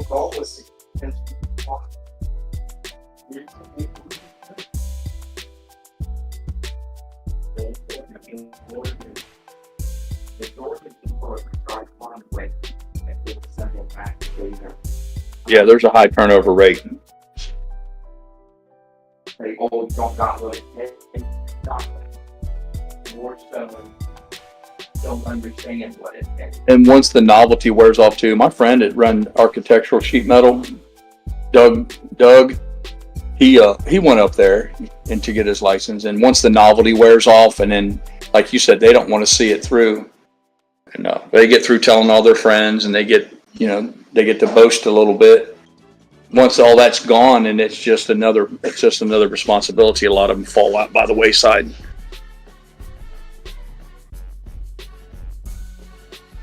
And some people think mechanically, yeah, this is a driving. But to get your license to drive this car, it takes 40 fucking hours, probably 120 hours of groundwork, and 20 or 30 or 70 for the rating. The more Yep.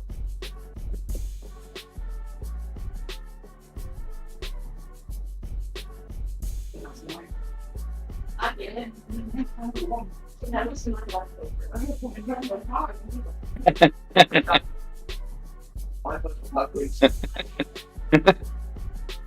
Jesse, that was a sample to see if you wanted more of it.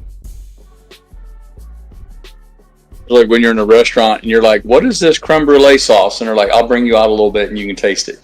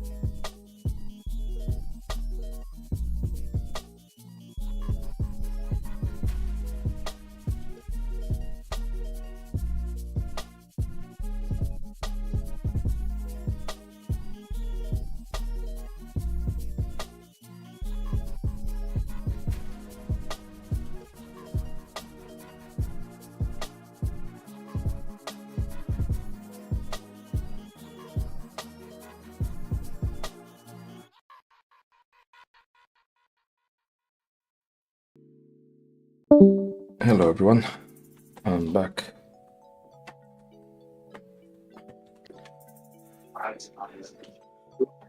Hey bud.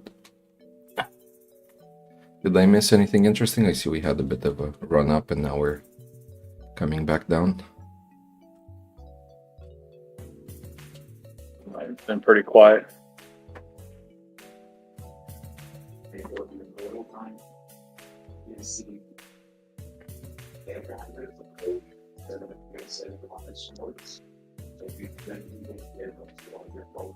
I don't know if it's gonna show me the whole article, but there's apparently Webull is giving me news about AMC from Benzinga saying, how is the market feeling about AMC Entertainment Holdings?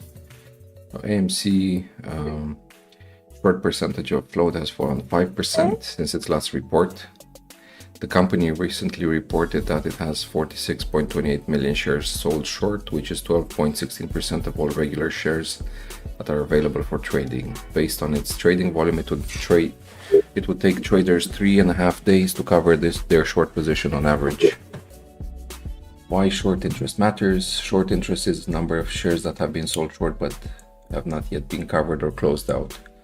Short selling is when a trader sells shares of a company they do not own with the hope that the price will fall.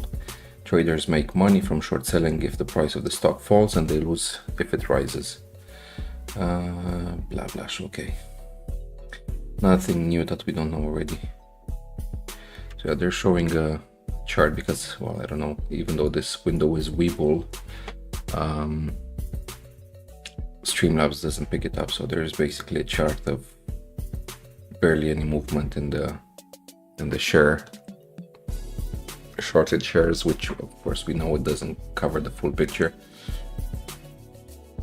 And then it says, as you can see from the chart above, the percentage of shares that are sold short for AMC Entertainment Holdings has declined since its last report. And this is what, like reported every 2 weeks, I believe, something like that. This does not mean that the stock is going to rise in the near term, but traders should be aware that less shares are being shorted. Comparing AMC Entertainment's holding short interest against its peers. Peer comparison is a popular technique amongst blah blah blah blah. According to Benzinga Pro, AMC Entertainment Holdings peer group average for short interest as a percentage of float is 7.79%, which means the company has more short interest than most of its peers. Okay, this article was generated by Benzinga's automated content engine. Yeah. So, a bunch of nothing.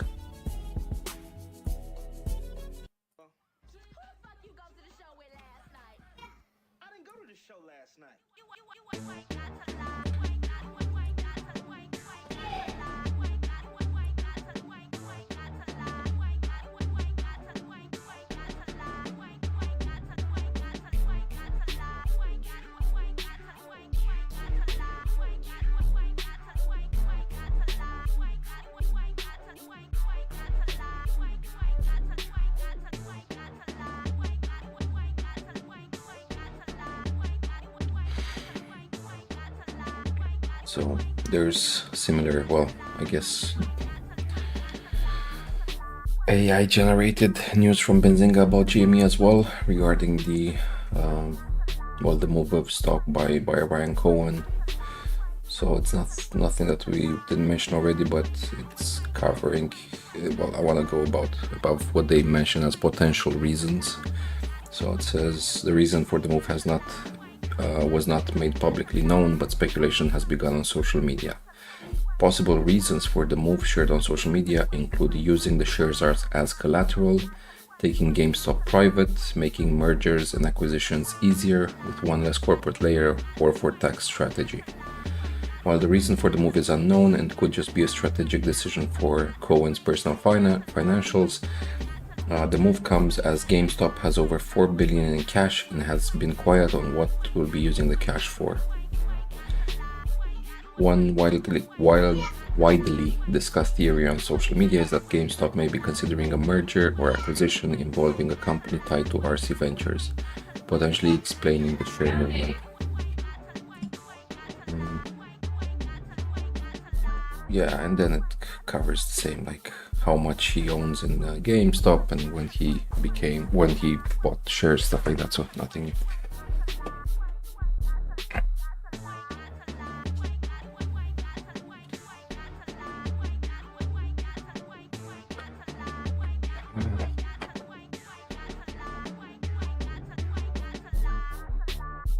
I'm pretty sure, well, if we're talking a bit about the GME, I think the hedge funds don't like that GME is sitting on hard cash, because if he would, Ryan Cohen or whoever takes the decision would invest that money somewhere, the hedges could immediately take some action to, if they would invest in a company or, partner with a company, they would just probably short it as well and diminish that amount of money.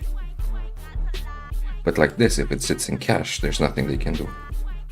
If they were to invest it in let's say even Bitcoin, I'm sure they could dump the price of Bitcoin or anything else that can be touched by the stock market, they could influence, but not hard cash. Sorry, my dog being a dog.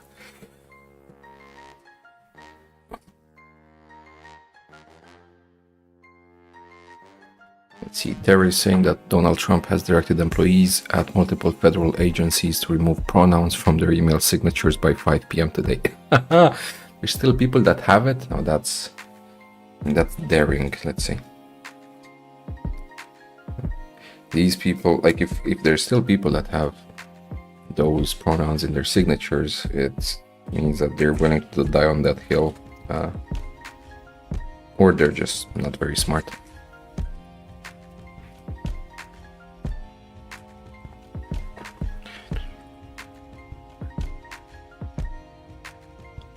Yeah, in the meantime, Pirate is on mute and deafened, so he's not even hearing me, so I don't know. Maybe he had to step away. So you're stuck with me for now. How was that? I'm not stuck in here with you, you're stuck in here with me.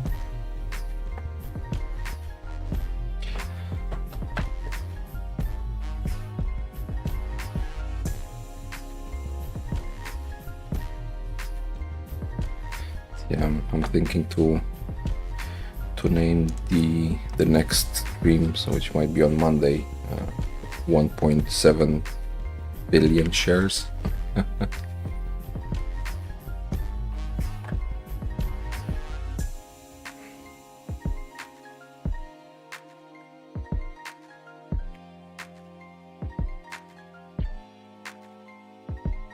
don't know, it's I'm also kind of surprised with myself that I didn't notice until today the crazy volume that we had in May of last year in that 1 week.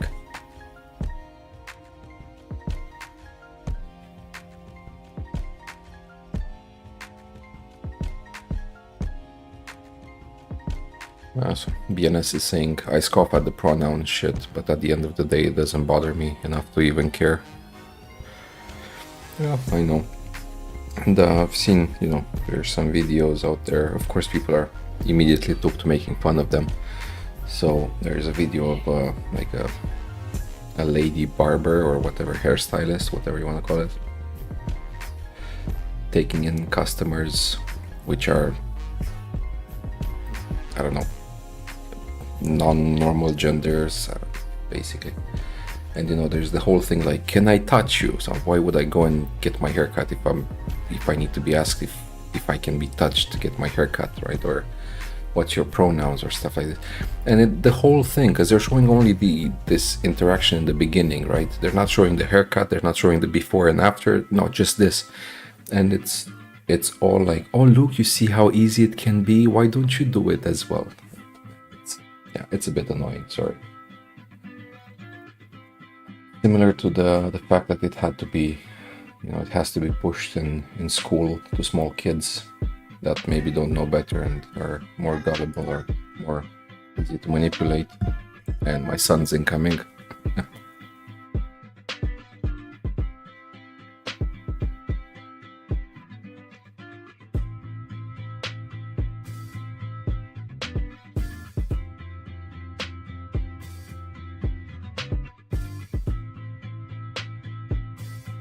Yeah, we see a bit of recovery on GME. So cover the prices in case anybody's just listening in. So AMC is currently at 317, and a slight drop down in price. And sorry, I meant, if I said GME, I meant AMC. And GME is at 2783. Slight bounce back up after it's been pushed down. Let's see, volume of the day so far. We had 3.62 million shares traded with a 3-month average of 14.66 million, and on GME we had only 1.84 million shares traded today with an average of 11.18. So yeah, we basically on GME we did barely over, like, I don't know, maybe a 15% of what we would normally do on a day as an average for the last 3 months. BNS is saying that if a barber asked if it was okay to touch me, I'd be like, where the fuck are you? What the fuck are you talking about? Like, yeah, and that's what people responded with videos of like, dude, what are you talking about? Just cut my hair. Why do you think I'm here? So yeah, very similar reaction.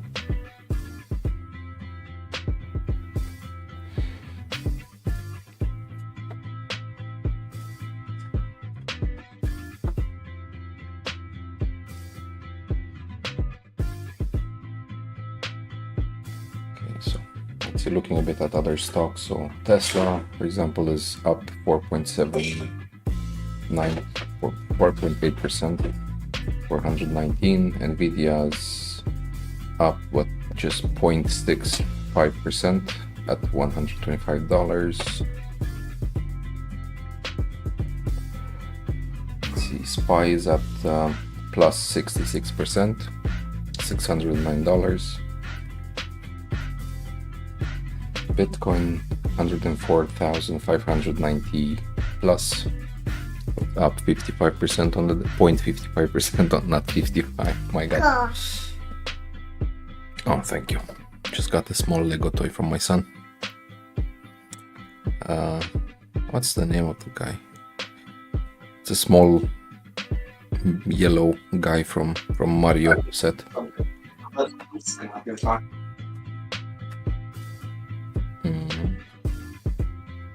The VIX is down 5.87% currently, so at 1491.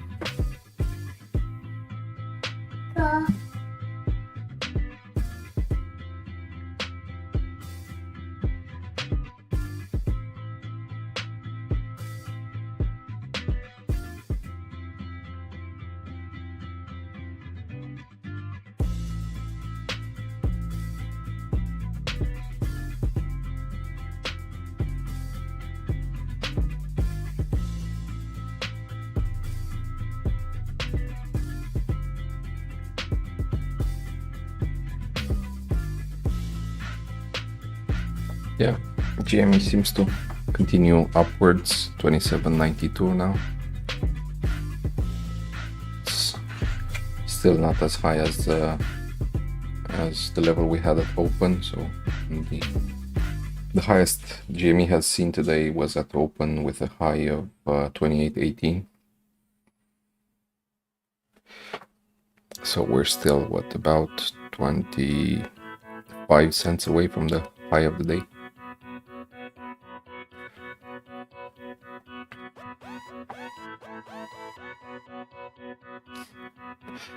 BNS is saying on the topic of the, I guess, transgenders, or I don't know, binary people, barbers.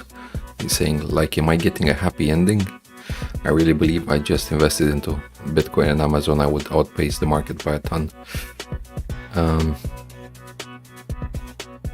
But you mean, BNS, you mean if you would have, or you did invest and you're outpacing the market?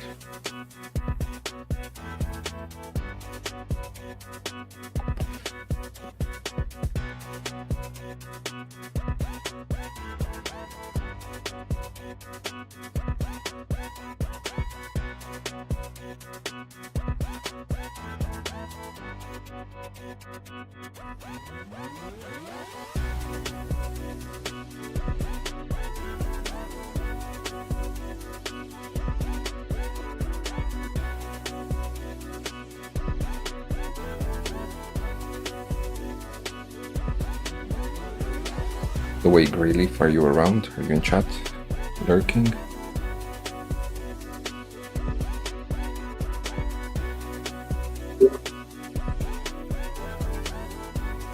I'm here. I'm just having a little snack, and I didn't want to chew in everybody's ear. No, I was asking about Greyleaf, but yeah, like, good to have you as well. I was just wondering if Greyleaf is around, because what I understand, there's a difficulty in getting on Discord, so maybe it's something we can work through together. And since the market's not doing much and we have some time to kill, maybe we could have played with that. Yeah, good time to work on it. Mm-hmm.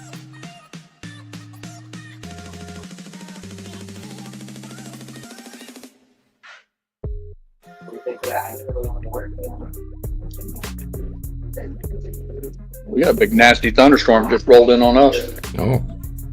3 or 4 thunderclaps and lightning, and the dogs done hauled ass.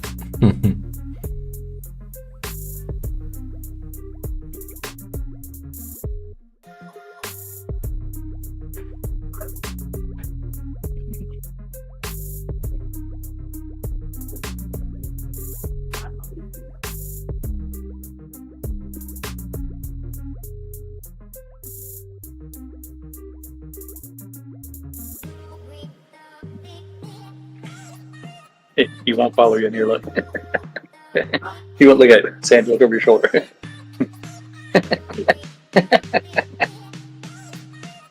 What's wrong, dude? He's scared to death. Oh, he's happy now. Look at it. So Greyleaf just responded that I'm here, yes, learning Streamlabs stuff. So like Greyleaf, I would, well, myself and Papa Mac, I'm sure we were more than happy to help if we managed to get you on Discord. Can you tell me, are you on a Windows device? Are you on a tablet, phone, some Apple? What are you working with?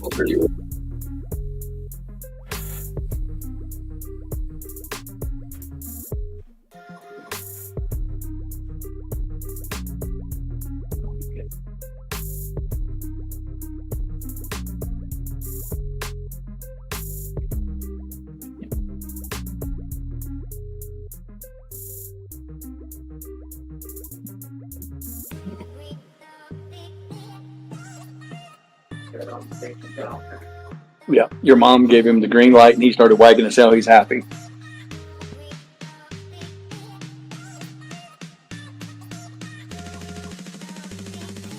That about Diesel? Yeah. Yeah, he's terrified of thunder, lightning, fireworks. And for whatever reason, he thinks if they go into the laundry room, they're safe there. I don't know if in his mind it's deeper into the cave or something. Yeah, but he always tries to enlist. He tries to get somebody to go with him. He doesn't. I don't know. I made a joke out of it, like he's trying to protect everybody. But the simple fact of the matter is, he wants. Misery loves company. Yeah. She stood up, walked across the room. She's like, "Come on, I'll go with you." And he started wagging his tail, and he took off running to the laundry room.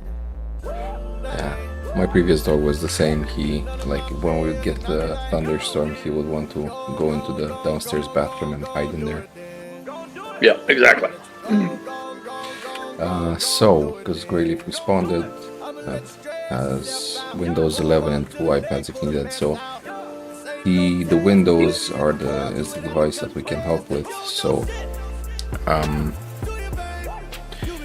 I will look and share here. I'm thinking 2 links. One is going to be a link for downloading Discord in case you don't already have it, so to download and install it.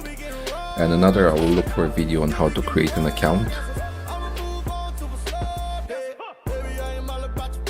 So just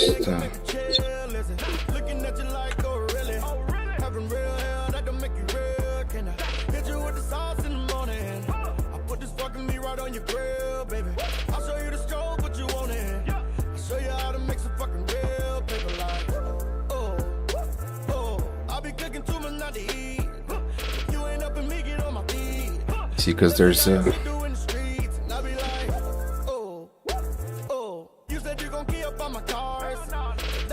a page even from Discord.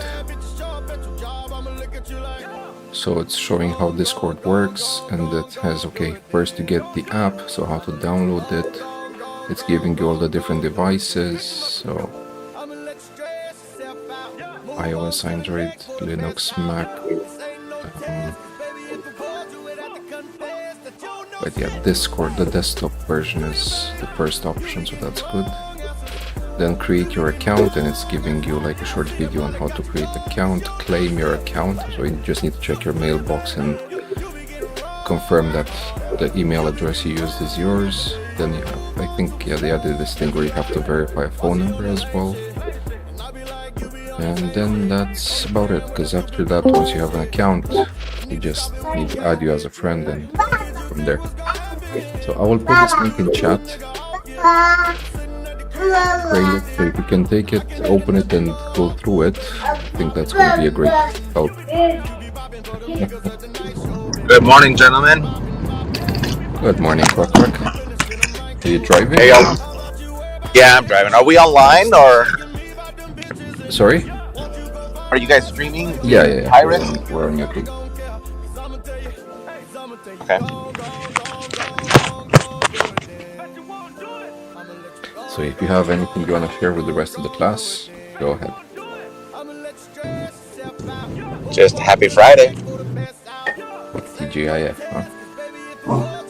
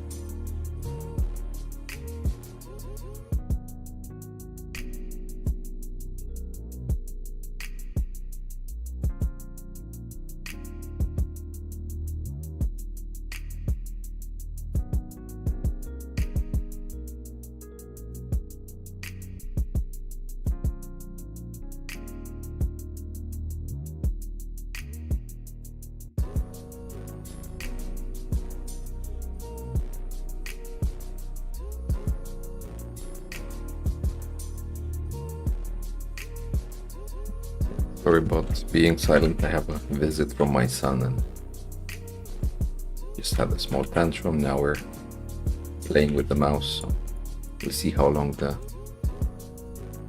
peace lasts.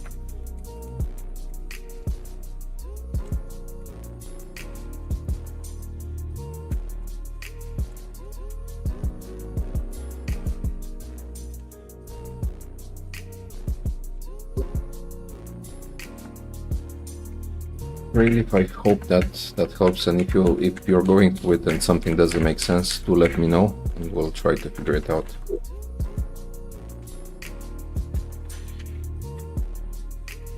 So like if you're going through any step that it's not clear, just write in chat and we'll figure it out.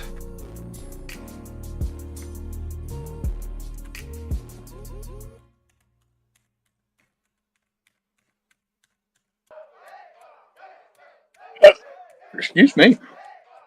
Damn hiccups. Back in Romania, there's this, or at least in my part of the country, there's this superstition that when you have a hiccup, someone's thinking about you.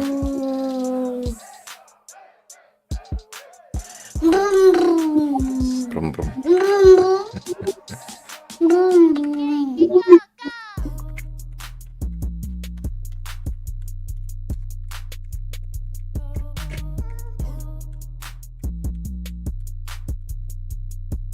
There he says over 1,100 environmental protection agencies employees have been made aware they are on probationary status and can be fired immediately. Beautiful, out fucking standing. Send every last fucking one of them home.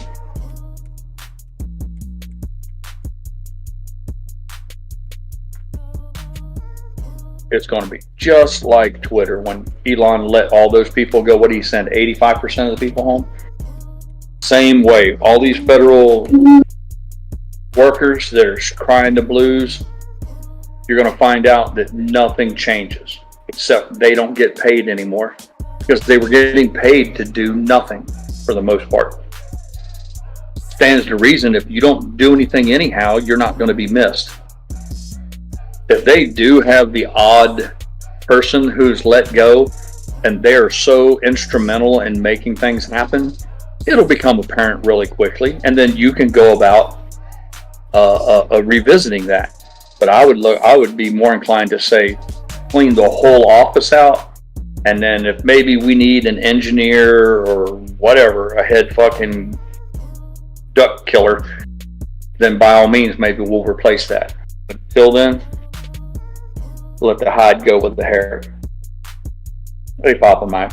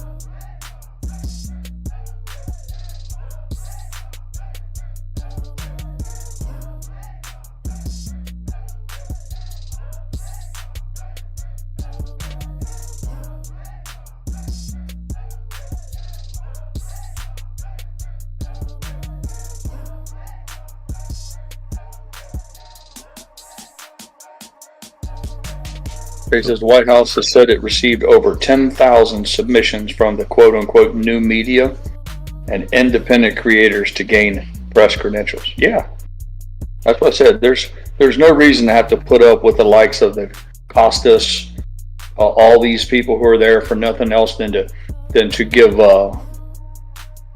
statements. They pretend that they're there to ask a question, but they're there just to make declaratory statements or accusations towards the president, and it's all under the guise of they're just asking a question. Like bullshit. You know, you want to get a real journalist in there who asks real questions that are unbiased and are meant to be informative to the general public, and not somebody there to shape public opinion. And it shouldn't be hard to find 15 or 20 people out of 10,000 applications.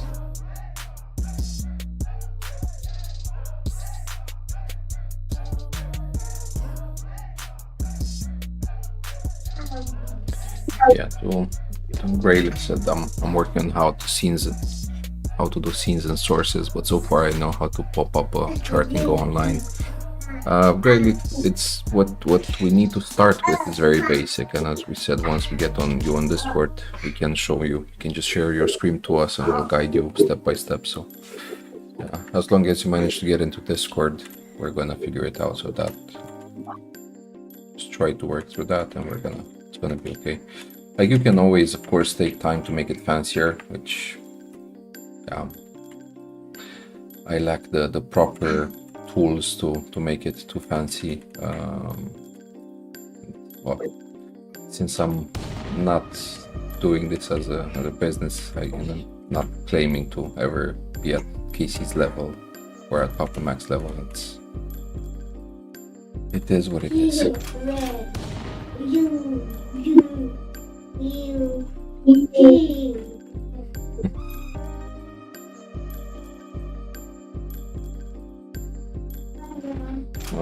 Sorry for the sound. My son's chilling on the floor next to my doctor. They're having a bit of fun together.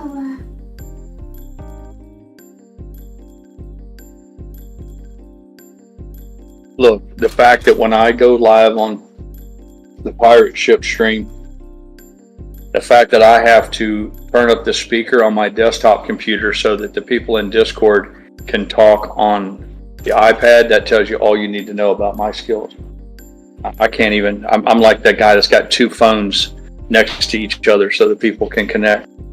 I'm actually scraping the absolute bottom of the barrel as far as minimalism goes. But it doesn't matter. We get a chat going.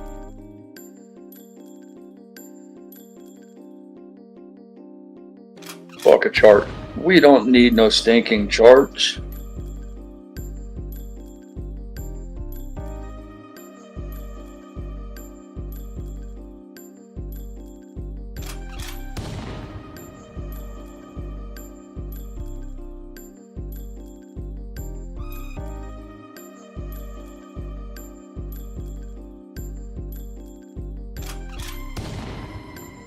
Oh, Papa Mac said he finished the Shill theme song.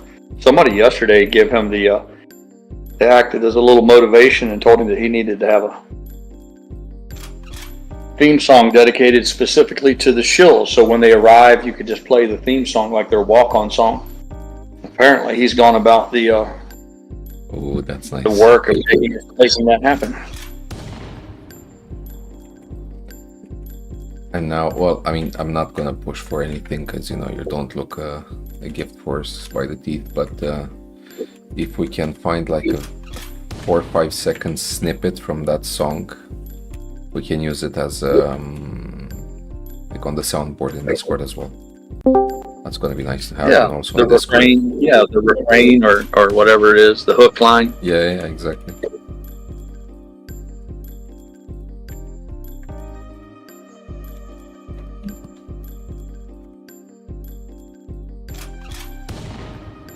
Oh, he said it has an NC-17 rating.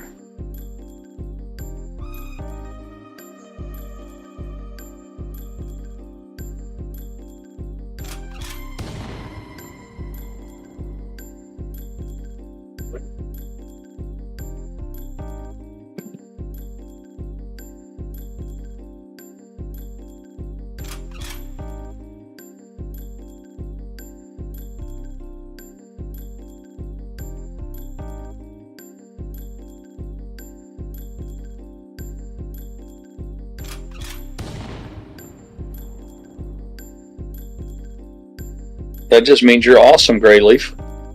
I'm a legend in my own mind. If you don't recognize my genius, my excellence, then sit down and I'll fill you in. There's nothing more I like than to help others understand how wonderful I am.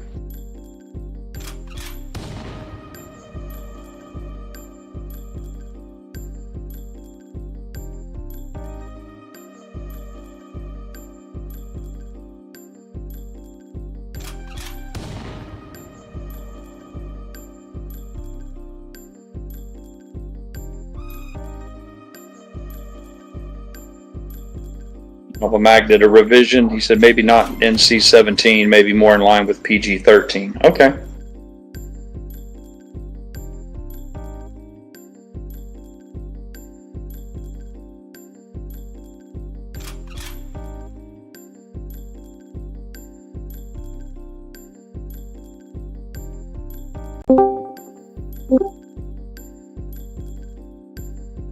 Papa Mac in the house. Welcome. What's going on, everybody? All good. Papa Mac, is this one of these things, man, where you work so hard on this and you don't want anybody to steal the thunder away from your stream, or is it something you might let us listen to here? Oh, anytime anybody wants to hear anything I create, I am not going to hinder that. But it's going to still be a song of the day next week, so I don't have to make another one. But I think it's an instant classic. So, can we have a taste? Yeah, let's see. What do you want us to do? Beg you? You want me to get down on my fucking hands and knees, or what? Let me see. Let's see. I got to make sure I get the right one here. This is an exclusive audience. We have only 23 people watching in, so. Yep. Right. You got to reward. You have to reward your loyal participants with something special from time to time. I used to do that, man. I used to hold out little nuggets, whether it was something incredibly interesting or entertaining or unique, and I would save sometimes a little something for the after-hours show or the people who hung out around the poker table. Yeah. I'm gonna have to go dark here for a second to make sure I find the right one because I've made several iterations of it. So I'll be back here in a second.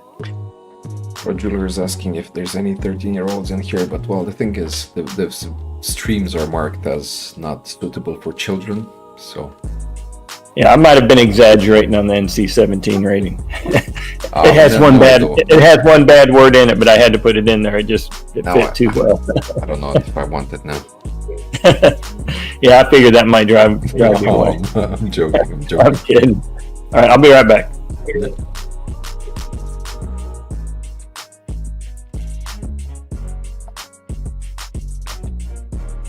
Well, the rain blew through.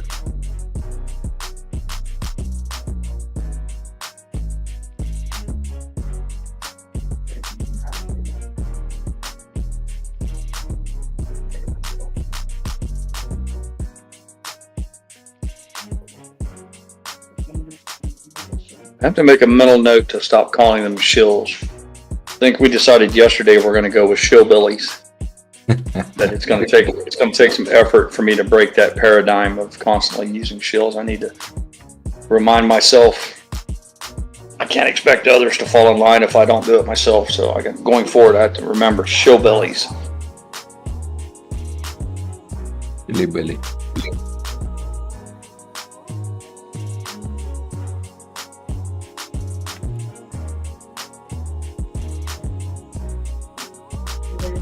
Have a good day, son.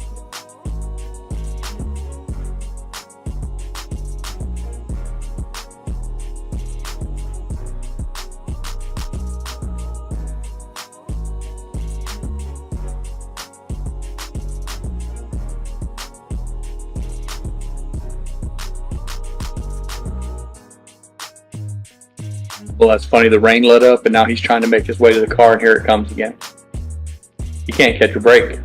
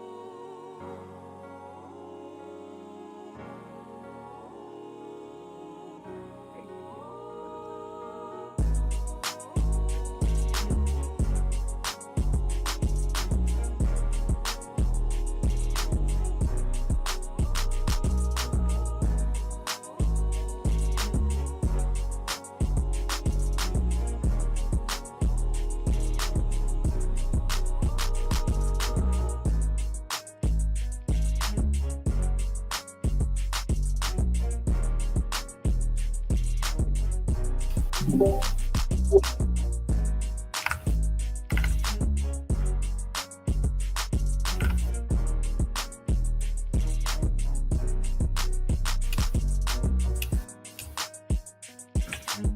right, preacher, I just sent it to you.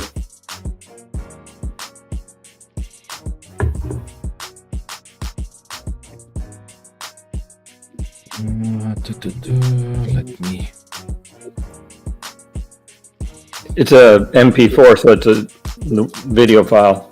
Okay, so okay, can I play it here? Or? I think you should be able to play it within Discord. So let me pull it here, because then I want people to probably see the lyrics as well. Let's do this. Alright, sorry. Let me stop the music. So do we have to go to the stream or the way you're doing it? Yeah. Okay. Like, Pirate, can you watch it on the stream, or should I stream it on Discord as well?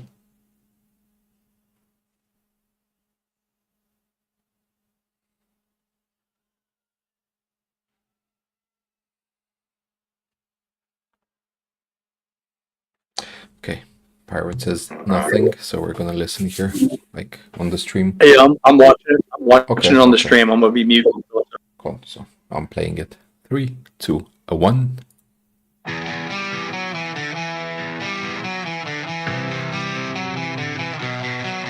We were chilling in the live stream like any other day, nothing weird. Just talking about stocks and life when he appeared. A brand new name in chat, no hello, just something he needed to prove. Type in, listen up you losers, I got the money move. He immediately gets defensive as if we are out of our mind. Not thinking for a minute how we were only being kind. Bragging about his riches that he's never seen, calling us a bunch of bitches. This dude was just mean. Oh, here comes a shill. Oh, what a clown.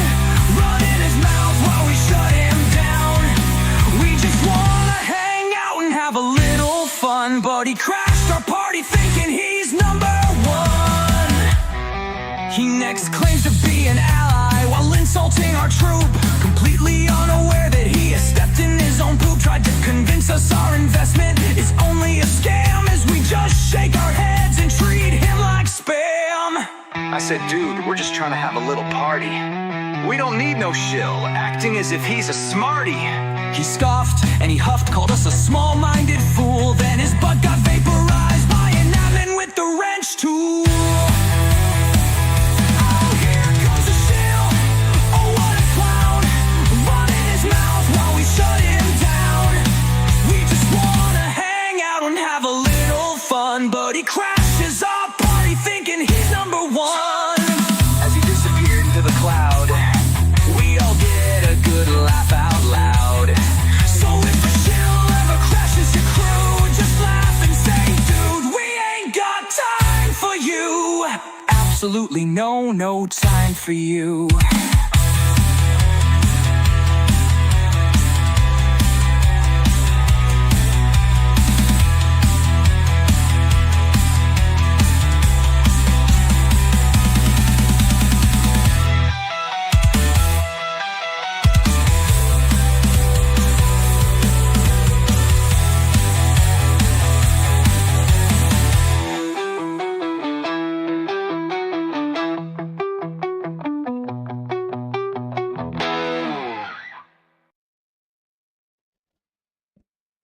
Wow, Papa, that's a good one. That's a really good one. And well, the chat agrees as well. Very fine work. Yeah. Sorry. I liked it. Papa Mac, man, I'm breathless, dude. I have no words, man. That is without exception your best to date. I can't begin to tell you how impressed I am with that. Unfortunately, a lot of these AI songs, they all seem to sound the same after a while to me. That one's unique. This one's different. I can't say enough good things about it. And the hook line is perfect for the soundboard. The whole "Here comes the shills, they're clowns." I can't remember, but that's absolutely perfect for a snippet for the. Well, use it however you want, preacher. Thank you. Well done, Papa Man. Thank you. I had fun making it. Yeah, I think it was. We got to give some shout out to. It was the other Jay Brown that gave me the idea. I don't know if he's here. Hope he is. He's the one that came up with that idea. Sweet. It'll be funny when that fires up. Yeah. He just wrote. Yeah.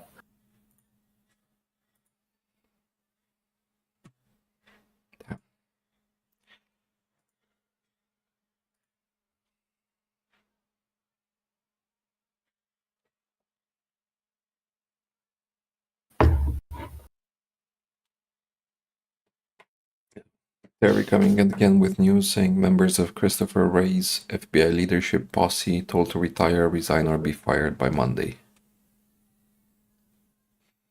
And the other Jay Brown said execution was perfect, just as I imagined. So, thanks, Jay Brown. Appreciate it. Thanks for the idea.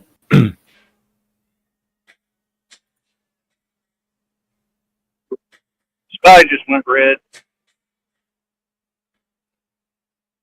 Sorry, what just went red? The spy. I said the spy. But yeah, both AMC and GME are also pushing down. You know, Terry, giving those people, even the people in the FAA, giving them the opportunity to resign is actually a kindness. We're giving them a courtesy because it looks better on your resume to say that you stepped down or you moved on for private reasons than to have to declare, if you're honest, to say, well, I was fired or let go. So it'll be interesting to see how that plays out. Now I just can't wait for the next shield. Well, I guess that doesn't work either. We'll have to have a piece of the song on the soundboard, but that could go a long ways towards having some fun in the future.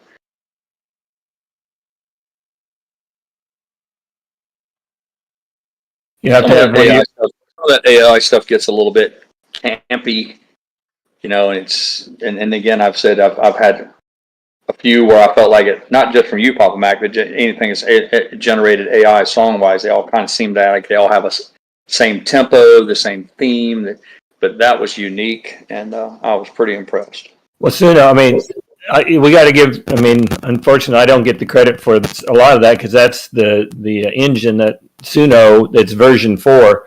It's real. They've stepped up the game, but you know, I just do the lyrics. They do all the other stuff, and yeah, but that's what brings it together. Very cool. Look, I agree. The sound, I mean, it's nice, but the lyrics are a big part, and like the fact that you can come up with stuff like that and in this short amount of time, still, I mean, it's telling our story. I mean, it's what we experience. They come in, they don't say hello usually. They, you know, just right off the bat something, and then we treat them with kindness. We start out being nice, and it's telling our story how it happens.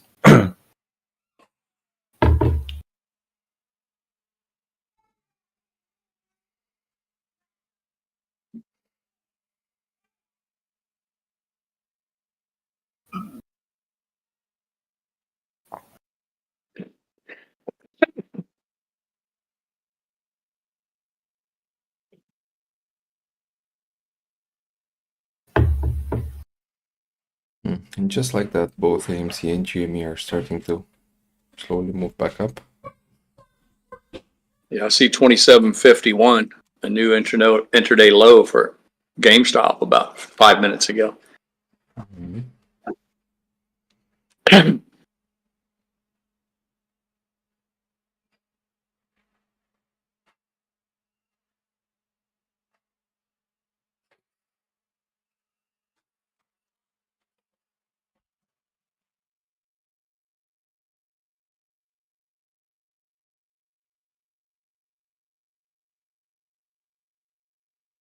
Yeah, I wasn't alone. Right, I was typing my message. Break Nation said the same thing. This might be the best one you've ever done, Papa.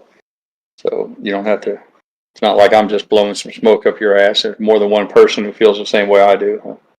That's a small sample size, but I would agree with Break Nation. I think that's the best song yet. Cool.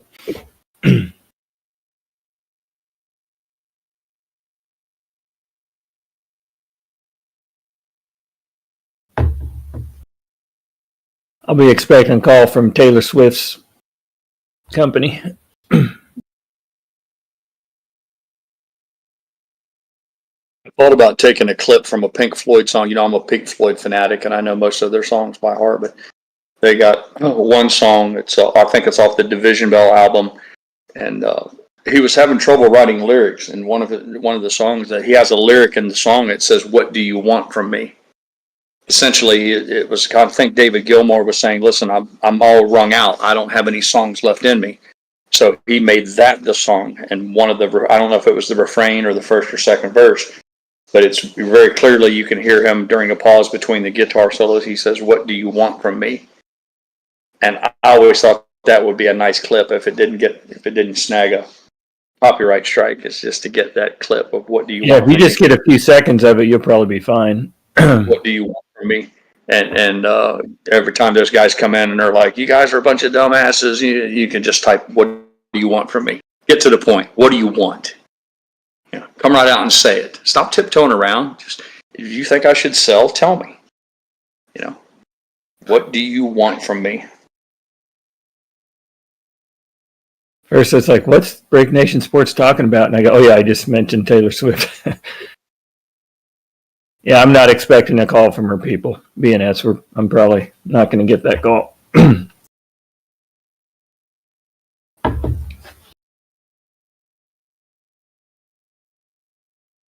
My daughters would be excited if that happened.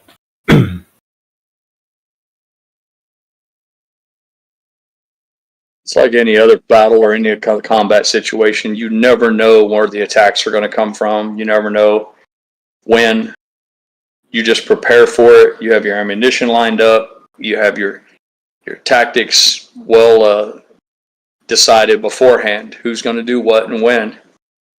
And when it happens, then you can act accordingly. And then, at least in that moment, you can be victorious in whatever sort of debate is taking place. And there's no substitute for being prepared.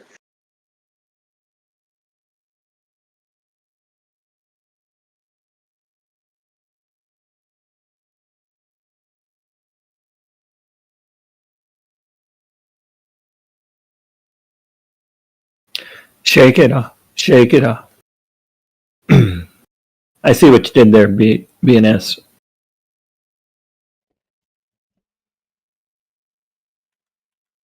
How'd the bowling go, BNS? Were you able to at least match 8 strikes in a row?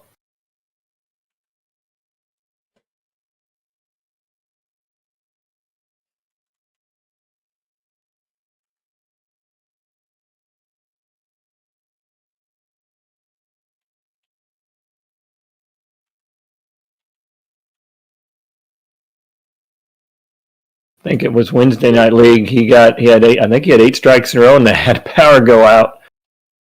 So they had to go back the next night to finish the. I don't know if he got to start with the 8 strikes or if he had to start over. I'm not sure how that worked.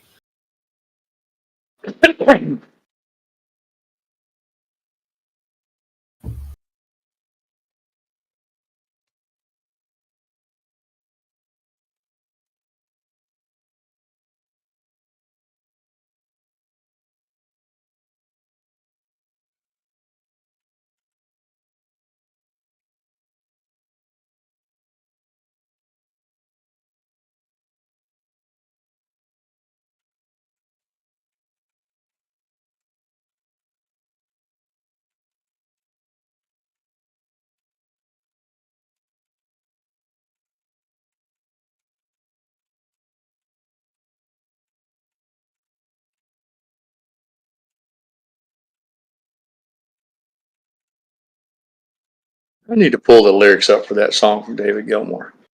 pretty good. I'm kind of fixated on it now. I think it says something along the lines of, do you think I know something that you don't know? What do you want from me? Yeah, I need to pull that up.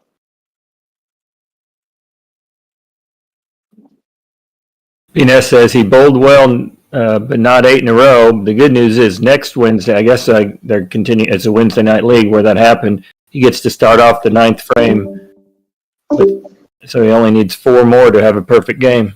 Cool.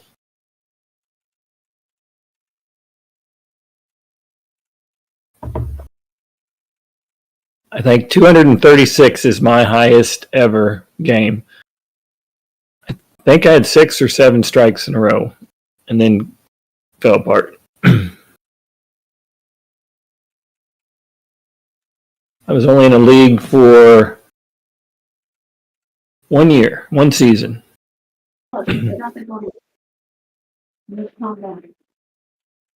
It's in Cincinnati, actually.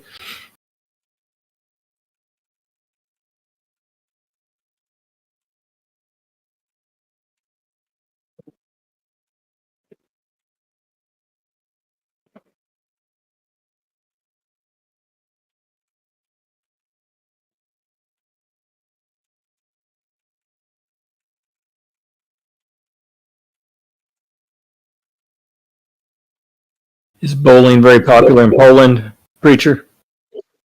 Like there's bowling alleys in all the bigger cities. I don't know about the smaller ones. More as a, I don't know, spare time activity, but it's not that big. So it's like those places are always crowded on the weekends. Yeah. But it's something that I've been a few times, but like once on a bachelor party, and the rest of the times at like team activities from work. We would just do this as a team building. Yeah, for when I had my team and we had a bit more freedom, we other activities. We went for karting. We managed once to to get an approval to go to the shooting range. That was a lot of fun. But yeah, apart from that, usually the bowling is the main activity, the go-to. BNS's average is 1 pin higher than my highest game in my life. I think I had a 174 average in the 1 year, the league that I was in. 164 or 174. I don't remember. It's a long time ago. Money, what was your best game you ever bowled?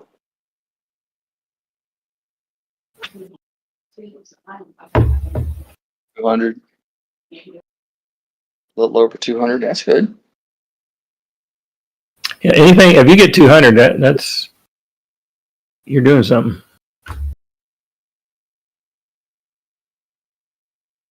Normally, at least in the league I was in, there's 3 games. So if you have a 600 series, that's real solid. Super solid.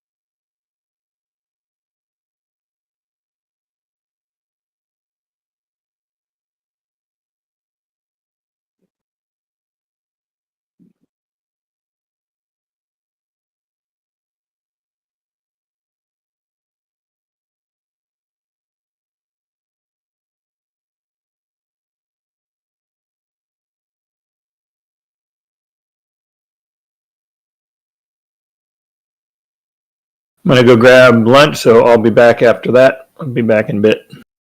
Off you go.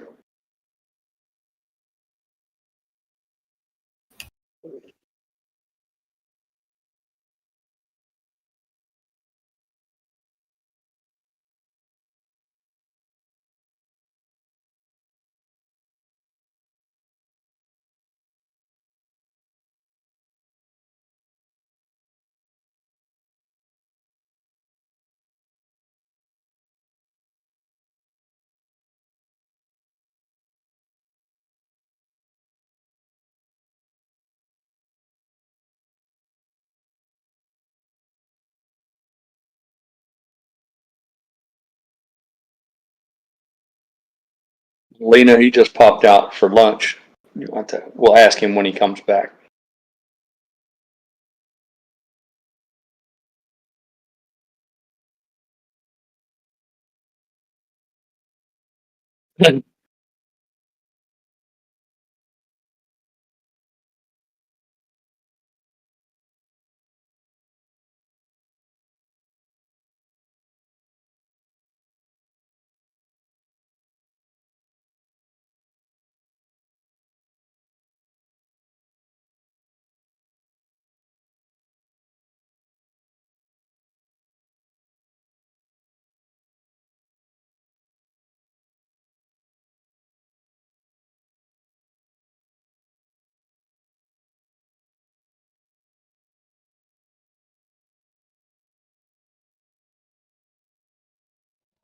Okay, let's get some music back in here. Yeah, that's a masterpiece from Papa Mac. He did set the standard quite high right now, so he's gonna have to maintain, he's gonna have to continue spoiling us with his creations from now on.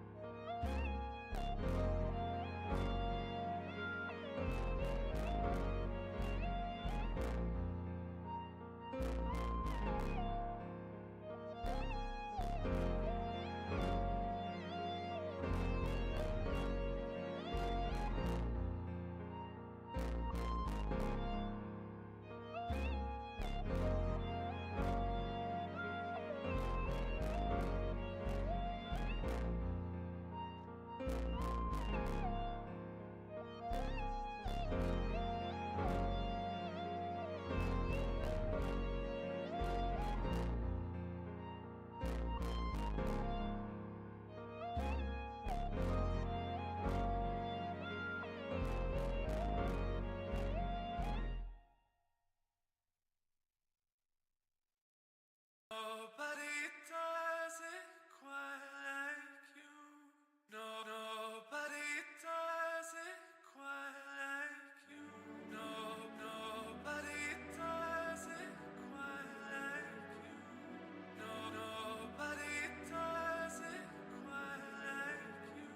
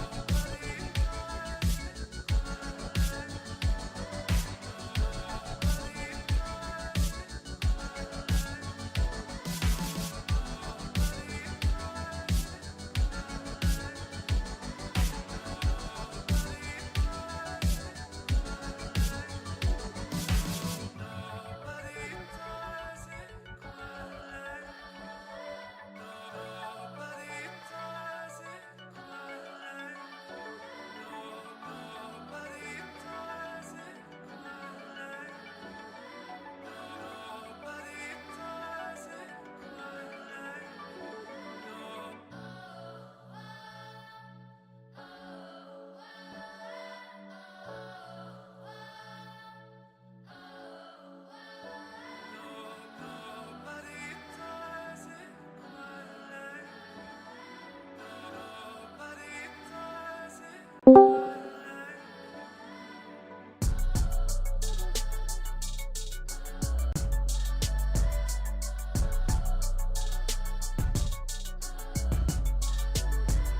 quite like you.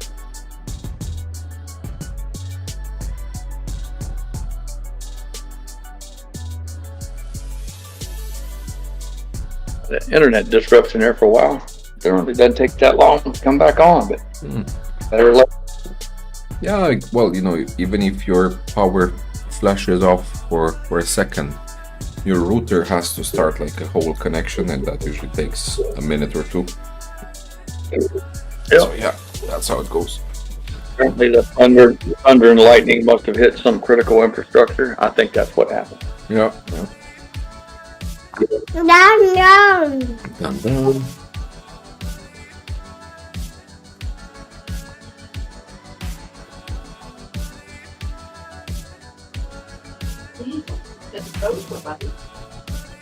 Wow. What's that? Wow. Wow.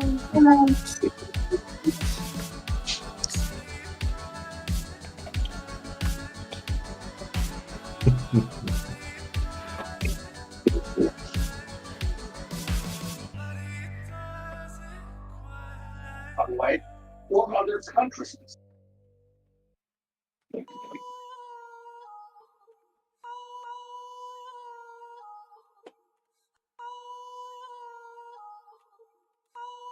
Wow. Fee-fi fo fum. I smell the blood of a Polishman. He's only half Polish. I couldn't make that rhyme. I thought about Romanian, but that's too many syllables. I do the best I can.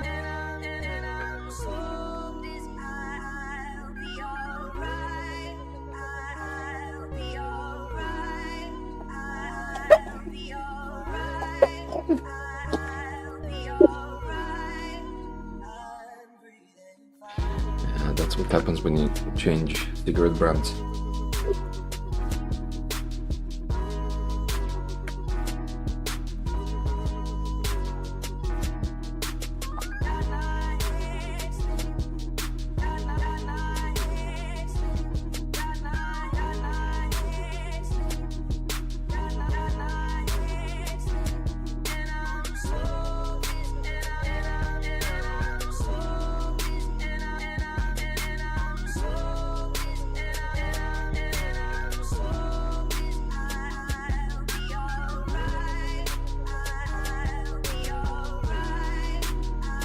No, no. No.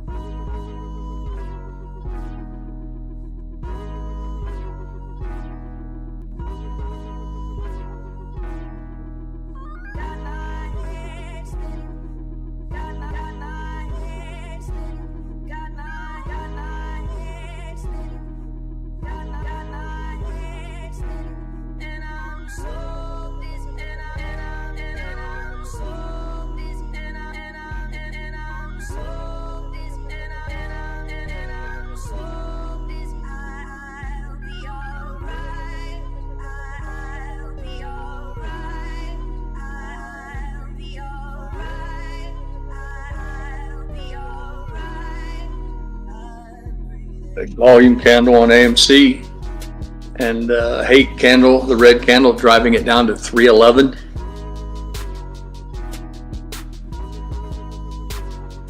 Meetings will continue until morale improves.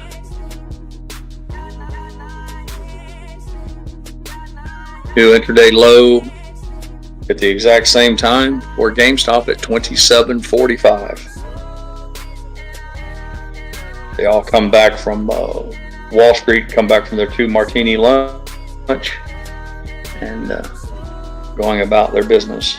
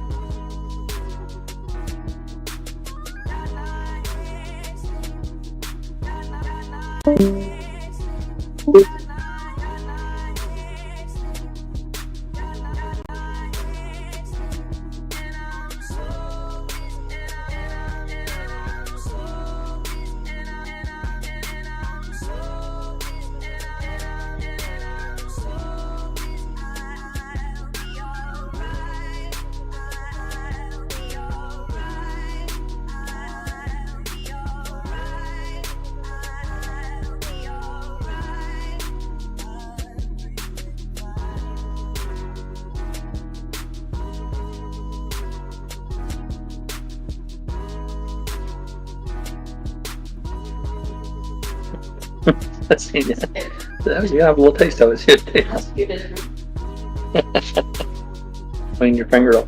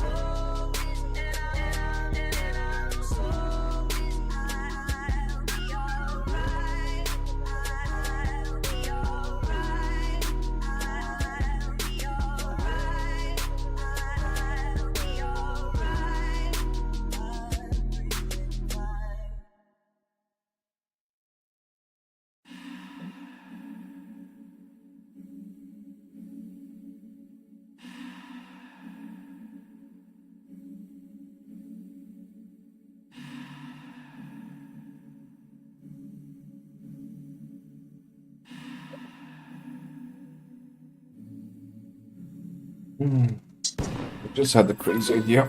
I mean, not crazy, just maybe stupid.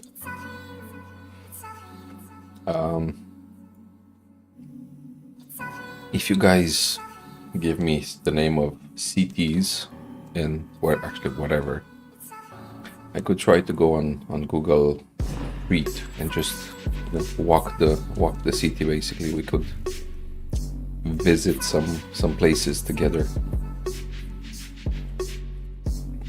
What do you guys think?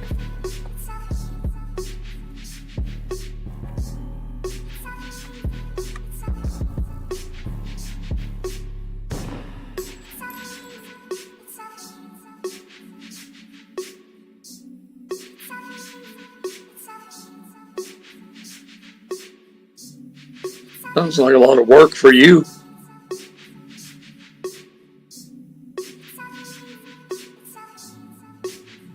Well,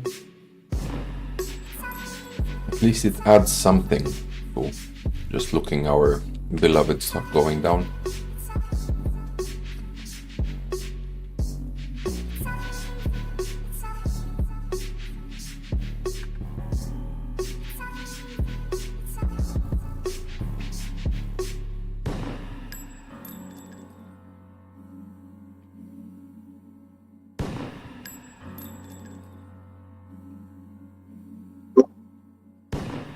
Find out what the tail number is to Ken Griffin's corporate jet and find out where it's parked at. I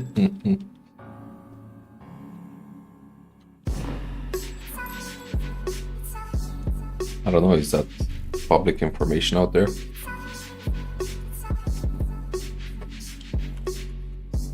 All the time, it's not too hard. First thing you got to do is do a search and find out it's surely owned by Citadel. It'll be a company write-off. So you'll find out, and don't be surprised to find that they have more than one jet. Then you find out the tail numbers of them, and then usually you can take the tail number and plug it into any number of free apps like FlightAware. When you type the tail number into FlightAware, the tail number will tell you who owns the plane, and then sometimes you can click on it and it'll tell you whether it's either in flight or if it's on the ground. Or things like that. It's all free, but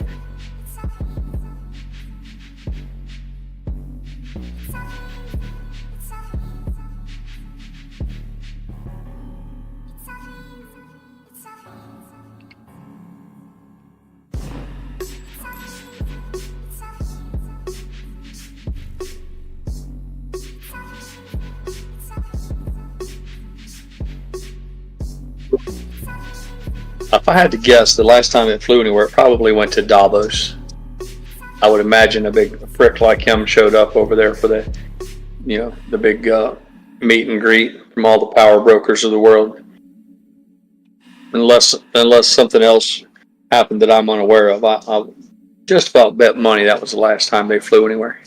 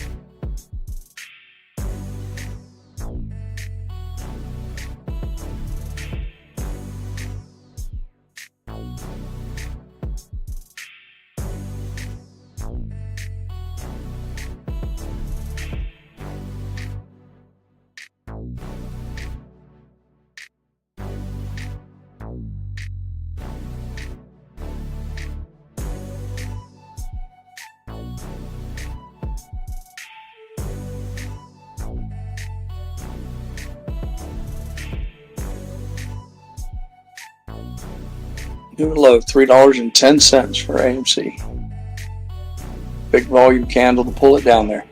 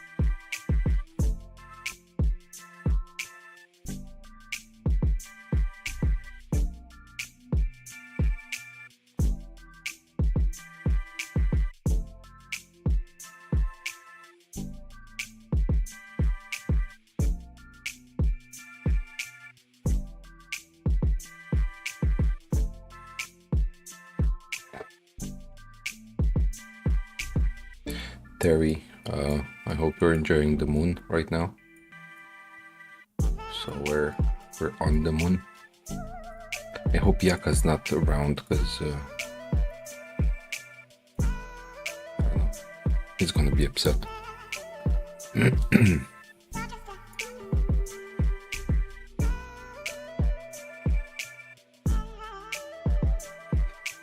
Yeah, we have here some moon landing photos, so that's nice.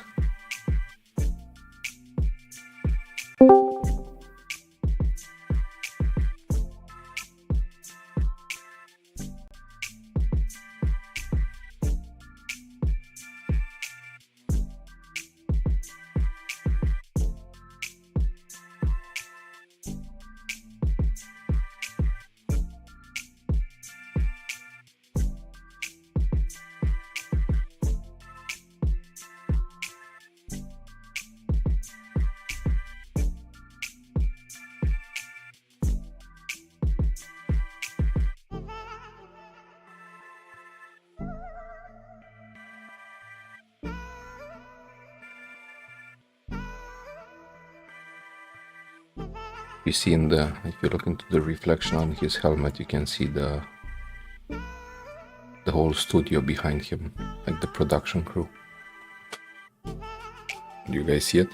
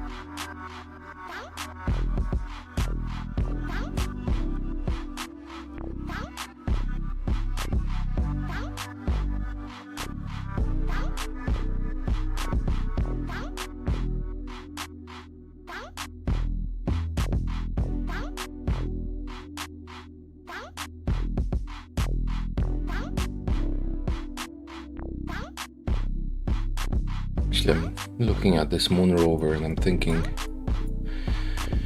if they would have done this on the Earth, why wouldn't they have used normal tires? Because you can just replace normal tires on Earth, right? You wouldn't need to invent new wheels.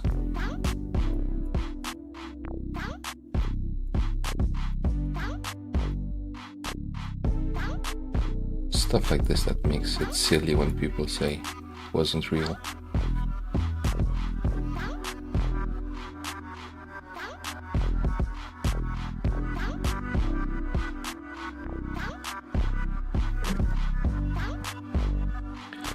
Let's see. So this is site number 8. But where is I mean, we have 6, 8, 9.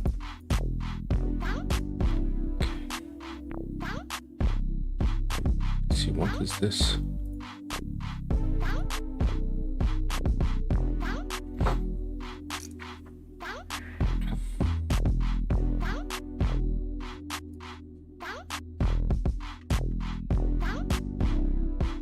Okay, so this is a crater from a distance.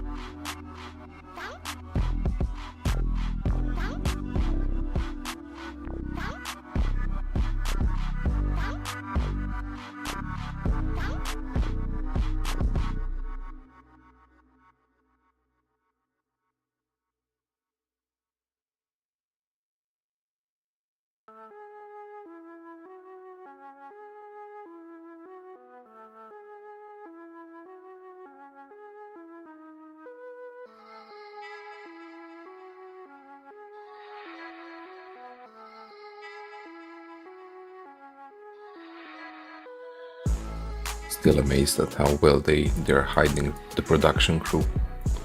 It's like everywhere you look, it's a 360 photo. You don't see them, they're really well hidden.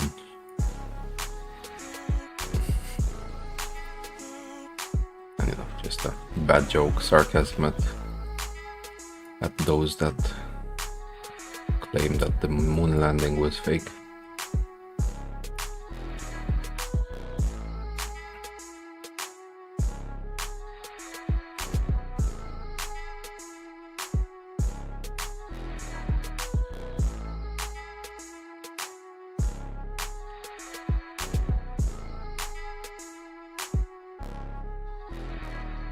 Oh, this is a nice photo of the rover.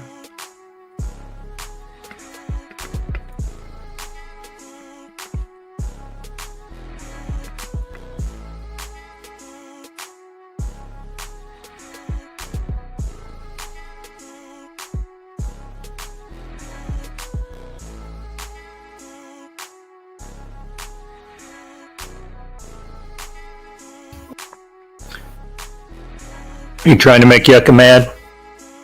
Yeah, just a bit, Okay. Then it's worth it. No, I was recommending, I don't know if you were listening earlier, but I was thinking to do some like Google Earth traveling. If people recommend cities or anything like that, we could visit. And nobody said any city, but Terry said she wants to see the moon. So I installed Google Earth Pro and the moon. Cool.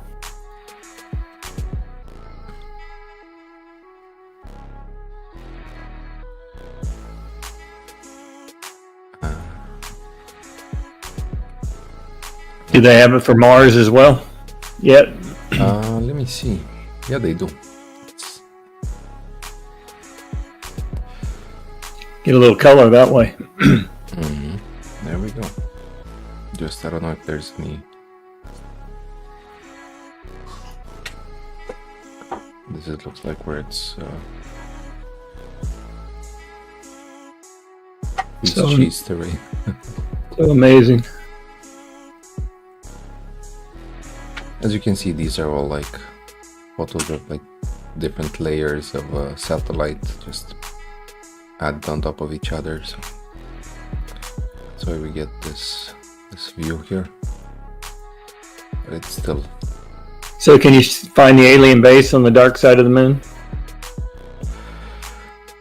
Well, since the moon, you know, the satellite photos were taken from different parts, there is no dark side.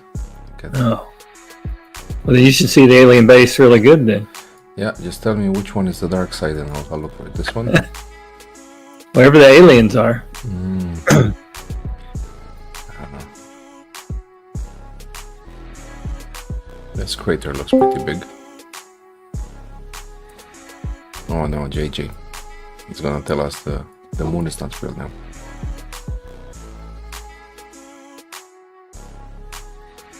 He thinks it's just a big alien satellite spaceship. It's hollow. Should we play the shill song since JJ's here? I guess he's not a shill. Never mind. Well, damn, that hurt. We're just if you're listening. That I don't get to see I don't get to hear the song, or I get to hear the song because that makes me a shill. So yeah, if you hear it every time you show up, you might want to. Shill Billy. Look at this quarry. Like you see it from satellite. Like look how big it is. My God. So this is Poland, and this spot stands out from. Wow. I was flying last night. I think I saw the International Space Station. That was kind of cool.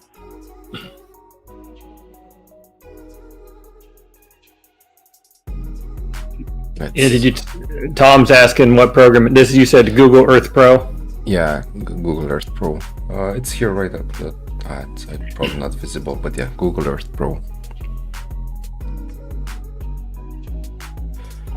What did you find, Preacher? Sorry?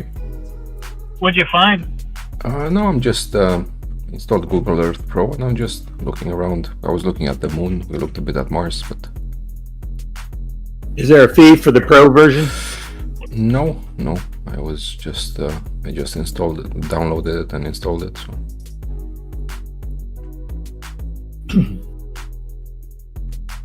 You can look at the moon. Yeah. Even the. Can you see the alleged landing site? Yeah. There's photos from the moon landing. Yeah, he just did that and showed us a reflection in the astronaut's shield. We could see the production crew from Hollywood and all that in the reflection. So you can see the dune buggies and all that. Yep. That's pretty cool. Alleged dune buggies. Alleged, yes. I was just saying, like, why did they even bother to make those, airless tires? If they would film it on land, they could just change the tires if needed, right? Put normal ones.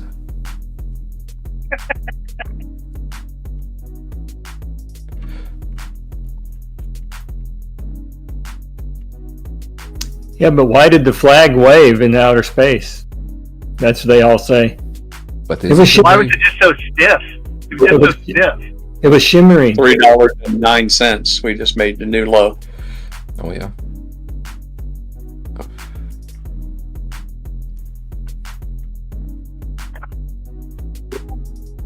308.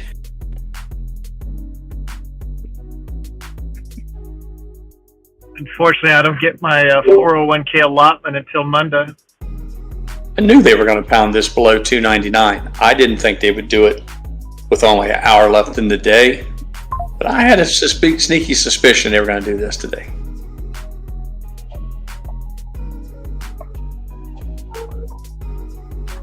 Sandy locked and loaded for 10 shares.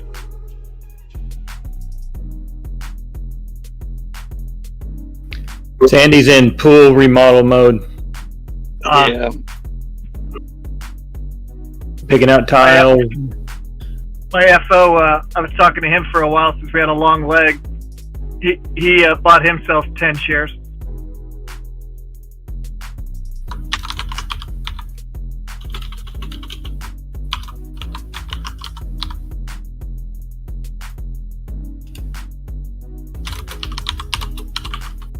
He was fired up to go down some rabbit holes and look at some DD.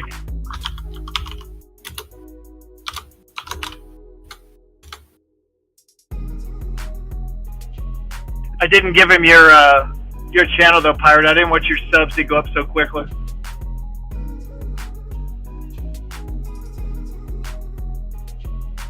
We got to keep it a little bit more intimate. Yeah, I ban one person every day, whether they do anything or not. Just a random person.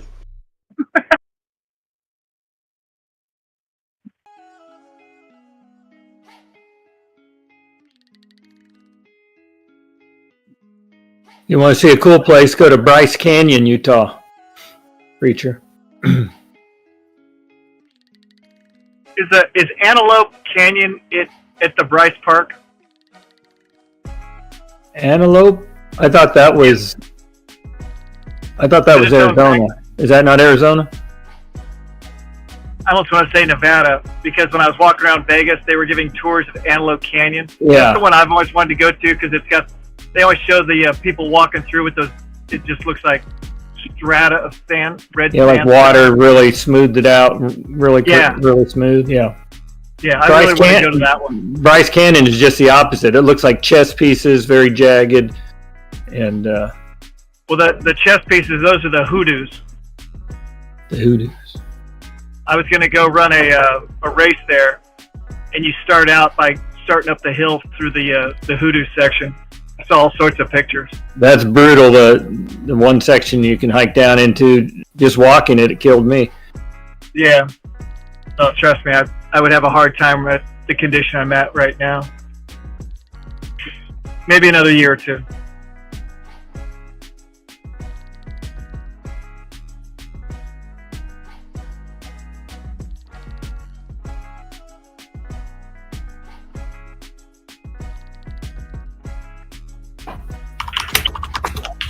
This looks amazing.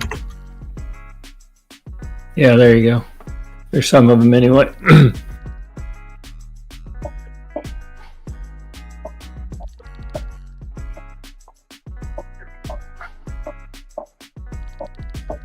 Of course, being there in person, you get a little bit better perspective. Those things are huge. Somebody has to fall for these invoices that say that something's been charged to your PayPal, right? Is that why they just keep doing it? Yeah. I guess. I mean, somebody has to fall for it and call.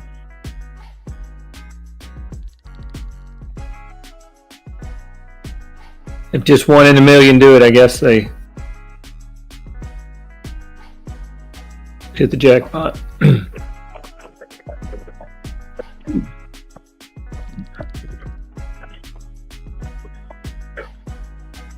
It's crazy the detail you can zoom in on.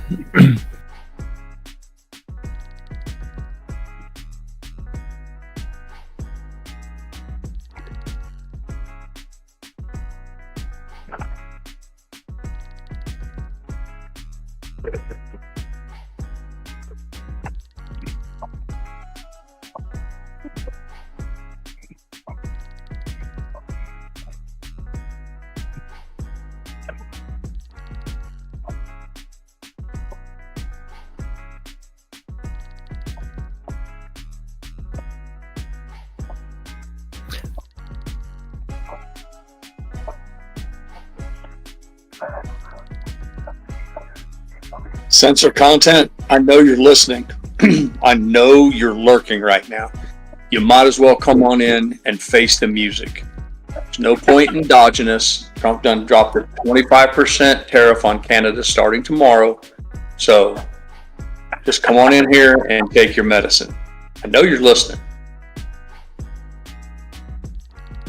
Preacher, if you're taking more requests, I wonder if you can go through Delicate Arch in Arches National Park. There's this huge rock arch. I wonder if it'll let you zoom underneath it or through it.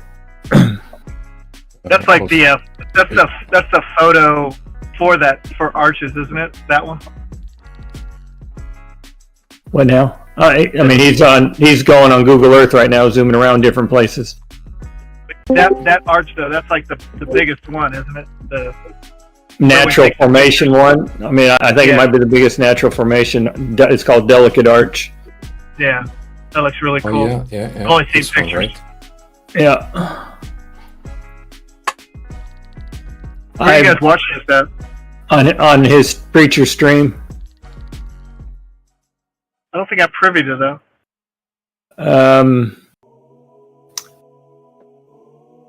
I don't think I have him down. Yeah, this does not give you the perspective of how big that thing really is. Oh my god. Oh my. I clicked something. No. There it is. It is huge. Wait, let me give put the link to the stream in general again. So put it in Discord. Pirates general, yeah. Oh, there it is. Hold on. Yeah, I don't have that. Oh. Well, it's an exclusive club. Should be ashamed. Hold on a minute. How do I? Okay, now that I'm in your chat, what do I do? Like, you just dropped a link. It should open up a YouTube channel or a browser window, and. All right, now I subscribed. Oh, I'm 113.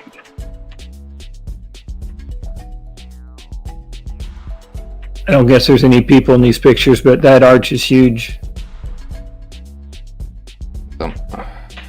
It's so bit counterintuitive to move around in it. Yeah, I'm glad you're not like a helicopter pilot flying us through there right now. No, because it keeps on acting differently. Like right now. Is there like a delay to it or something? And now there was, yeah, and now it moved into like a street view thing. Okay, but that's a photo someone took. I guess that's the arch. Right to your right, to the right, to the right. Because you're looking at the side of the arch on that picture. You were. Richard, do you have a Discord channel? Yeah, I do, but I don't use it for this. Why? Oh, okay. No, like I don't want to. We already have Casey's Discord. We have Papa Max. We have Pirates. I mean, if we have to move into my Discord as well when I stream, it's gonna be too much. So. I just left your channel just because it was giving me the 7-second echo. That was cool looking at I'd love to go out to Utah and just spend like 2 weeks of going to those places in North Nevada.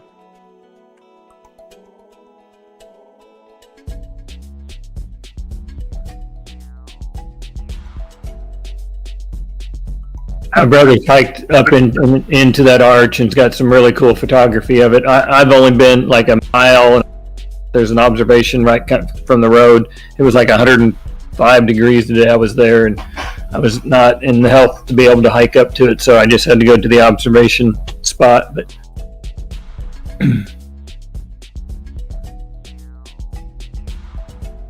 But that's an amazing photo.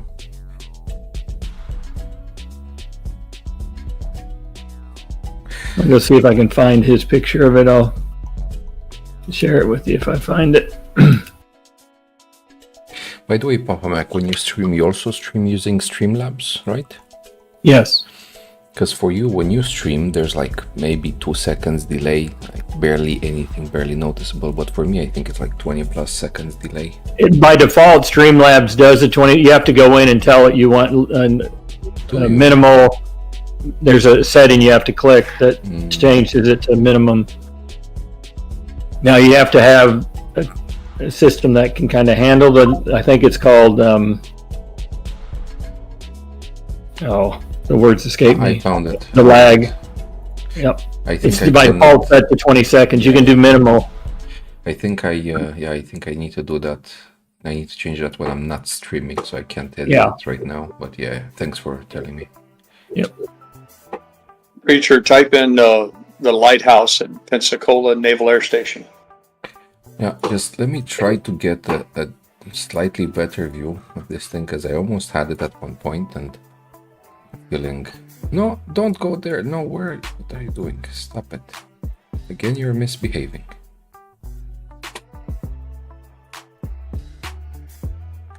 Like, yeah, like this doesn't... I think it doesn't reflect the full size of it.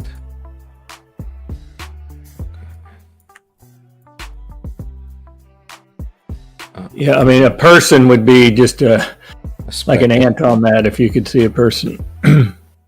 I think this is... Oh, yeah, look, we have here a photo with like people underneath it. You have to wait 20 seconds to see it. Oh, okay. But yeah, we have someone posted like a photo and they're sitting right under it. Yeah, this thing is huge. It's pretty cool.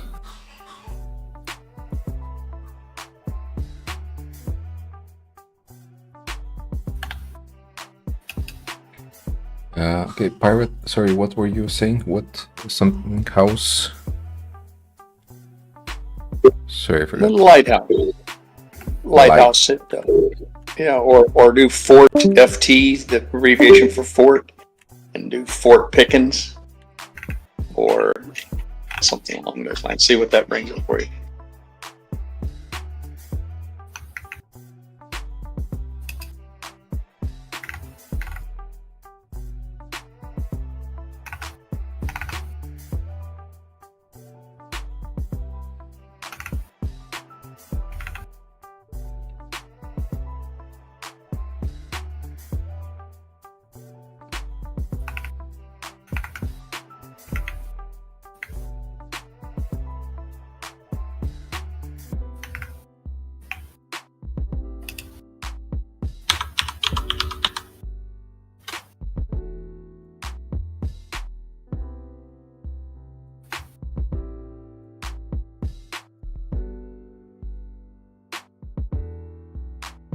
That's the fort that they held Geronimo at when they finally rounded him up from the Indian Wars.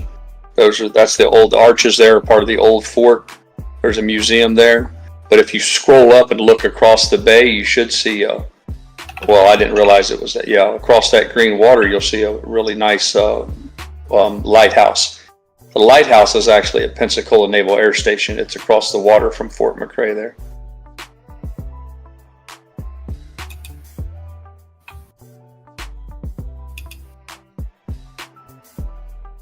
That is the entrance to the Pensacola Bay. And they used to have cannons. They had cannons lined up on each side. Yeah, right there. That's the Gulf of Mexico, and then you see the inlet. That's basically the driveway to the Gulf of America. And on the right-hand side of your screen, there's Pensacola Air Station. Yep, if you go to the right, yep, that's Fort McRae right there. That's a famous drinking spot for the yacht folks. You go around the backside of that island. But if you scroll a little bit more to your right. Yeah, that's the thing, because there's you see that narrow passage of water there on the right-hand side of the screen? There's a lighthouse right there. It's hard to navigate because there's like a 20-second delay. So in the meantime, I'm looking at something else, and yeah, it's to your right there. It's to your right, a little harder to your right. You're telling me where I was 20 seconds ago. So okay, well, it would be on the mainland. Okay, there it is. It's right there. That's it, right there. Yep, that's it.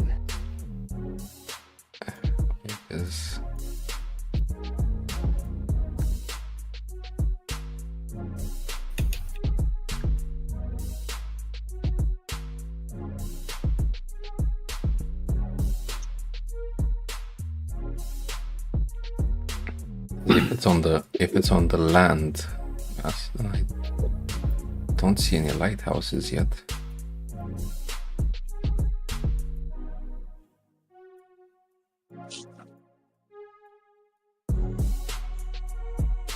Maybe it's farther to the right. So it's not on Robertson Island, right? It's inland. Yeah, it's inland. And it's in line with it, or more to the right or to the left, or? Well, the idea is so that when you're coming in from the past, you can see the land. In the old days, as a lighthouse. Mm-hmm. You would think that you'd just be able to type in lighthouse at Pensacola Naval Air Station and it would go to it. But yeah, it's not out on the island. Yeah, it's going to be right there on that mainland.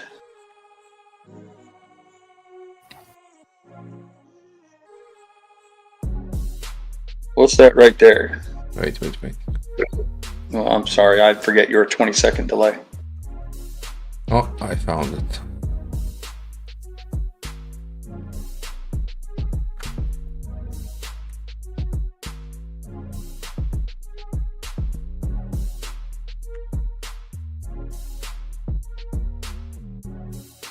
Probably looks much better. Oh, we were too far. Yeah, we were too far east. There it is. Yeah, that's pretty fucking cool.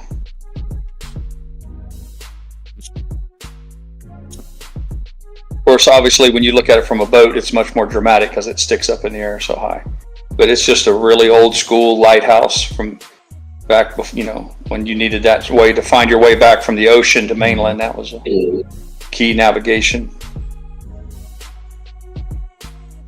It's kind of cool because when you go by there on a pontoon boat doing a booze cruise or whatever, it's nice to see. Oh, and you can see it from the Navy base as well. You can drive by there and take pictures of it and all that. Preacher, I'm going to DM you my home address and then and wave up in the sky. Tell me if you can see me. Yeah, just be aware. There's going to be a 20-second delay, but apart from that, everything should work. So I could wave and then run in here and actually see it. Yeah. I can get in 20 seconds. You can see yourself wave. Yes.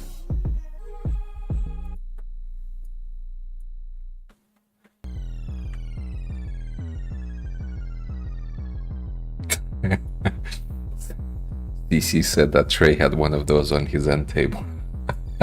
It is a little bit different. Trey's was all black. This one has white at the bottom. Okay, now the thing is, can we find Pirate's house? You need the coordinates? I've got those written down in my spreadsheet. I don't know about my house, but Preacher, in your DMs, Mrs. Pirate just sent me a picture of that swimming pool.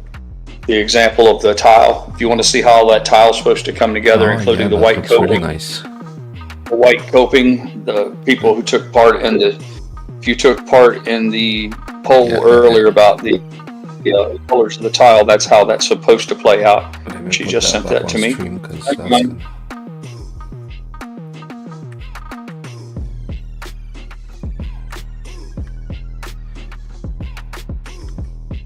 So yeah.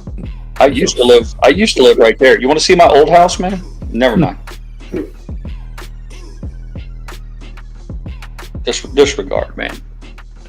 Yeah, no. You just showed a system of canals right there, and I used to live on one of those houses right there. It's kind of cool. It's like a interconnecting little driveways system of canals that allows you to keep your boat right behind your house. It's kind of cool. Nice. But yeah, this looks really nice. Like the dark blue and those small tiles on the steps, so you see them. Looks nice and clean.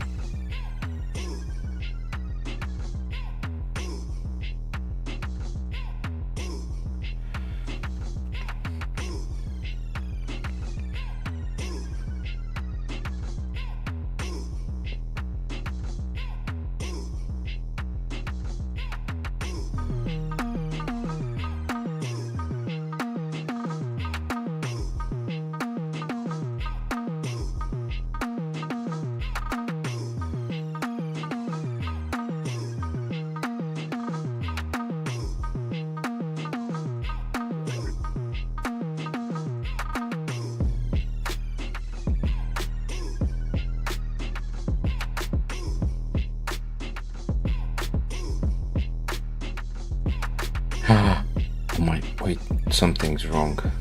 Wait, because as I zoom out, there's a curvature that shouldn't be there, right? Yucca can explain that. Ah, my god, this whole time I was thinking that we're looking at like realistic things, and then it's like, and then they go ahead and do this. Oh my god, there's no way. They've infiltrated everything. Oh my god. What? This is supposed to be a wall, isn't it? Oh my god, it's just made out of ice. All made up. It's all just made up.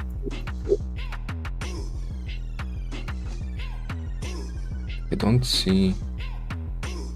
Do you see people falling off? Because they should be falling off over here, right? That's from how I understood it. The Australians are upside down and...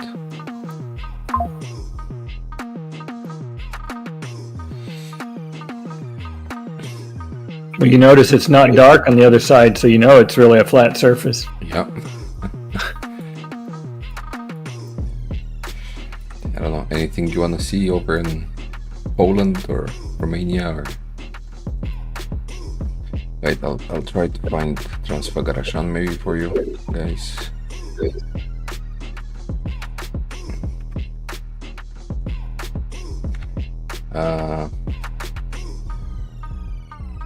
Like, I don't know if you guys know about the Top Gear, at least the British version, but they said that this is, at least at the time, they said that this is the best road in the world.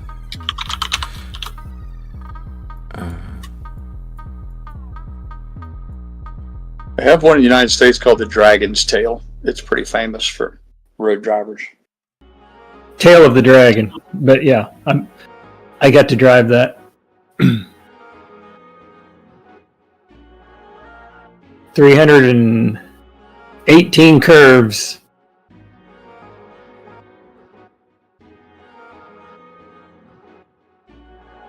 You ever take your motorcycle there, Pirate? No, I never got to drive it. That's a lot of motorcyclists love going there. Yeah, they carve it up.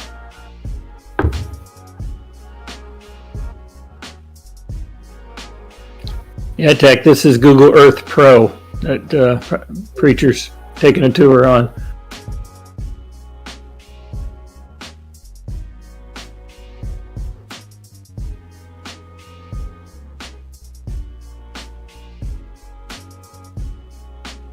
You come through here, it's like very high up in the mountains, and you actually get to cross it in the whole way. The thing is, the time when I went here, and there's like there's a big lake at the top.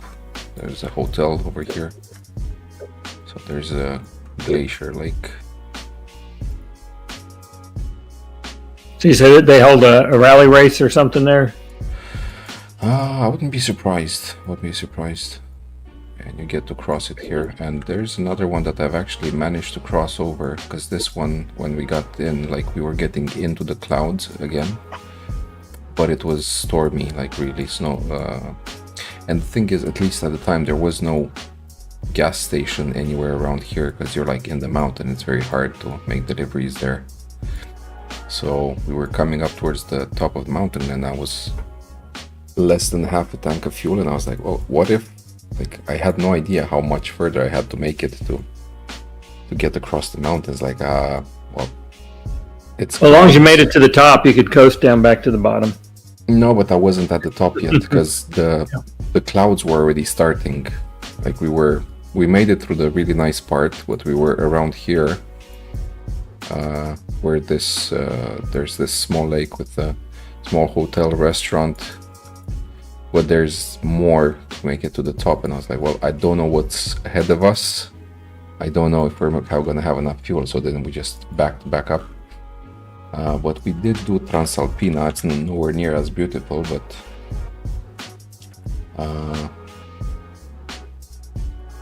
you also get to cross the mountain. It's slightly east. So when you say mountains, what kind of elevation are you talking about? I would tell you, but in meters. Okay. I can ask my phone to convert It's it. like 2,200 meters. I think it's at the top where you cross it. We have taller mountains, but these are the ones you can drive over.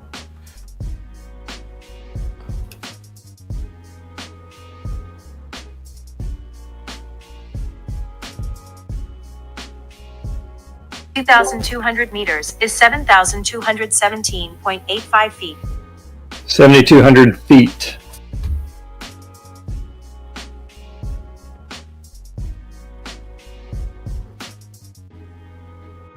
Did you get out at that elevation, walk around, or only drive? Yeah, we were in the clouds. It was really extremely windy. They say about 7,500 feet is when you start to kind of feel the breathing or whatever. So you were kind of close to that point. I don't know if you.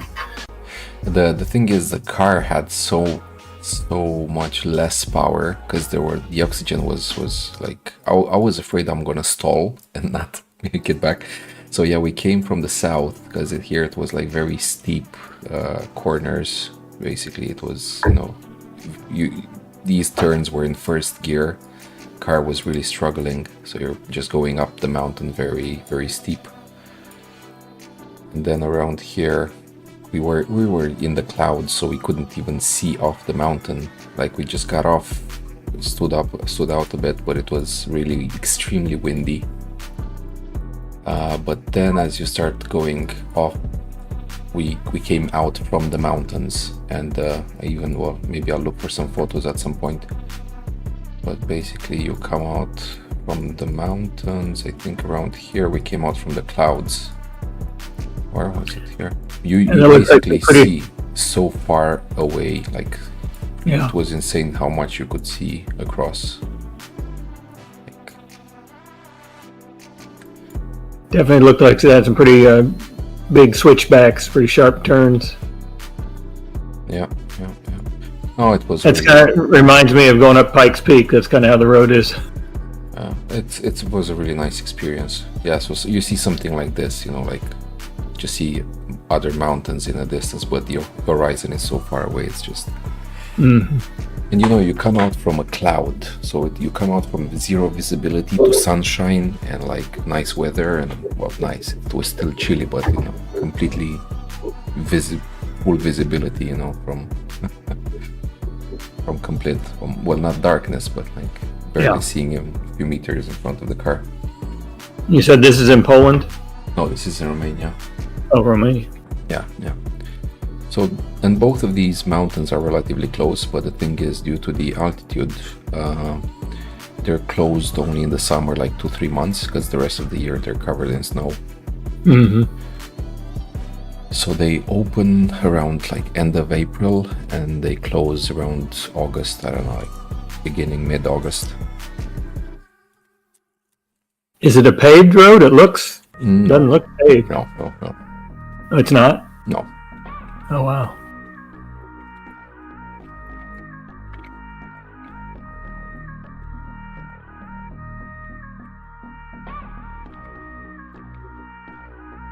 $307.5 3075 AMC. The other day Brown just bought some 307s, he said. Nice. Yeah, Thinkorswim never showed 307. It showed it hit 308 and then it went back up. Oh, I think That's interesting. Well, he said 307s with an, so I wonder if he meant 3.075. Yeah.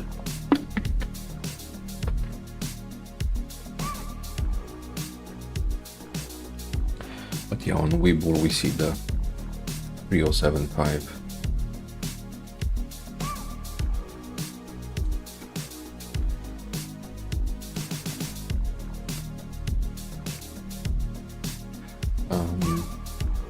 Yeah. About Horseshoe Bend. I'm just jealous, Jay Brown. I'm just pissy, Jay Brown, because I don't have any fucking dry powder. So fuck you and your 307s.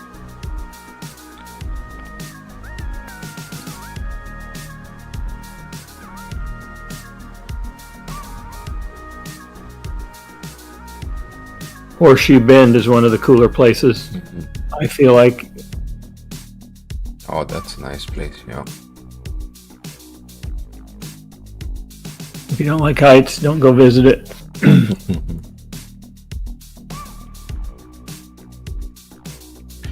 Well, when I didn't, oh, this is stunning. When I was afraid of heights, I went skydiving and bungee jumping. So, not Papa Mac. No bungee jumping for sure. No, I don't think I could skydive either. Like right now, when I have kids, I wouldn't do it again. Not that I'm afraid or anything, but like not that I'm scared of doing it. But I can't risk. Risk you don't, not willing to take now. Yeah. I can't risk my kids growing without a father just for me to have fun for a minute. It's not worth it. It's yeah. You do look at life completely different when you're. Wait, are these? Oh my god, you guys don't see the photos because it says here images might be subject to copyright. I see a photo when I open these. You guys don't see them on the stream. Yeah, it's just a white square right now. I thought it was just frozen. Like you. Damn.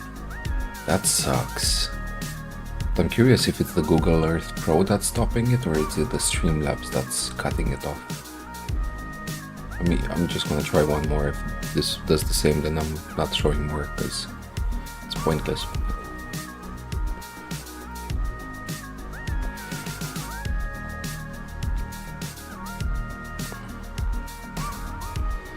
Waiting the 20 seconds to see it on the live stream. Still seeing getting a white square still. Yeah. That's too bad, but yeah, it's a beautiful place. I don't know, maybe I'll get over my fear of the CIA or NSA and stuff like that, and I'll go to visit once we squeeze. Yeah, that place is immense, and it's really cool. I was right on that edge, kind of right where you're at, right there. I got a photo from that spot right there. Nice.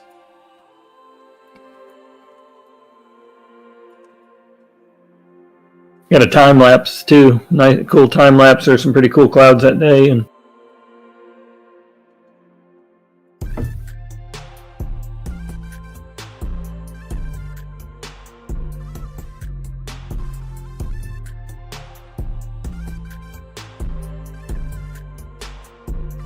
you've cracked it. I cracked it. You cracked the. I cracked the horseshoe. You broke in.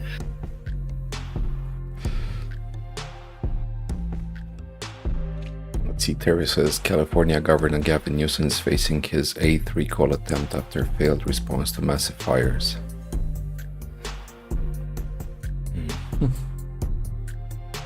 I heard some analysis last night. Someone was saying that Gavin Newsom already knows he's got it locked up with the voter base. I don't know, 30 or 40% of the people that are on some sort of government assistance. It's like there's nothing they can do. He's untouchable, he believes, because he's got them locked up. So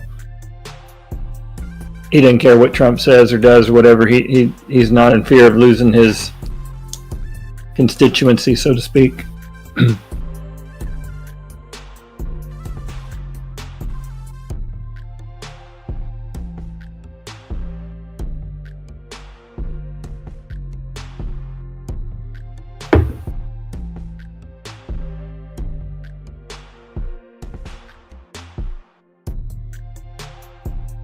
Eight Mile Bar Camp. So this is what the movie 8 Mile is about, huh?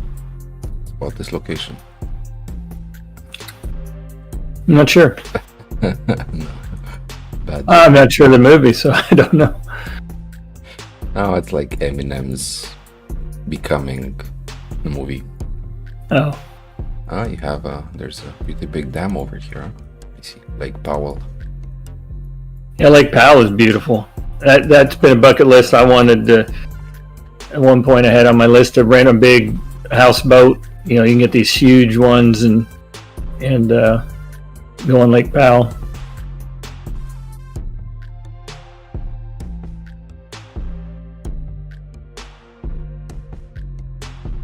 Hoover Dam is another one. I've been to Hoover Dam. I haven't been to that dam there. But I've got a really cool night photo that I did, long exposure of Hoover Dam. I have a big poster of it in my house. Really cool.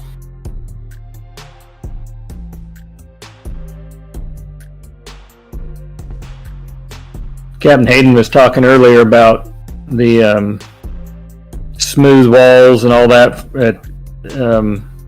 The names escaped me. The place he had just mentioned, Lake Powell, has that around the shoreline, I think. A lot of that kind of formations. I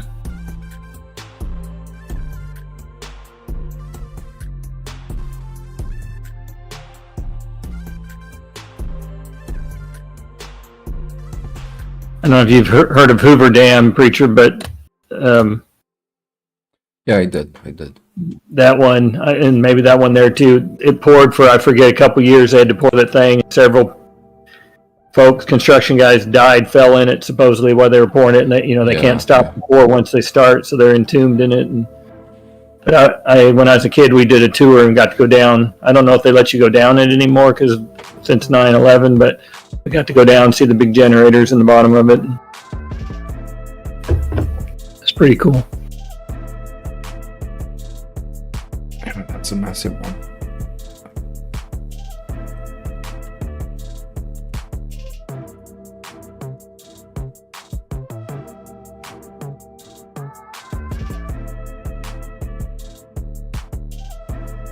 Well, actually, so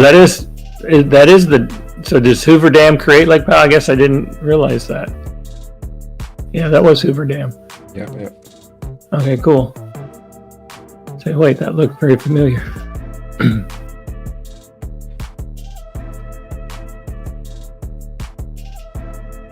Alien crop circles. Yeah.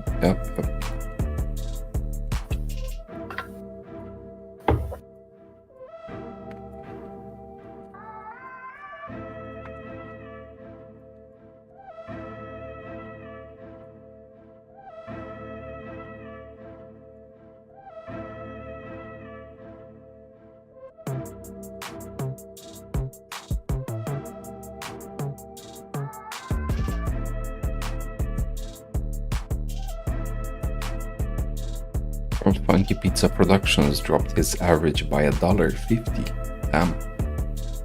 Must have gotten a big chunk. Usually when I buy some more, it drops by a few pennies. Have you seen the movie Gone Girl? I'm pretty sure I did, but it sounds familiar, but... Ben Affleck and his wife goes missing, and they suspect it's him, and it was filmed in 10 miles from me here.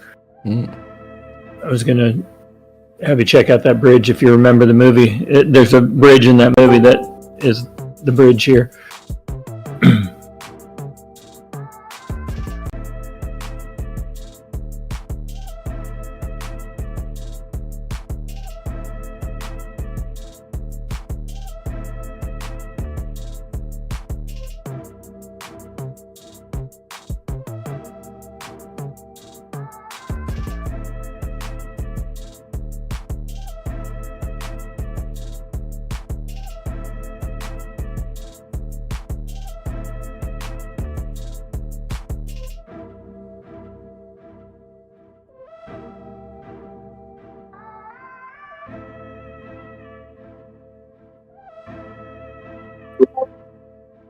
We should look at one of the three houses that Bernie Sanders has. The guy who hates rich people. You got three fucking houses. Just pick any random one and go look at it. He only hates billionaires. How he can say he hates rich people with a straight face. No, yep. I think he hates rich people that don't give him money. I think that's what he hates. No, just billionaires. He loves millionaires now.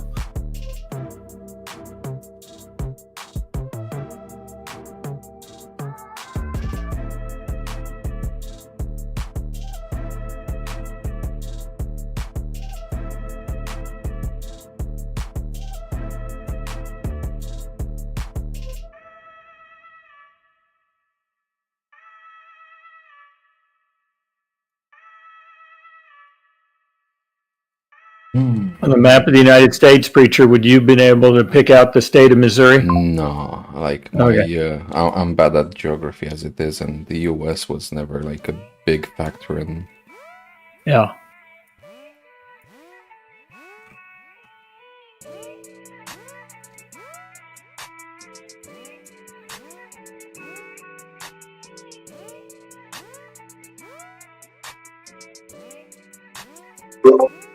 Show us my favorite watering hole, man. Juana's Bar, the foot of the Navarre Bridge. How is that? Which bar? Juana's, J. It's spelled like a Spanish word, Juanas.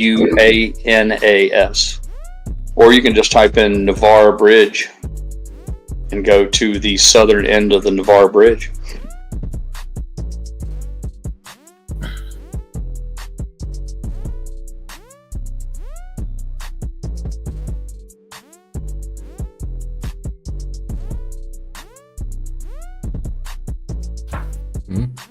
It's called Juana's Pagoda. Juanas Pagoda.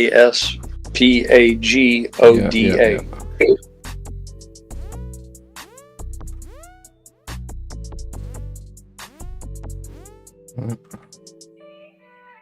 Waiting to see if it clears out, but it doesn't look like it. Oh, there it is, man. There it is. But yeah, it's like this area doesn't have clear satellite. Those like military area. Yeah, over the bridge everything's fine and dandy it seems, but here, nope. Like you have the cutoff on the bridge. Oh, that sucks. Is that military area by chance? If you look at the photograph right there, everything to the right of the bridge is military airspace. Yeah. Everything to the left of the bridge is civilian. Mm-hmm. They probably give a margin of error, just make sure they... Yeah.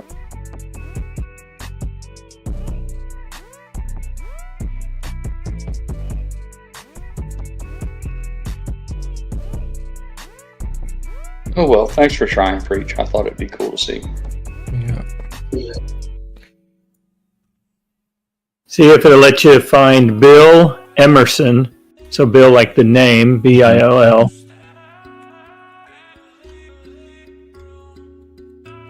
Memorial Bridge. Yep, that's the one near me. There where the Gone Girl was filmed.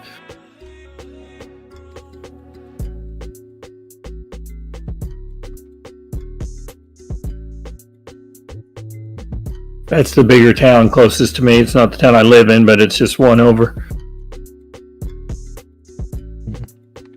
Yeah, that's a nice Terry bridge. says that Brennan Clapper and all 49 other signers of the Hunter disinformation letter have been banned from entering any federal building as of tonight. That's cool. That's very cool. That's where I went to college, right there to the left of that bridge. That's the campus where I went to college. Okay. That's a suspension bridge. That's very pretty. Right over the Mississippi. Yep. This is a nice place. Oh wait, this is a. Yeah, they fell in love with that bridge, the Hollywood crew. So that's they ended up causing them to go ahead and film the movie Gone Girl here. They really loved that bridge.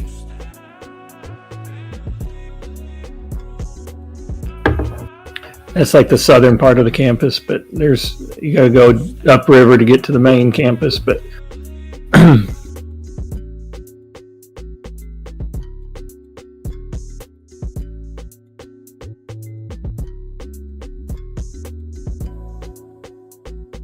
Cape Girardeau, Missouri.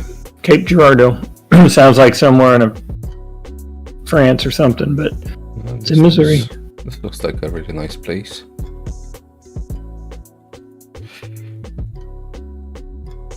They have a flood wall now right along the river there for that part of town. That town used to flood the downtown all the time, that river. But they built a big flood wall, and back in 93, I think it was, it went almost to the top of the flood wall even. I was here when that happened. It's crazy. There's a casino now right about where you're at, just up to your left a little bit. I know there's a 20-second delay, but...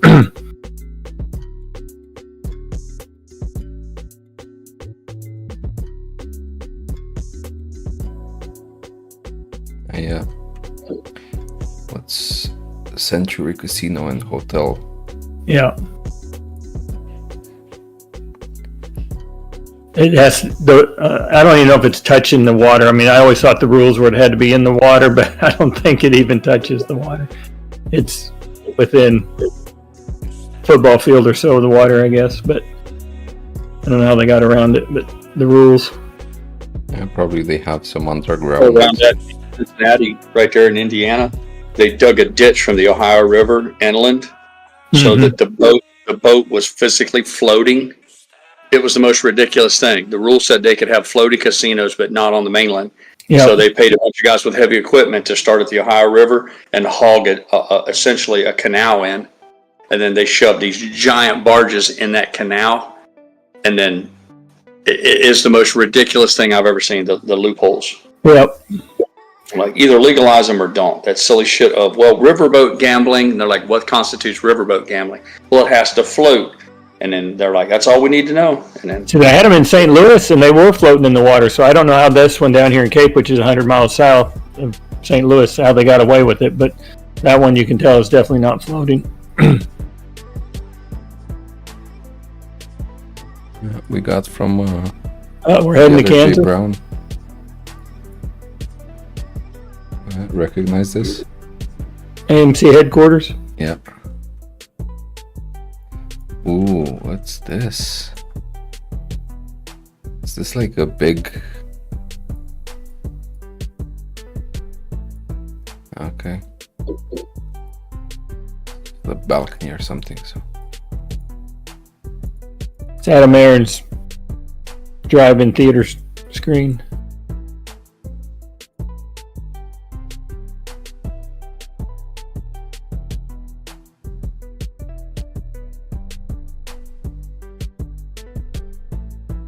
Yeah, we don't need JJ no more. We can do our own walkabout tours.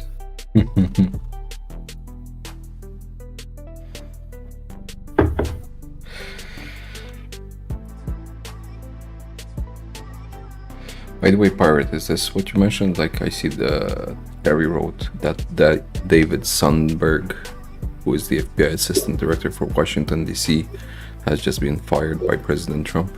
Trump on fire. Oh yeah, he's kicking ass and taking names. Ain't she a beauty?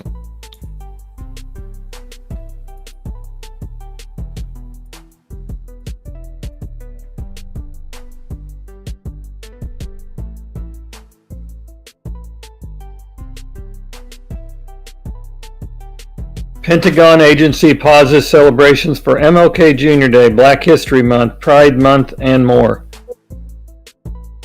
pauses. How are we going to win wars if we're not celebrating all these special interest things?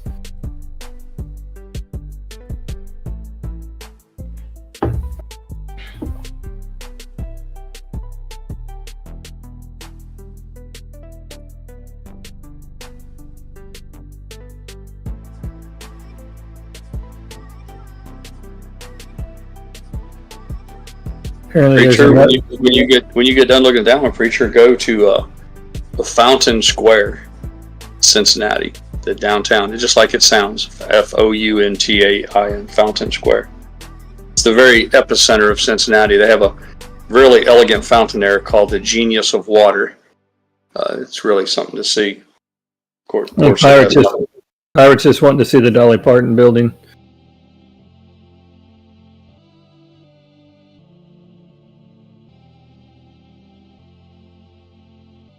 Really, the best views of Cincinnati are from the Kentucky side.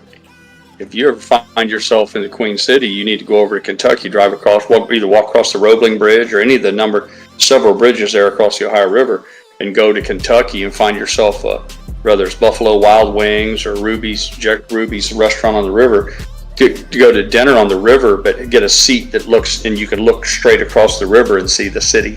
It's got the tall stacks, paddle wheelers on the river there, and the suspension bridge and all of that.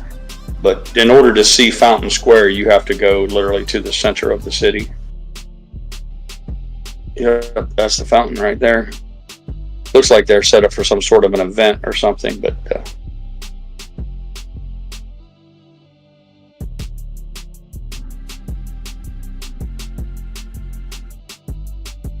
yeah, that's different there. That's right. I think that's Music Hall.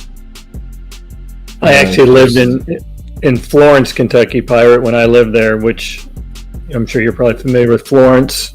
And it had the big water tower, and it said Florence Mall on it. Or when I moved there, the Florence Y'all. Yeah, and it got all kinds of stink because the city was the mall was not supposed to be able to advertise, so they had to change it to Florence Y'all instead of mall just to get around it.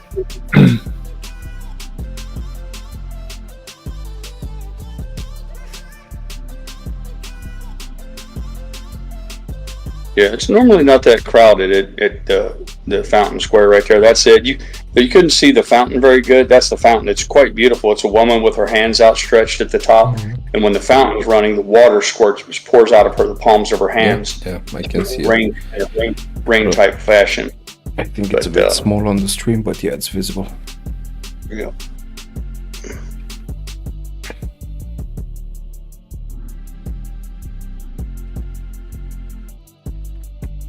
Okay, let me see.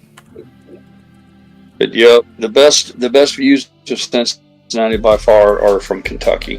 If you want to get a good look at the skyline, especially at night, and if you go when there's a Cincinnati Reds game playing, the stadium's right on the river, and then when they hit a home run or somebody scores, they shoot fireworks off. So you go travel there, go find yourself a table on one of the riverfront restaurants in Kentucky while the game is going on right there at sunset and into dark. And if you're fortunate enough somebody hits a home run, or if they win, they shoot off a big fireworks display after the game is over with.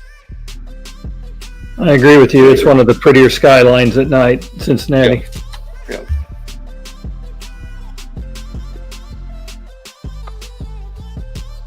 Where are we now? This is Katowice, the bigger city near my place. But I'm gonna go for Krakow. I say, are any of those buildings there 10th or 11th century? I think not really those. Do they not blur the faces out of people in other countries, only the U.S., or were they blurred out? Those were blurred out. Okay. Oh, this is a strange place to start. Like, well, you're gonna see it in 20 seconds, but it zoomed me into a restaurant. Roosters? I don't know. I have no idea. So we need to go to Roosters. That's the one I told you guys about. The knockoff of Hooters in Krakow. Looks nice. Whatever it is.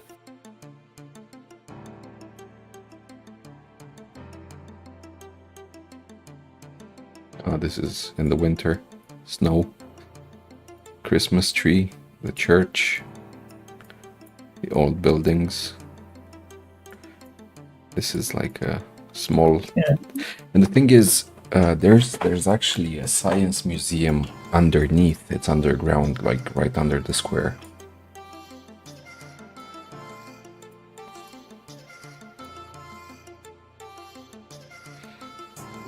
Yeah, that's very elegant. That's very picturesque right there with Yeah. the uplighting, the architecture, the fountain, all that. That's quite nice. And that's where, like we were saying, some buildings are 10th century, 11th century. I mean, there's some old stuff.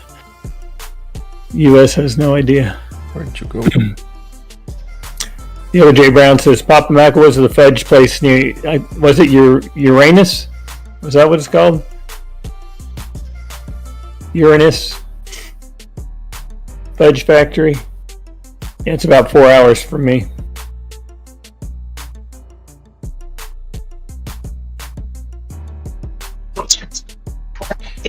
Are you guys familiar with a hotel that I guess they walk these ducks? Yeah. My dad was telling me about that. I guess it was in Kentucky or Louisville or somewhere. Oh. I forget what it was called.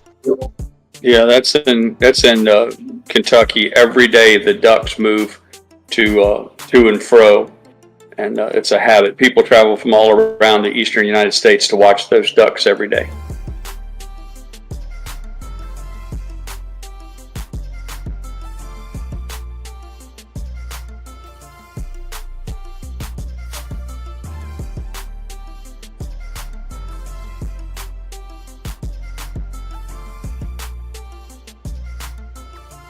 And where's the castle?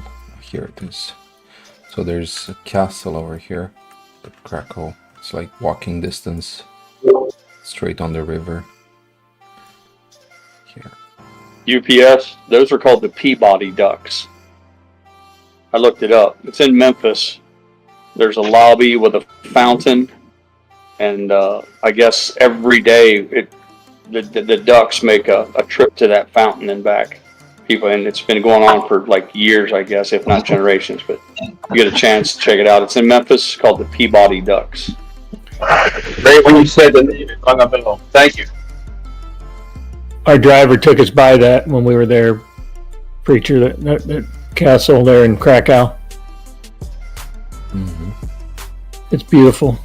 Yeah, this is their church, so they have their own church, of course. How else, We didn't really have time to stay and look around, but we just kind of drove through that area. Yeah, this is a statue of the Pope, the Polish Pope, over here,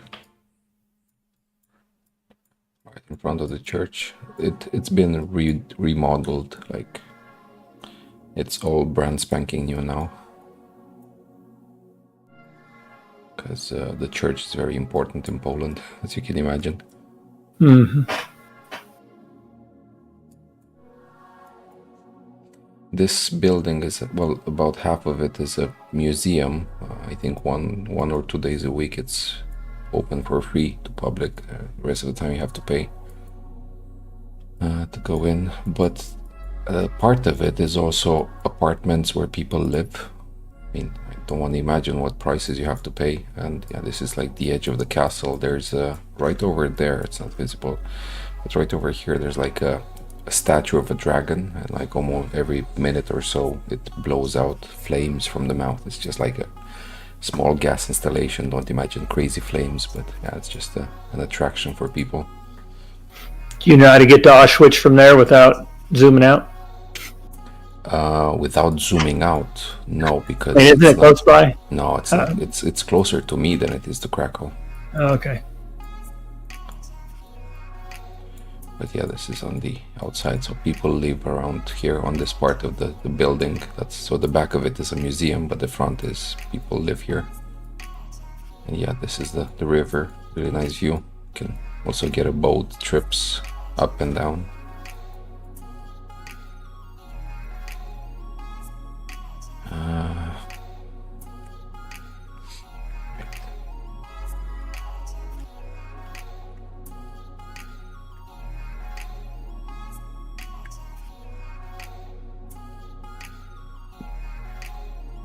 Beautiful area.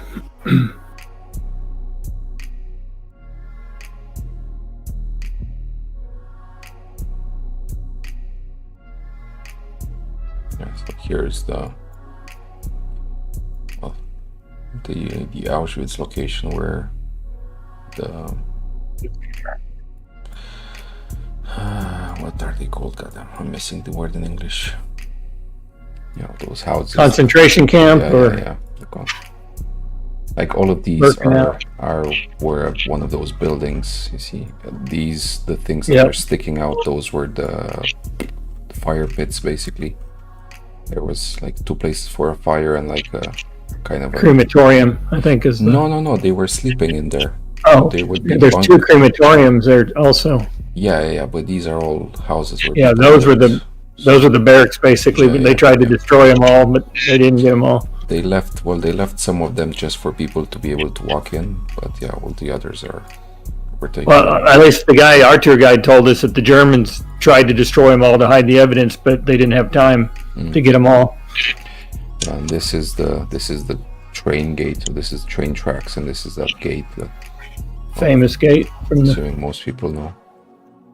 Let me try to zoom in. So, yeah. The selection that came in the train stop there. Then they'd select people. If you went to the one side, you're going to death. The other side, you're going to go to work to die. Oh. There it is. Yep.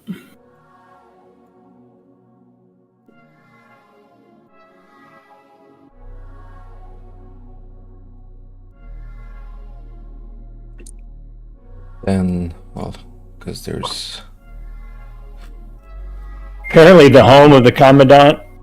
I can't remember, but I guess it wasn't open to the public until just recently, apparently, and it's now open for tours. Then you have the. Is it here? The museum. This or is it? This also doesn't look like it.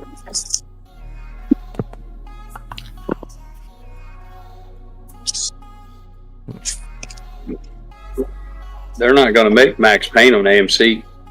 No. I don't see it going up 10% in 15 minutes. Nope.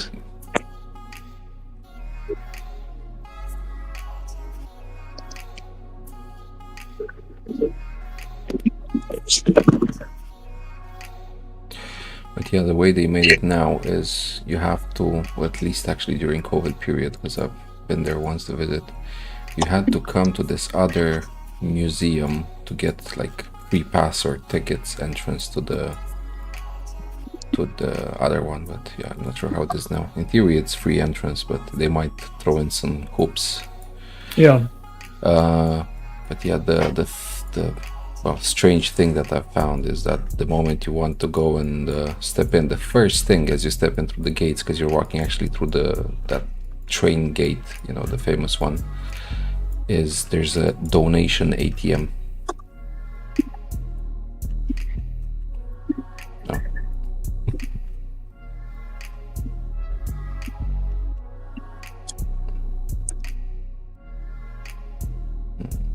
There's no, guess no photos in here too. Yeah, each one of those buildings in the museum's part. I guess you went through them, but one might have a pile of people's glasses. The biggest pile of the hair, the shoes, the suitcase. The hair, yeah, it's very surreal. I guess the word the pirate was saying the other day. Yeah, that hits a lot more than seeing the barracks. Yep. Yeah, let me zoom out and I'm gonna show you so this is Auschwitz, right? Well, you're gonna see it in 20 seconds, and this is the lake where I go for polar plunges. So it's really like a 15-20 minutes drive from one to another. I do polar plunges. I just do it in the summer. That's not polar.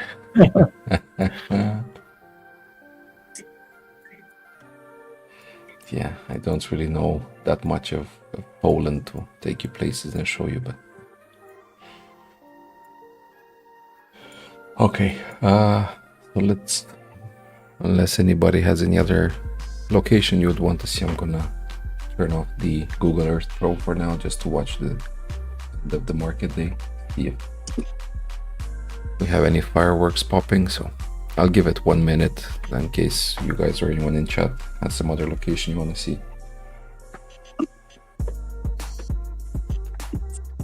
Thanks for the tours. That was cool. Yeah, no, it's I mean, I think it's something to do, and it's a lot more interactive than just looking at a chart. Definitely.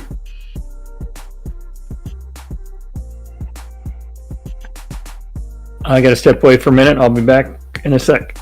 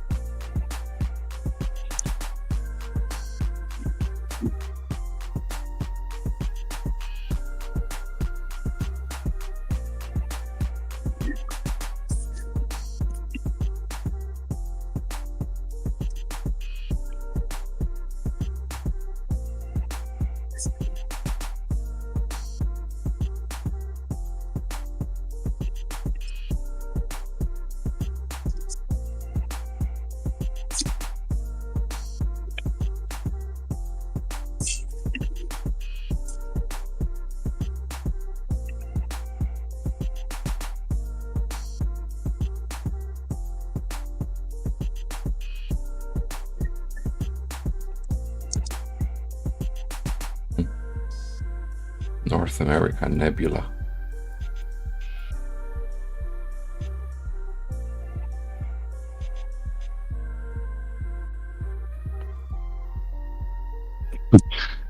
Looks like someone claimed it or something.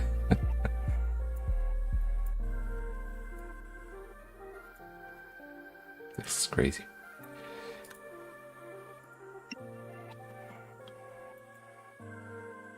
Look at this flat earth. Come on, Yaka, where are you?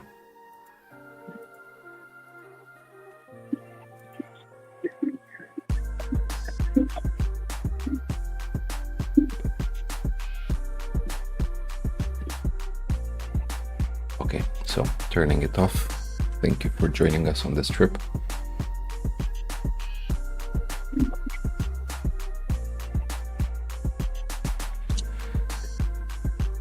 Let's switch to the minute, just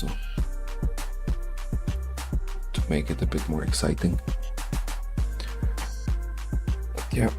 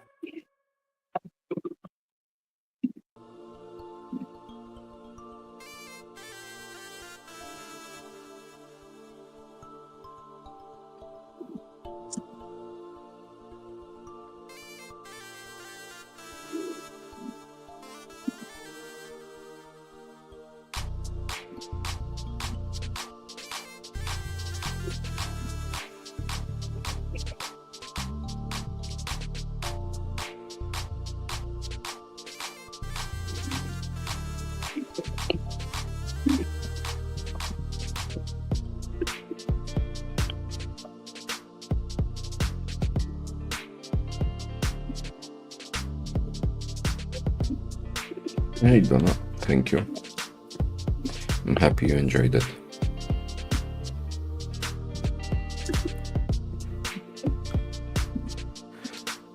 Yeah, probably we're gonna be doing it again because it's nice to see places like that. So, you know, if anyone was traveling and visiting any nice areas, we can. I mean, it's not, of course, it's not the same thing, but can get a small taste, a bite of what's out there in the world.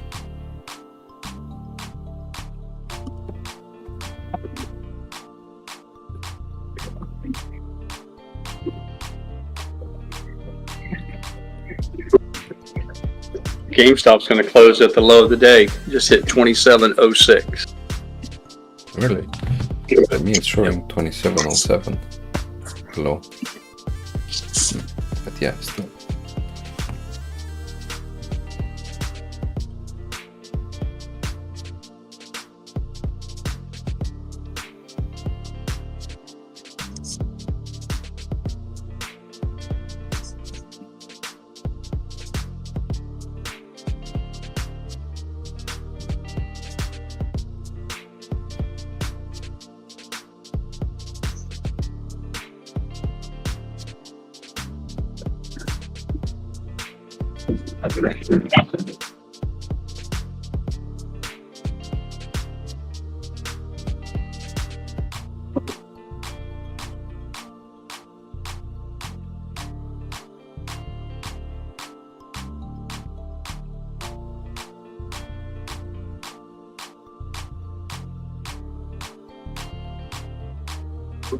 Looks like they're going to let some put contracts pay off. Yeah. AMC. Well, that's probably their contracts, you know. I'm assuming they know where it's gonna be and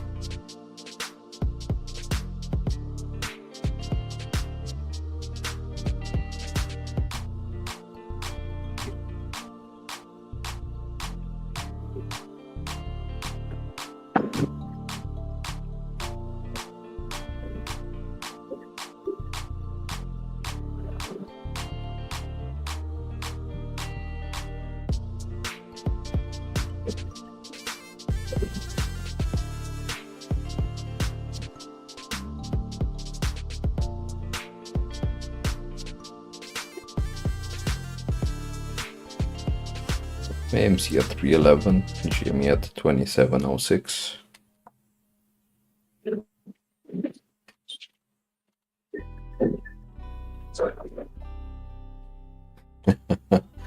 Vince said that now I have no reason to leave the house since I got Preacher as my tour guide. Yes and no. You still need a bit of sunshine, some movement, so 2704. Oh my god.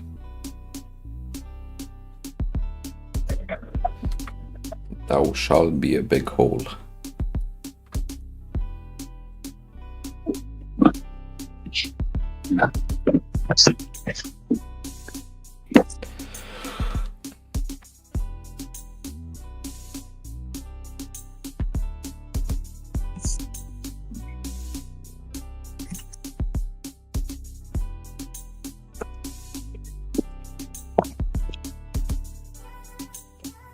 Last 42 seconds of the day. It's going to go to 2690. Yeah, we hit 27 flat. Yep.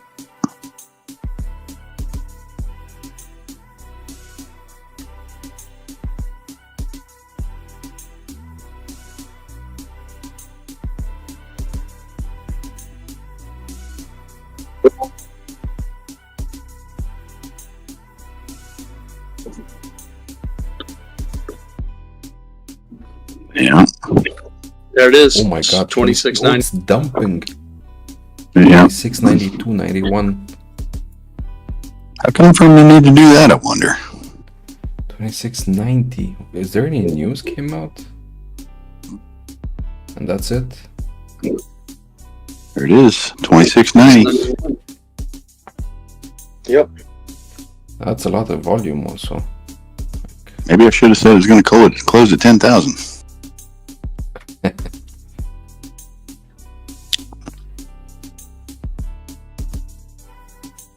Wow. Interesting.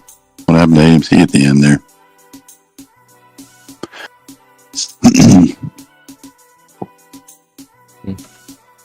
Yeah.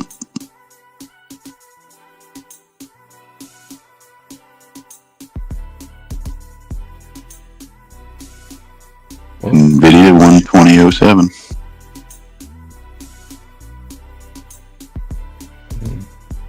I hope next week it reaches 12.07.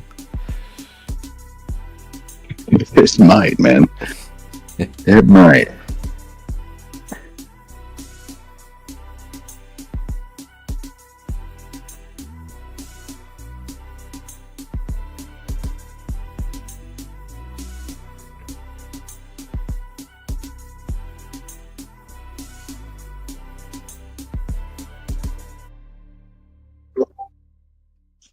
Well, at this rate, Preacher, my forecast that this will be over with by April Fool's Day could have two possible paths. One is that the foolishness will be over with. They'll begin to cover in earnest and we'll be on our way on a price run. Or we'll be down to 99 cents or 85 cents. I mean, that's only 60 days away. So one way or another, I think this thing's going to wrap up by April Fool's Day.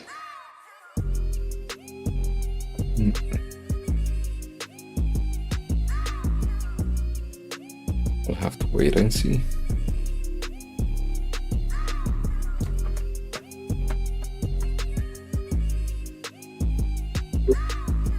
We need to do a thing and ask everybody to do a price prediction for AMC on April Fool's Day. That's a good idea.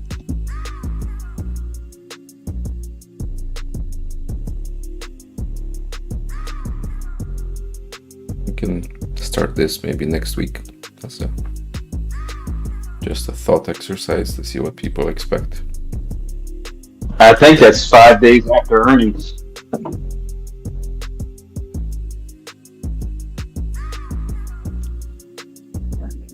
Is that so? What earnings are going to be at end of March? I believe it was the 26th. I could be wrong.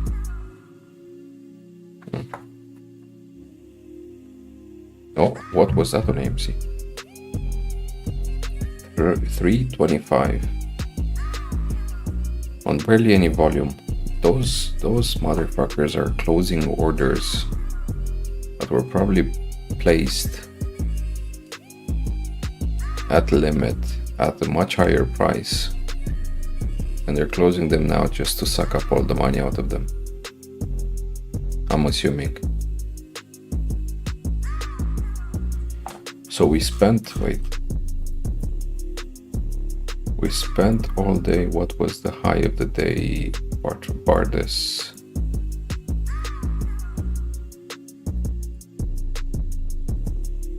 $318. So the whole day between 318 and 307. So whole day 11 pennies, right? 11 cents up and down. And then we go up. What was the low? 311 to 325. We go 14 cents up on one candle on 854 shares. Fugazi. What the fuck kind of shit market is this? Who's responsible for this shit? Kenny? Oh my god.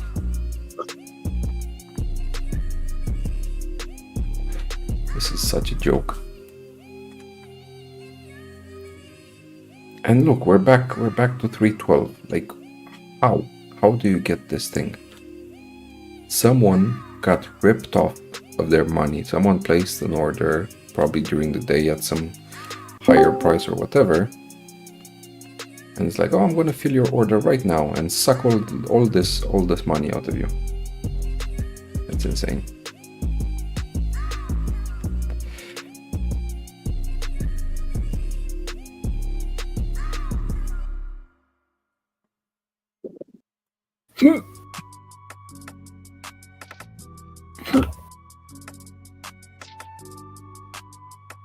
A homeless guy fucking steals a sandwich to eat so he doesn't starve. He's going to jail for years, but these fuckers.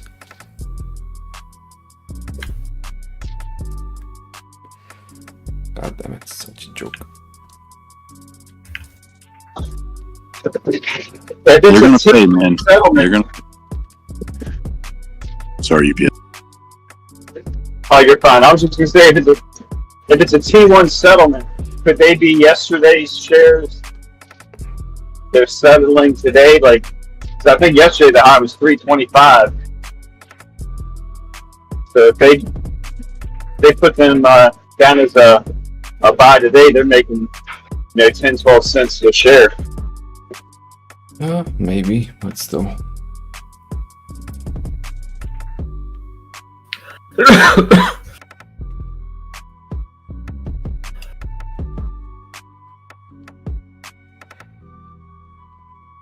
Oh, thank you, Darian. Yeah, my pleasure.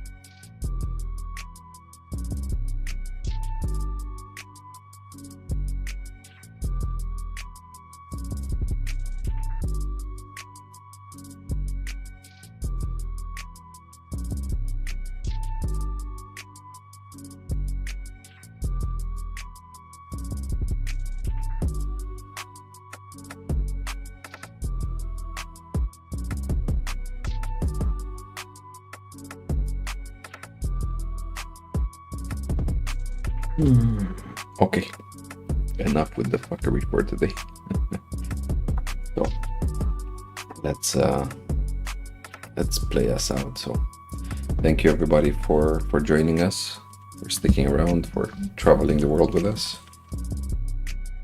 We're gonna be ending the stream and hope to see you again on Monday. So have a great weekend, everybody. Take care. Have a good weekend. Take care, everybody. And the all too familiar outro. Hope you enjoy it. Have a good one. No, don't have a good one. Have a great one.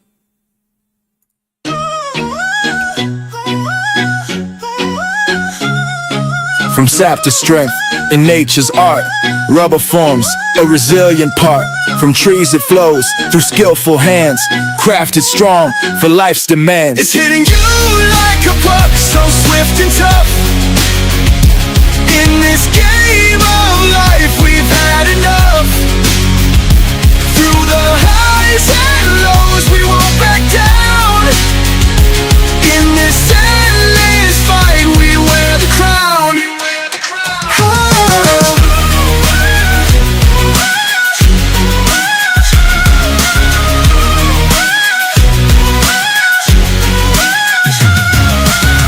Years of battles, a fight so near. Two foes collide, the end is clear. In shadows cast, they forge their plans. Now victory's within our hands. It's hitting you like a puck, so swift and tough. In this game of life we've had enough. Through the highs and lows we won't back down. In this endless fight we wear the crown.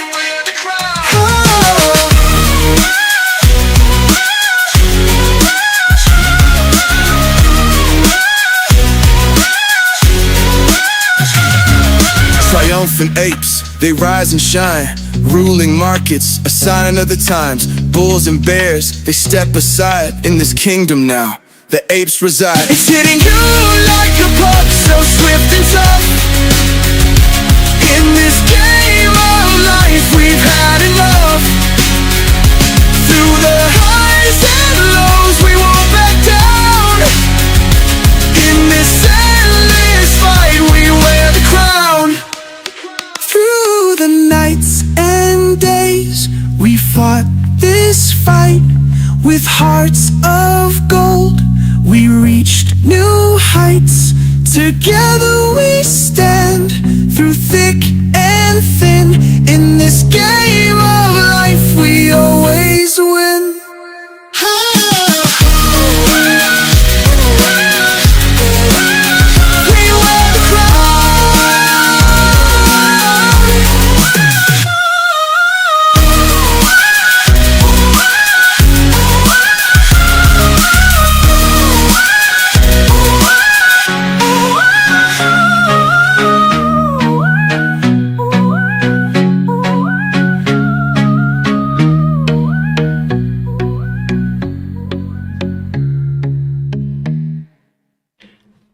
And that's it, folks.